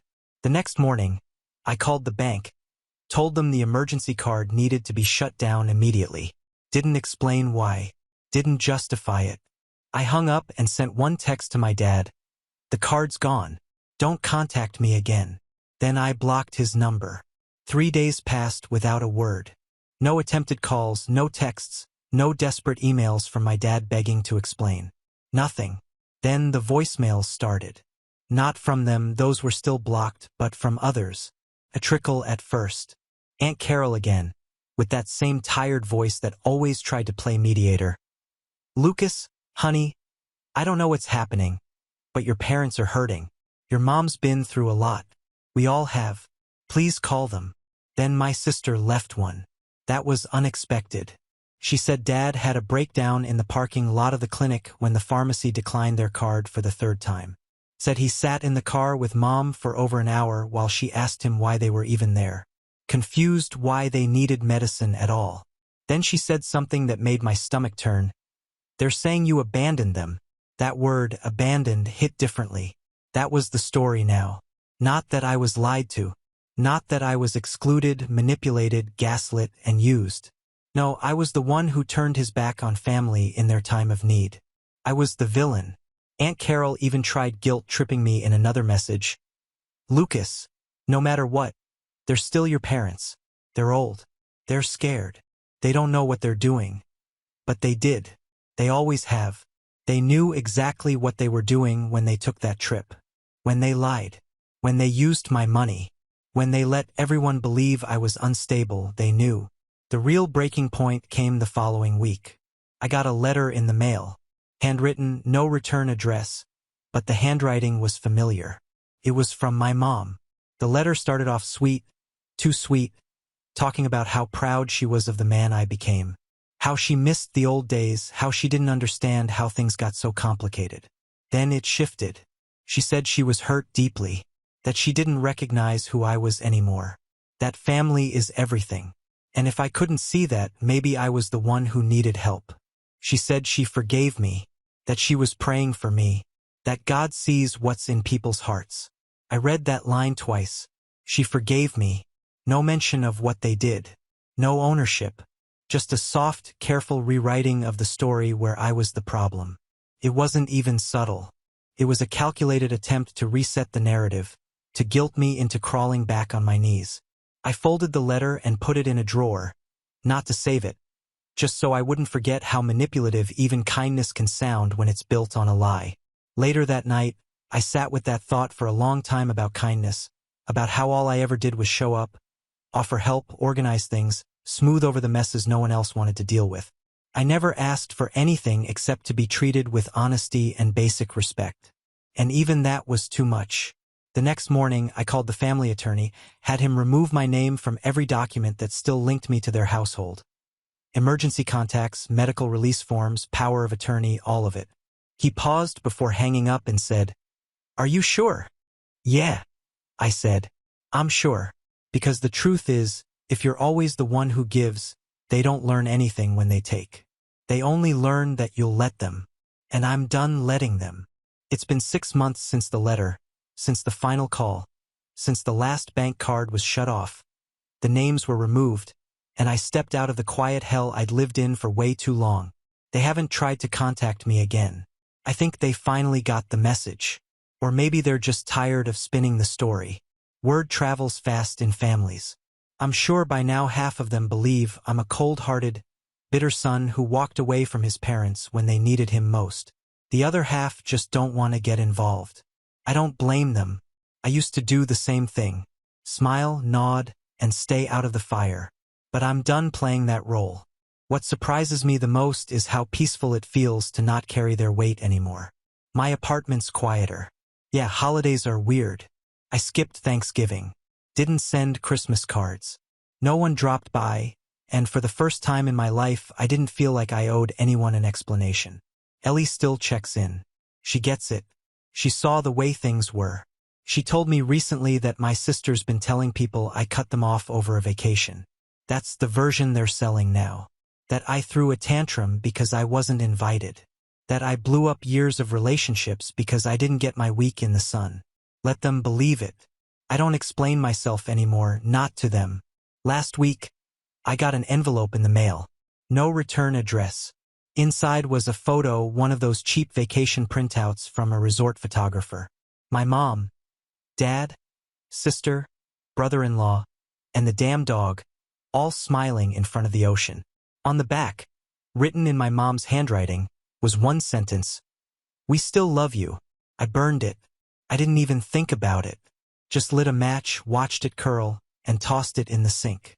Because love without honesty isn't love, it's leverage. And I finally understood that. I spent too long believing I had to be kind just because we shared blood. That being the good son meant showing up, covering costs, taking the hits. But kindness without boundaries isn't noble. It's submission. And the more I gave, the more they expected. No one's reaching into my wallet anymore. No one's rewriting the past in group chats I can't see. No one's gaslighting me into thinking their betrayal was my fault. And I'm not waiting for apologies. I'm not sitting by the phone. I'm not hoping someone wakes up and realizes what they did. I've closed that chapter. No, burned it. The truth is, I'm not ready to continue maintaining family relationships with people who only see me as useful when I'm silent. And I finally understand that walking away isn't weakness. It's the strongest thing I've ever done. I really thought it was over. After everything, after cutting them off legally, financially, emotionally, I figured they'd at least have the decency to stay out of my life. I didn't expect closure. I just wanted distance, peace, and for a while I had it. Then 2 months ago, I applied for a new apartment. Bigger place, better neighborhood, one of those quiet complexes with a gym downstairs and blackout curtains already installed. I was ready to move on, literally and metaphorically. But the leasing office flagged something during the background check. Not my credit, not my job. It was my listed emergency contact. It had been changed to my mother without my knowledge. I stared at the email for 5 minutes before I could even react.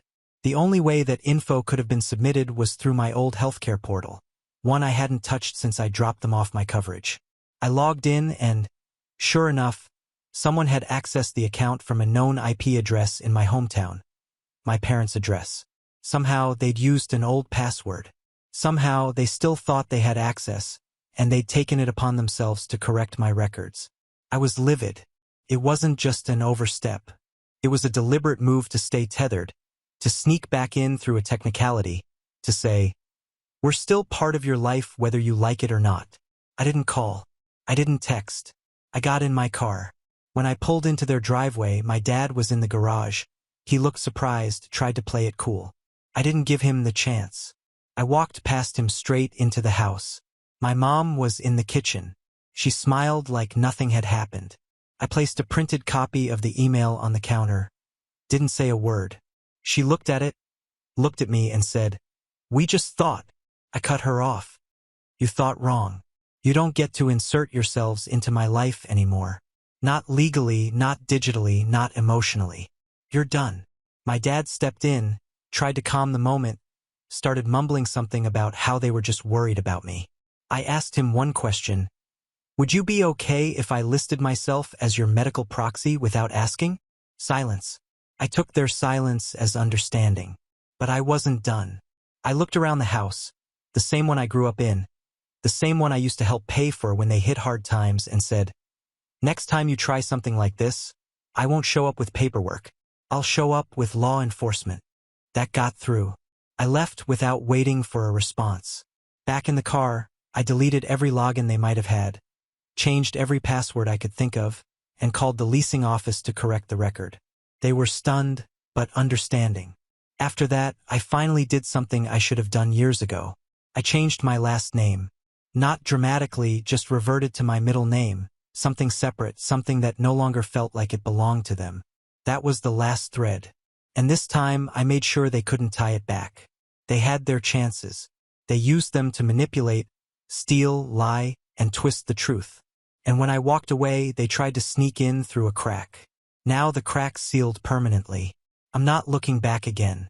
Now on to the next story. Story 6. At my brother's birthday, I walked in with a gift. My mom saw me and said loudly, "Oh, you weren't on the guest list. Must have been a mistake." Everyone turned. I just set the gift on the counter and left. In the parking lot, I pressed upload on the video I'd saved for 2 years. 10 minutes later, my phone exploded. My mom called me 9 times and my dad sent one final text. "Please delete it. We need to talk." Without thinking twice, I realized what I regretted most wasn't even walking into the party. It was that I'd actually tried. That I'd spent hours tracking down this gift. Several $100 on a signed, authenticated jersey from the team Travis had been obsessed with since we were kids. It wasn't some last-minute Amazon order either. I pulled strings, used a contact I hadn't spoken to in years. I even paid extra for the rush shipping so it would arrive in time. I wrapped it myself that morning. No card, just a clean box and a perfect fold on the paper. Stupid. I should have known better. I hadn't spoken to my brother since the mortgage thing. He and his girlfriend wanted to buy an apartment, well, technically a condo, but they couldn't qualify on their own. So they asked me to co-sign. Not lend, co-sign. Tie my name and credit to their mess. When I said no, they both flipped. It turned into a shouting match, and that was the last time we talked, 2 months ago. They'd been living with my parents ever since. And by the way my mom talked, you'd think I kicked them out of a shelter. She acted like I'd ruined their lives.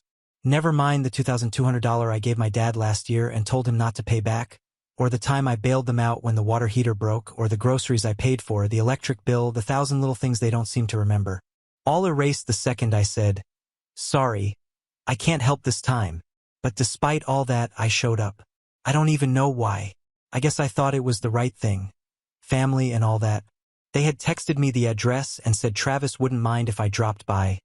Not "you're invited," just "you can drop by." So I parked a few houses down, walked in holding that gift like it actually meant something. The place was packed with people I hadn't seen in years. Everyone smiling, drinking, loud music playing. It looked like a celebration. My brother was in the middle of it all, laughing with a beer in his hand. I took a step inside, and that's when it happened.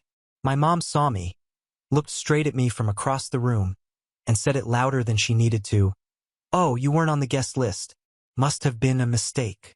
The silence that followed didn't last long. Maybe 3 seconds, but it felt like a full minute. Everyone turned. Some people laughed awkwardly. Travis smirked. A few just stared, confused. I didn't say anything. I walked into the kitchen, set the gift down beside the cake, and walked straight out the front door. And that was the exact moment the decision locked in. No second thoughts, no guilt. Not this time. Revenge was going to happen. I wasn't going to be the quiet one anymore. Back in the car, I pulled up the cloud folder. There it was, untouched since the day I saved it. A 37-second video sent to me 2 years ago by Travis's old roommate. One night, the guy got drunk and started venting. He told me he had dirt on my brother. I didn't ask for it, but he sent it anyway. There was Travis, half naked on a couch, making out with some girl who wasn't his wife. It was grainy, but clear enough. It wasn't recent, but it also wasn't old enough to be innocent. I never said anything. I never showed it to anyone until now. I uploaded it to a private link. No hashtags, no comments, just one line. "For my brother, happy birthday." Then I texted the link directly to his wife. 10 minutes later, my phone exploded. 3 missed calls from my mom, 2 from Travis, then another and another. Dad called once, then sent a message. "Please delete it. We need to talk." And then from Travis's wife. "We need to talk now." I didn't respond to anyone. I just watched the messages roll in. They thought they could keep kicking me without ever getting kicked back. Like everything I did for them came with no cost. That I'd always be the one to show up, smile, and swallow it. Not anymore. This was just the start. I didn't drive home right away. I just kept going past the neighborhoods I knew onto roads I hadn't driven in years. Windows down, engine humming, no music. I needed the quiet. My phone buzzed almost constantly in the passenger seat, screen lighting up over and over again until I finally just turned it off. What surprised me the most wasn't that they were angry. It was how fast the switch flipped from smug silence inside that house to full-blown panic the second they realized I wasn't bluffing. They were used to me being the one who stayed quiet, the one who always forgave. I could feel the shift coming, and it felt good. Around 11:30 p.m., I ended up at a cheap diner I remembered from years ago. Still open 24 hours. I ordered coffee, but it just sat there untouched. I kept playing back the moment in the kitchen, my hand placing the gift down next to the cake. My back turned as the whole room stared. They thought they'd gotten away with it again, that they could humiliate me for sport and I'd just take it. They didn't know what I was sitting on. At 1:22 a.m., I connected to the diner's Wi-Fi, opened my laptop, and checked the private link. The view count had climbed past 180. I hadn't made it public, only sent it directly to Emily, but clearly, someone else had shared it. Whether it was her or someone she showed it to, I didn't care. It had done what I wanted. The secret wasn't a secret anymore. Minutes later, an email came in through my work account. You broke up my family. I hope it was worth it. No greeting, no name, but I knew it was her. Emily, Travis's wife, the one person in our whole family who had ever actually been decent to me. I stared at her sentence for a long time, long enough for the coffee to go cold. I didn't know what to feel, but I didn't regret it. She deserved the truth. Travis didn't deserve her. Never did. 3 hours passed. I drove again. This time I didn't go far, just around town. By the time I got back to my apartment around 4:30 a.m., I finally turned my phone back on. 17 missed calls. 8 from Travis, 4 from Mom, 3 from Dad, 2 unknowns, voicemails I didn't bother listening to. But there was one message that made me pause. From Emily, I always wondered. He said I was paranoid. He made me feel crazy. I stared at it for a while before another one came through. I left. I'm at my sister's. No anger, no drama. Just the quiet aftermath of someone whose life had just snapped clean in half. Then came a text from Dad. You're going to fix this. That was it. No, are you okay? No, what happened?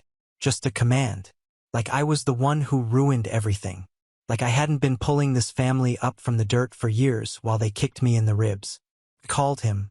He answered on the first ring. The voice on the other end didn't sound shaken. It sounded cold. This was a joke, he said. You're blowing up your own family over nothing. I didn't even respond to that. He kept going. She's emotional. She'll get over it. Just take it down. Now, this doesn't need to go further. I told him I wasn't deleting anything. He was quiet for a second. Then he said something that stuck with me in the worst way. You've always been the safe one, the quiet one. Now you want to act like some hero. He didn't get it. None of them did. This wasn't about being a hero. This was about finally standing up while they were still mid-laugh. He hung up on me after I didn't answer. The next day, my inbox lit up again. This time it wasn't from Emily. It was from Travis. Just one line. You'll regret this. That's when I smiled because now, for once, he was the one who was afraid. I didn't respond to Travis's text. I didn't have to. By the time I left for work Monday morning, half of his life had already started crumbling. Emily hadn't just left him. She took her things and sent a picture of the empty drawers. A shot of the ring on the counter. No note, just the photo. And from what I'd heard through a mutual friend, she wasn't coming back. But I knew Travis. He wasn't the type to lie down and take the hit. He was going to swing back. Started small. That week, my mom sent a group text to our extended family. Something vague and dramatic. Please pray for our family during this difficult time. A few cousins reached out, confused. I ignored them. Then one of them, Danny, called me directly. I picked up. He said, my mom told everyone I had a breakdown, that I was unstable, that I was lashing out because I was bitter and lonely. She told them Emily left Travis because of emotional abuse, and that I twisted some old footage to make it look like he cheated. I laughed out loud when I heard that. Emotional abuse from Emily? She wouldn't yell at someone if they stole her car. That's when I knew this wasn't over. They weren't going to apologize. They were going to destroy my name to save his. Then came the weird calls at work. One from an anonymous number asking if our company does background checks on its employees' internet behavior. Another claimed I had sent inappropriate content to a married woman. HR got involved. I had to sit in a tiny conference room explaining that someone from my personal life was trying to smear me. Luckily, they believed me, but the warning was clear. This was crossing into territory that could mess with my career. So I escalated. I sent another message to Emily. Not another video, just a screenshot. Travis's Tinder profile. Still active, still matching, still swiping. She replied instantly. I screenshotted this too. Thank you. I didn't hear from her again after that, but I didn't need to. I knew she was done playing the quiet wife. I had just reminded her who she married. Then, that Friday night, it happened. Someone keyed my car. Deep, ugly scratches along the driver's side. Every panel. My first guess was Travis, but he wouldn't do it himself. He'd get someone else. Probably one of his idiot friends who still thought loyalty meant vandalism. I filed a police report and attached everything. Travis's threats, the timeline, the texts. I didn't even want anyone arrested. I just wanted a record. Then I got the call. My dad again. "You're ruining this family." I didn't respond. "You're not getting another dollar from me." I wanted to laugh. He hadn't given me a dime since I was 17. So, I finally said it. "That's fine, because starting now, you're not getting another one from me either." He paused, like he didn't understand. So, I explained the money for the car repair I paid for last year. The 3 months of groceries when Mom was sick. The $2,200 I gave him with no expectation of return. Gone. Forgotten. Well, now I remembered. And it was going to stay remembered. That was the last time we spoke. But I had one more move left. One thing they wouldn't expect.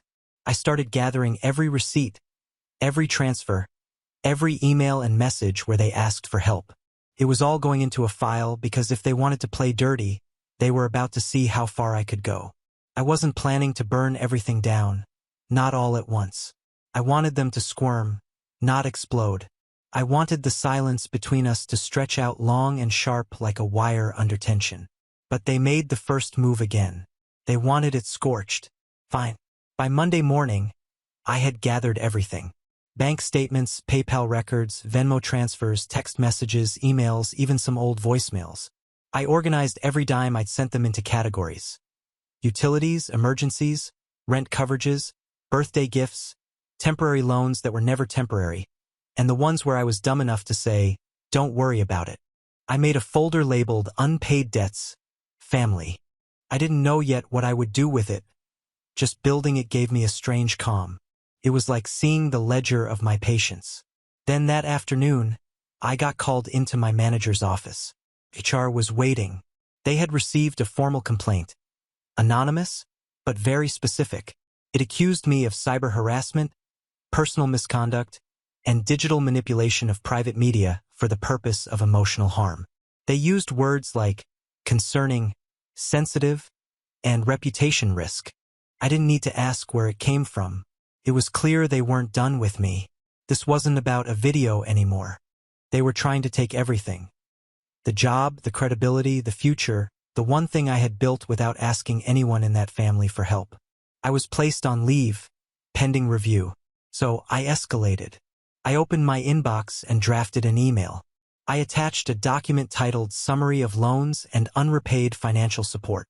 It was itemized, detailed, and included screenshots with timestamps. I sent it to my father.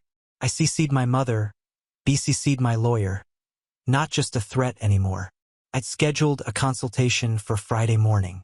The subject line was simple: Notice of Financial Action Pending. Exactly 23 minutes later, my phone rang. It was my mom. No hello, no breath. Just, "You wouldn't do this. You wouldn't sue your own father." I didn't answer right away. I let her fill the silence with all the things I expected. How this was hurting the family. How I was overreacting. How I was selfish. Then she said something I hadn't heard from her in a long time. "Fine. Do what you have to do. Just know we're done." I ended the call without saying a word. I thought that would be the end of it for the night. I was wrong. Around 10:40 p.m., someone knocked on my apartment door. I looked through the peephole, and for a second, I actually thought I was dreaming. Emily. She was standing there holding a small black USB drive. No bag, no expression, no words, just the drive. She handed it to me. "I'm not trying to drag this out, but I found this in Travis's desk, hidden under some fake tax folders. I think you should hear what's on it." And then she left. I sat there for an hour before plugging it in. There were several audio files dated over the last year. It took me a minute to understand what they were. Secret recordings, voice memos. Travis had been recording conversations with my parents. Most were garbage, arguments, gossip, Nonsense. But one clip stopped me cold. My mom's voice. He's not family. He's a wallet with a face. Travis laughed. He says no once, and suddenly he thinks we owe him something. Then my dad chimed in, "Don't worry. Let him sulk. He'll come crawling back like always. He doesn't have anyone else." I sat in my kitchen listening to that loop 3 times. Then I created a new folder on my desktop, Evidence for Legal Use, because this wasn't about revenge anymore. This was about cutting them off in a way they could never recover from. Friday morning, I walked into the lawyer's office with a flash drive in my pocket and the calm of someone who had stopped caring about the consequences. I wasn't there to throw punches. I was there to draw a line. The consultation didn't take long. I showed him the folder, the transfers, the voice recordings. His reaction was exactly what I expected. "You have enough here to file a civil claim. Easily." He asked if I wanted to sue them all or just my father. I said I'd start with my father. The $2,200 was more than enough to make it real. It wasn't about the money. It was about setting the tone. I sent a formal letter that evening. Notice of legal intent, certified mail. It would land in their mailbox Monday morning. I figured they'd call or show up or at least scream into my voicemail again. But they didn't. That silence was louder than anything they'd said before. Then Sunday evening, the final fracture hit. Travis's friend Jeremy. Same guy who used to tag along everywhere and post obnoxious pictures of their squad. Messaged me. Just a link, no message. I clicked it. Private Instagram story, screen recorded. It showed Travis pacing outside a bar, shouting into his phone, drunk. The audio was garbage, but you could still hear pieces. "She effing left me because of that coward brother of mine. He ruined my life. I'll end his job. I swear to God." It wasn't even about Emily anymore. It wasn't about me or the video or the party. It was about control. And Travis didn't have it anymore. That scared him. By Monday afternoon, my dad texted me again. "You've made your point. Call it off." I didn't answer. Then he called. I didn't pick up. Then a second text. "We'll go to court if that's what you want." I responded with a screenshot of the certified mail receipt and nothing else. That night, Travis called me. I let it ring out. Then he sent a voice message. 30 seconds of profanity and threats. At the end, he said something that made my hands go cold. "You think you've won? You think this is over?" So I took the USB drive, the printouts, the timeline, and filed the official suit. Small claims, clean, direct, documented. A week later, they were served. That was the last time anyone in my family spoke to me. No texts, no voicemails, no weird emails, no threats. Just silence, like the last breath after a scream. I walked into my apartment that night, and for the first time in months, I slept. It's been a little over 5 months since the court hearing. Long enough that the dust has settled, but not long enough that the air feels clean. I won. Technically, the judge ruled in my favor. My dad was ordered to repay the $2,200. He never did. Not a cent. But that was never really the point. The point was drawing a line, making it clear that I wasn't their backup plan anymore. Not their silent sponsor, not their safety net. I wanted them to know I was done playing my role in their story. The lawsuit made headlines, at least within the family. A cousin texted me after the ruling and said, "I can't believe you really did it." I didn't reply. I've heard almost nothing since. Emily finalized the divorce 2 months ago. Clean break. She moved to Colorado to live with her sister, took a job at a nonprofit. She sent me one last email, just a quiet, measured thank you. She said if I hadn't sent that video, she'd probably still be stuck trying to fix something that never wanted to be fixed. I told her she didn't owe me anything, but I was glad she got out. That was the last time we talked. I haven't seen or heard from my parents since the day the court papers were delivered. No calls, no apologies, no fake attempts at reconciliation. My mom deleted me from her Facebook without a word. My dad never answered the lawyer's follow-ups. They disappeared like I never existed to them in the first place. Every once in a while, I still get updates about Travis. Not directly, just through mutual friends or random tags I'm still connected to. He's alone now, drinking more, jobless last I heard. His girlfriend left. He's living in the basement again, pretending everything's fine, still telling people I ruined his marriage with some ancient video. I don't even bother defending myself anymore. Let them say whatever they want. The people who matter know the truth. A few weeks ago, I found that birthday gift, the signed jersey I left on the kitchen counter that night. Someone had stuffed it in a plastic bag and left it on my doorstep. No note, no message, just a silent return, like it had never happened. I almost laughed. They couldn't throw it out, couldn't burn it, but they didn't want it either. It was too real, too much of a reminder. So I took it inside and put it in a drawer. I don't know why I kept it. Maybe because it's the last thing I'll ever give them. Now, we don't talk. We don't see each other. No birthdays, no holidays, nothing. And it's strange because I thought it would hurt more. I thought I'd miss them, but I don't. Not really. I miss the idea of what family was supposed to be, not what mine actually was. We're like ships at sea now. Drifting, not lost, just apart. No lights. No contact. No course that'll ever bring us back together. And I've made peace with that. Because sometimes cutting ties isn't cruel. It's survival. It's been nearly a year now. Life is quiet. That kind of quiet you only realize you need after you finally get it. I moved last month. Different city, smaller place, less clutter. I didn't tell anyone from the old life.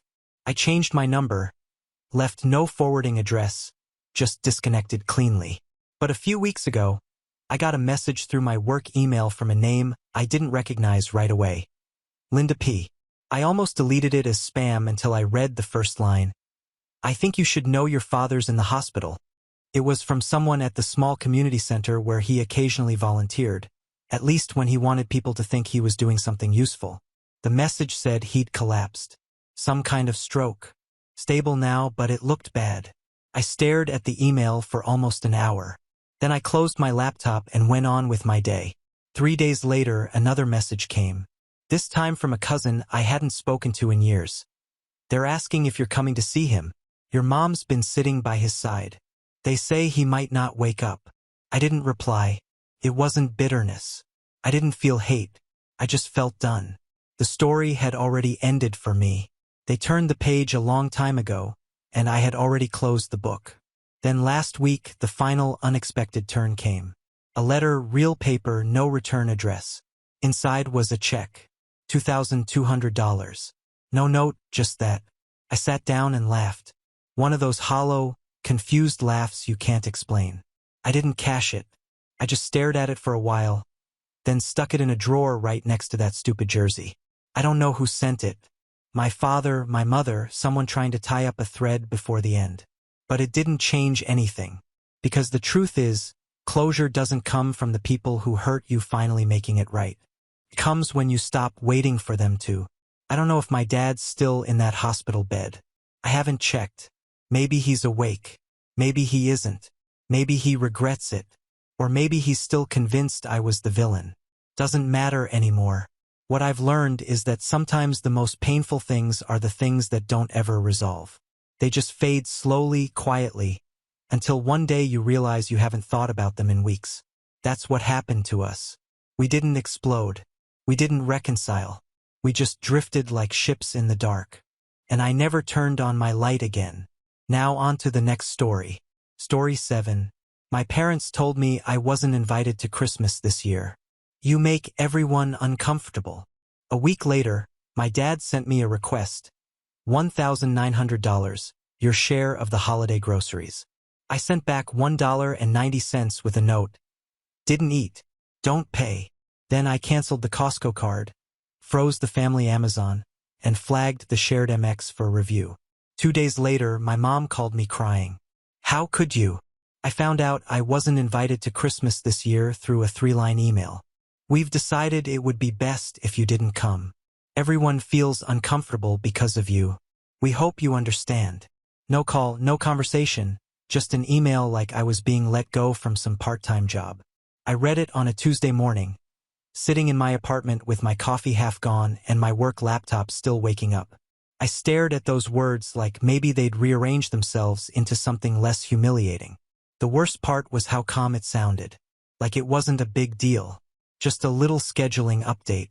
By the way, we've erased you from the holiday this year. Don't take it personally. Except it was personal. Of course it was. I noticed the shift over the last couple years. Subtle things. My mom stopped asking if I was coming early to help cook. My dad stopped calling unless he needed something, usually money. My brother and his wife started treating me like I was radioactive, but I still showed up. I still brought gifts. Cooked, cleaned, laughed at unfunny stories, smiled through the tension. I kept waiting for someone to say it out loud. Now they had. I didn't reply to the email. I waited 1 day, 2 days, a week. No one reached out.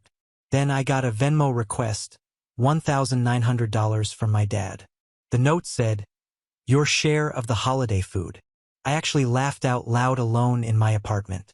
They had disinvited me from the holiday, told me I made people uncomfortable, and then expected me to pay nearly $2,000 for the privilege of not being there. Like I was just a line item in their budget. I sent back exactly $1.90. Added a note, "Didn't eat. Don't pay." And then I started cutting them off. I canceled the Costco card. It was under my name, paid for my account. My mom had used it like it was hers. I imagined her standing in line with her cart full of king crab legs and paper towels, only to be told the card wasn't valid. I didn't warn her. Next, Amazon. They'd been using my Prime for free shipping, groceries, and my streaming account. My dad used my login to watch those political documentaries he was obsessed with. Gone. I changed the password, removed all the devices, locked it down.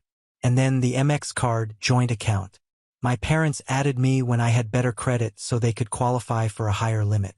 I flagged it for suspicious activity and requested a full review. That froze the card instantly. 2 days later, my phone rang. My mom's number. I didn't pick up at first. Then it rang again and again. Finally, I answered. She was crying. Not apologizing though, just crying like I'd stabbed her. How could I do this? How could I be so petty? They were my parents. I didn't say much. I just let her talk. She wanted me quiet and obedient. She wanted me generous and invisible. She wanted me to feel guilty, but I didn't. That was the thing that scared her most. 3 days after my mom's meltdown call, my brother finally reached out. No greeting, no context, just a text that read, "Was that really necessary?" I stared at it for a minute. The last time he messaged me was to ask if I could help cover half of our dad's dental bill. He never even said thank you.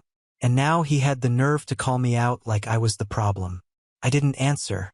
Later that night, I saw a group text pop up on my phone. My mom had made a new Costco membership under her name. The message was short and passive-aggressive. New family account for Costco. Me, Mike, and Jess. Thanks to real family for stepping up. They weren't even trying to be subtle anymore. It was bait. Obviously, designed to make me feel guilty, jealous, left out. But it just made me laugh. Real family? These were the people who cut me out of Christmas like I was an inconvenience, and then sent me an invoice. They thought they were punishing me by excluding me. What they didn't realize was they were just freeing me. So I kept going. Next up was the phone plan. They were all still on mine. Mom, Dad, and even Mike. I'd added them years ago when I had a job with a good discount, and they begged me to let them ride along. It was only supposed to be for a few months. That was 6 years ago. Only my dad had ever made an attempt to pay his share, and that was sporadic at best. They'd been coasting, assuming I'd just keep covering it. I gave them 1 week's notice. Sent a group text. Phone plan ends Friday. Please switch to your own account before then. No replies, not even a thumbs up. Classic. I knew they thought I was bluffing. I wasn't. Friday hit. At 12:01 p.m., their lines were deactivated. I got the confirmation email from the provider. 3 numbers removed. It took only 2 hours for the fallout to start. First was my dad calling from a random landline number. I didn't answer. Then came the voicemails, panicked, angry, then shifting into guilt trips. He said he was trying to refill a prescription and couldn't access his account, that it was dangerous to shut off someone's phone, that I was being irrational and cruel. I still didn't answer. Later that night, I got a message from my cousin Laura on Facebook. We hadn't talked in over a year.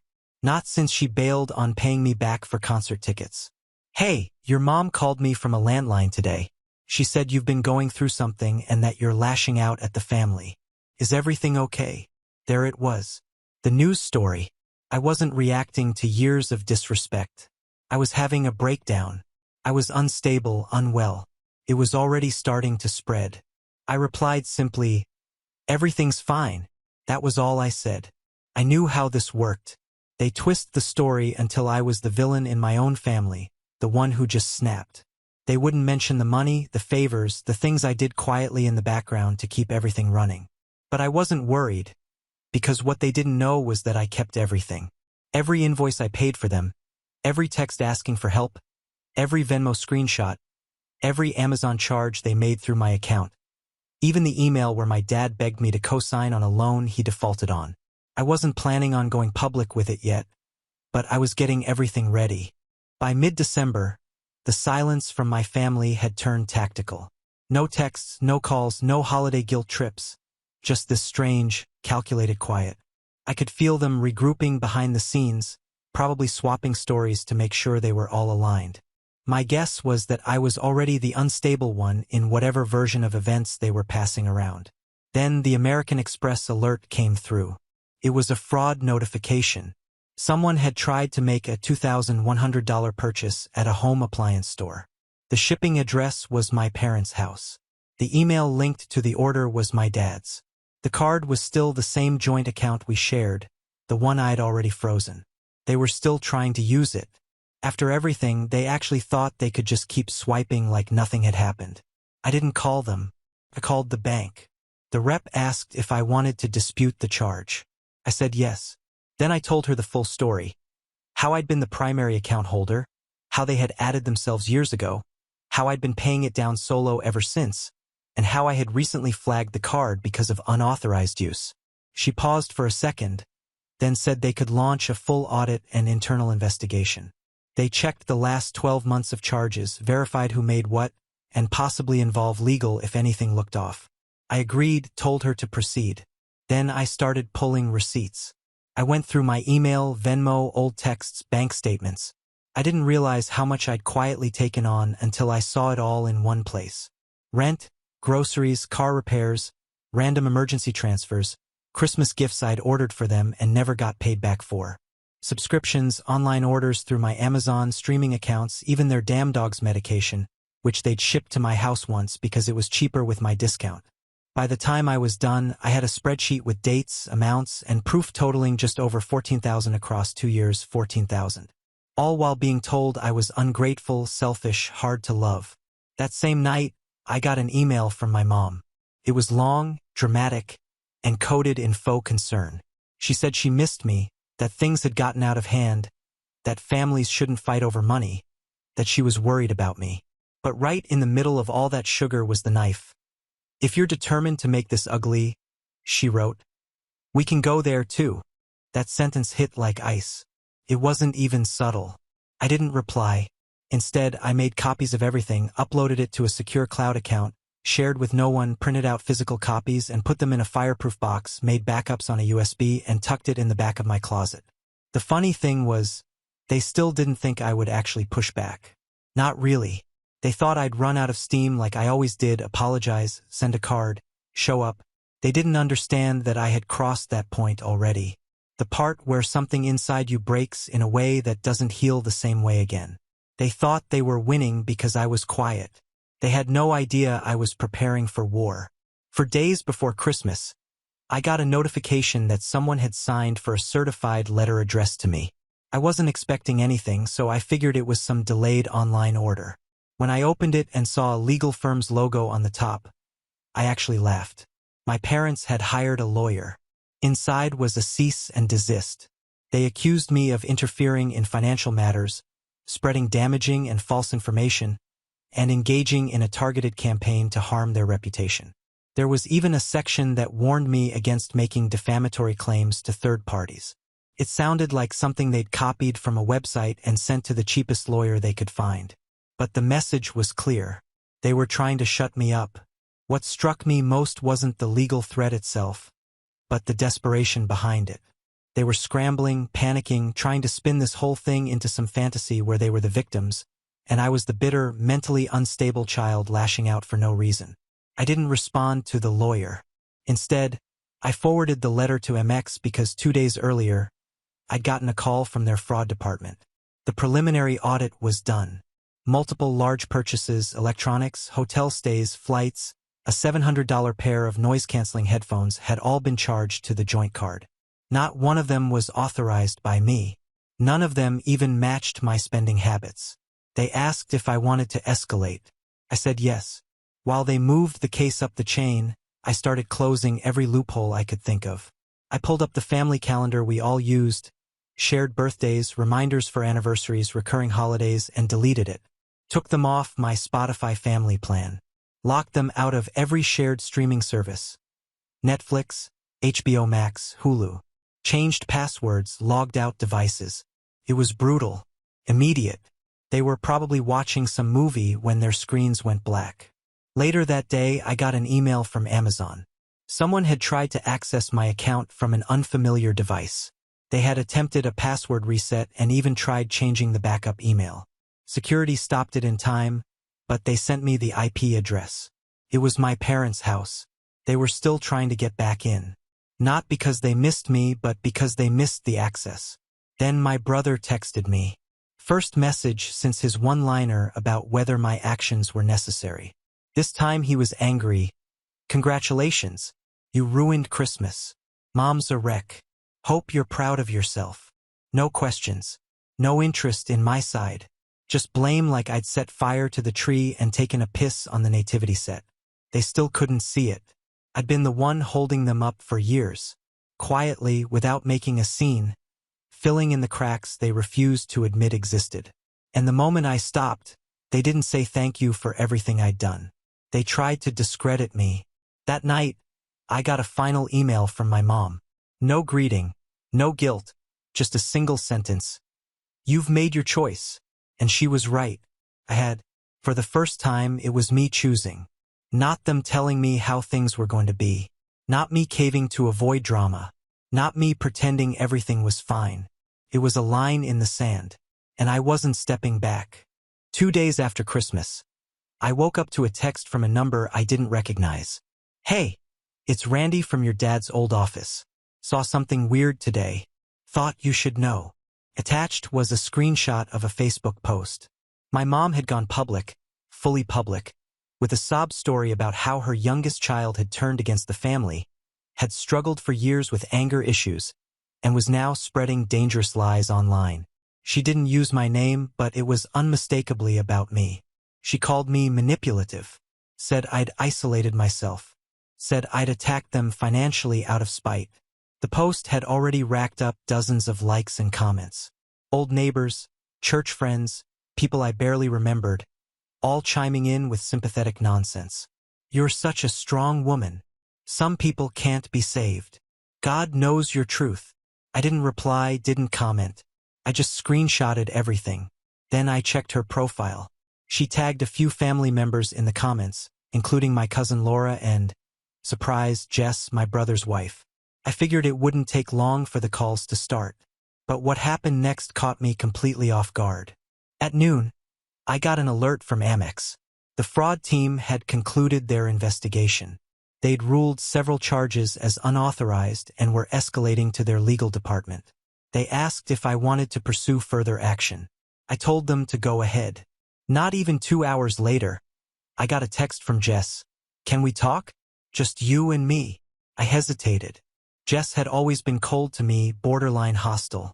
She was the one who pushed for smaller family holidays and made those subtle little comments about how I was too intense. If she was reaching out now, something was up. I told her I'd listen. She called almost immediately. Her voice was low, like she was hiding in another room. She said she'd been watching everything unfold, including my mom's Facebook posts, and she was done pretending.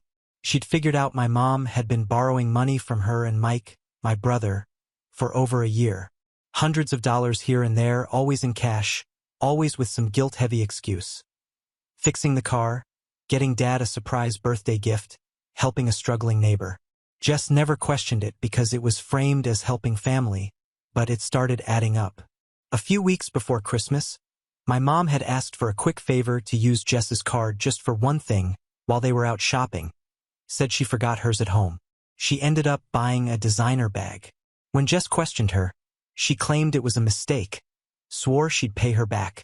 She never did. And when Jess brought it up to Mike, he brushed it off. Said it wasn't a big deal. Said Mom would never lie. Then Christmas came. Then the Facebook post. Then the freezing of accounts. And suddenly Jess started to realize that maybe I wasn't the problem after all. She turned it all around on you, Jess said. She made you look like a monster so no one would question her. I didn't say much. I didn't have to. Jess already knew. She's got Mike completely under her thumb, she said. He doesn't see it, but I do now. A few hours after we hung up, I got a message from Laura, my cousin who'd seen the post. She asked if I was okay again, but this time she didn't sound like she was just parroting my mom. So I sent her everything. The receipts, the payments, the lawyer's letter, the fraud investigation results, all of it. 20 minutes later, she replied, I didn't know. I swear I didn't know. That's insane.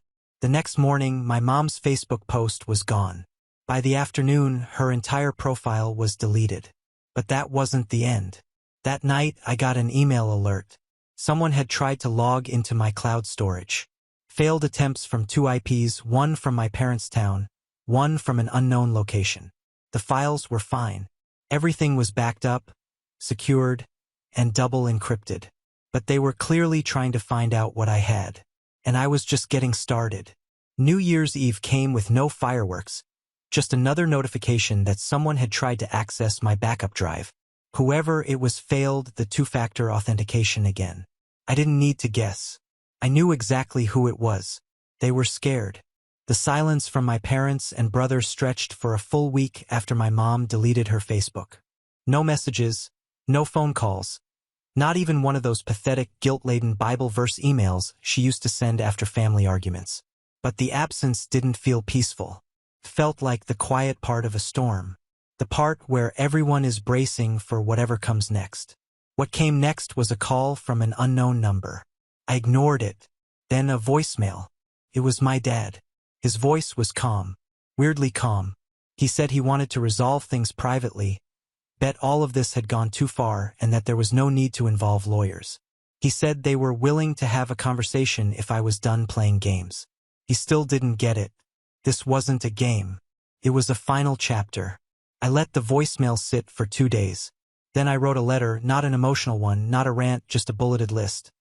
All the money I'd spent, all the charges MX flagged as fraudulent, all the evidence of access abuse, streaming, Prime, Costco, phone plans, copies of the Facebook posts and screenshots of my mom's manipulation. I attached it all and sent it to them via certified mail. One to their house, one to my brother. No message, no signature, just facts. A few days later, my brother texted me again. You really want to burn it all down, don't you? I didn't respond. That wasn't a question.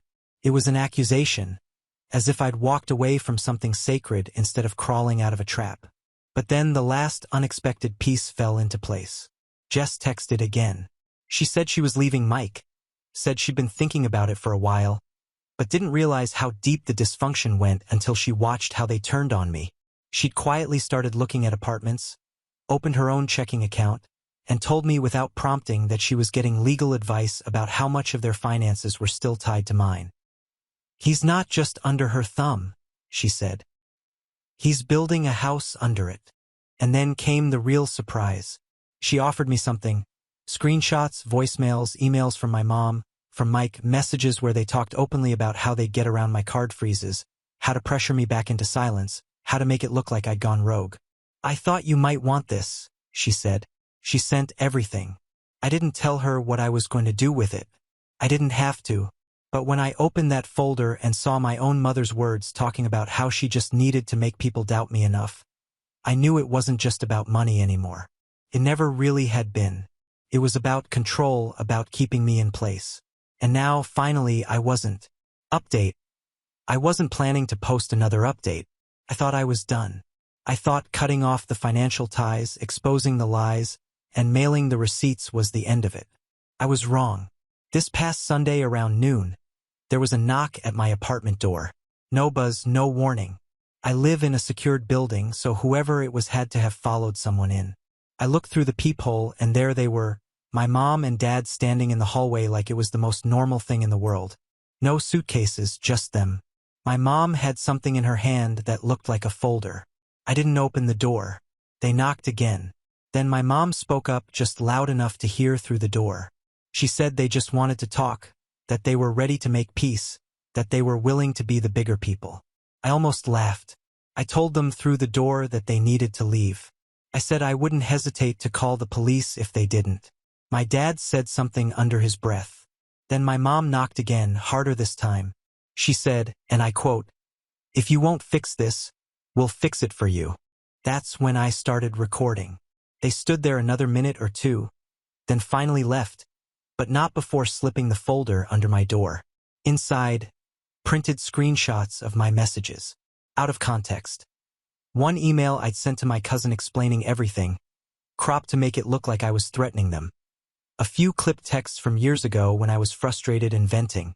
At the back, there was a handwritten note from my mom. It said, "You don't want this to become public.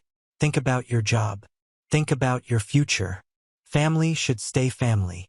So, yeah, they tried to show up and intimidate me. They tried to manufacture a paper trail to flip the script again. And now they're hinting at blowing up my life if I don't play along. I forwarded everything to my attorney. And for the record, I don't work somewhere where this would fly under the radar. They want to play that game? Fine, I'll play it better. Also, shout out to Jess. She told me she'd testify if this went to court. Looks like the game isn't over after all. We have reached the end. If you enjoyed this video, please be sure to like and subscribe to the channel for more videos like this, and give us your thoughts about the stories in the comments section. Thank you and see you in the next video.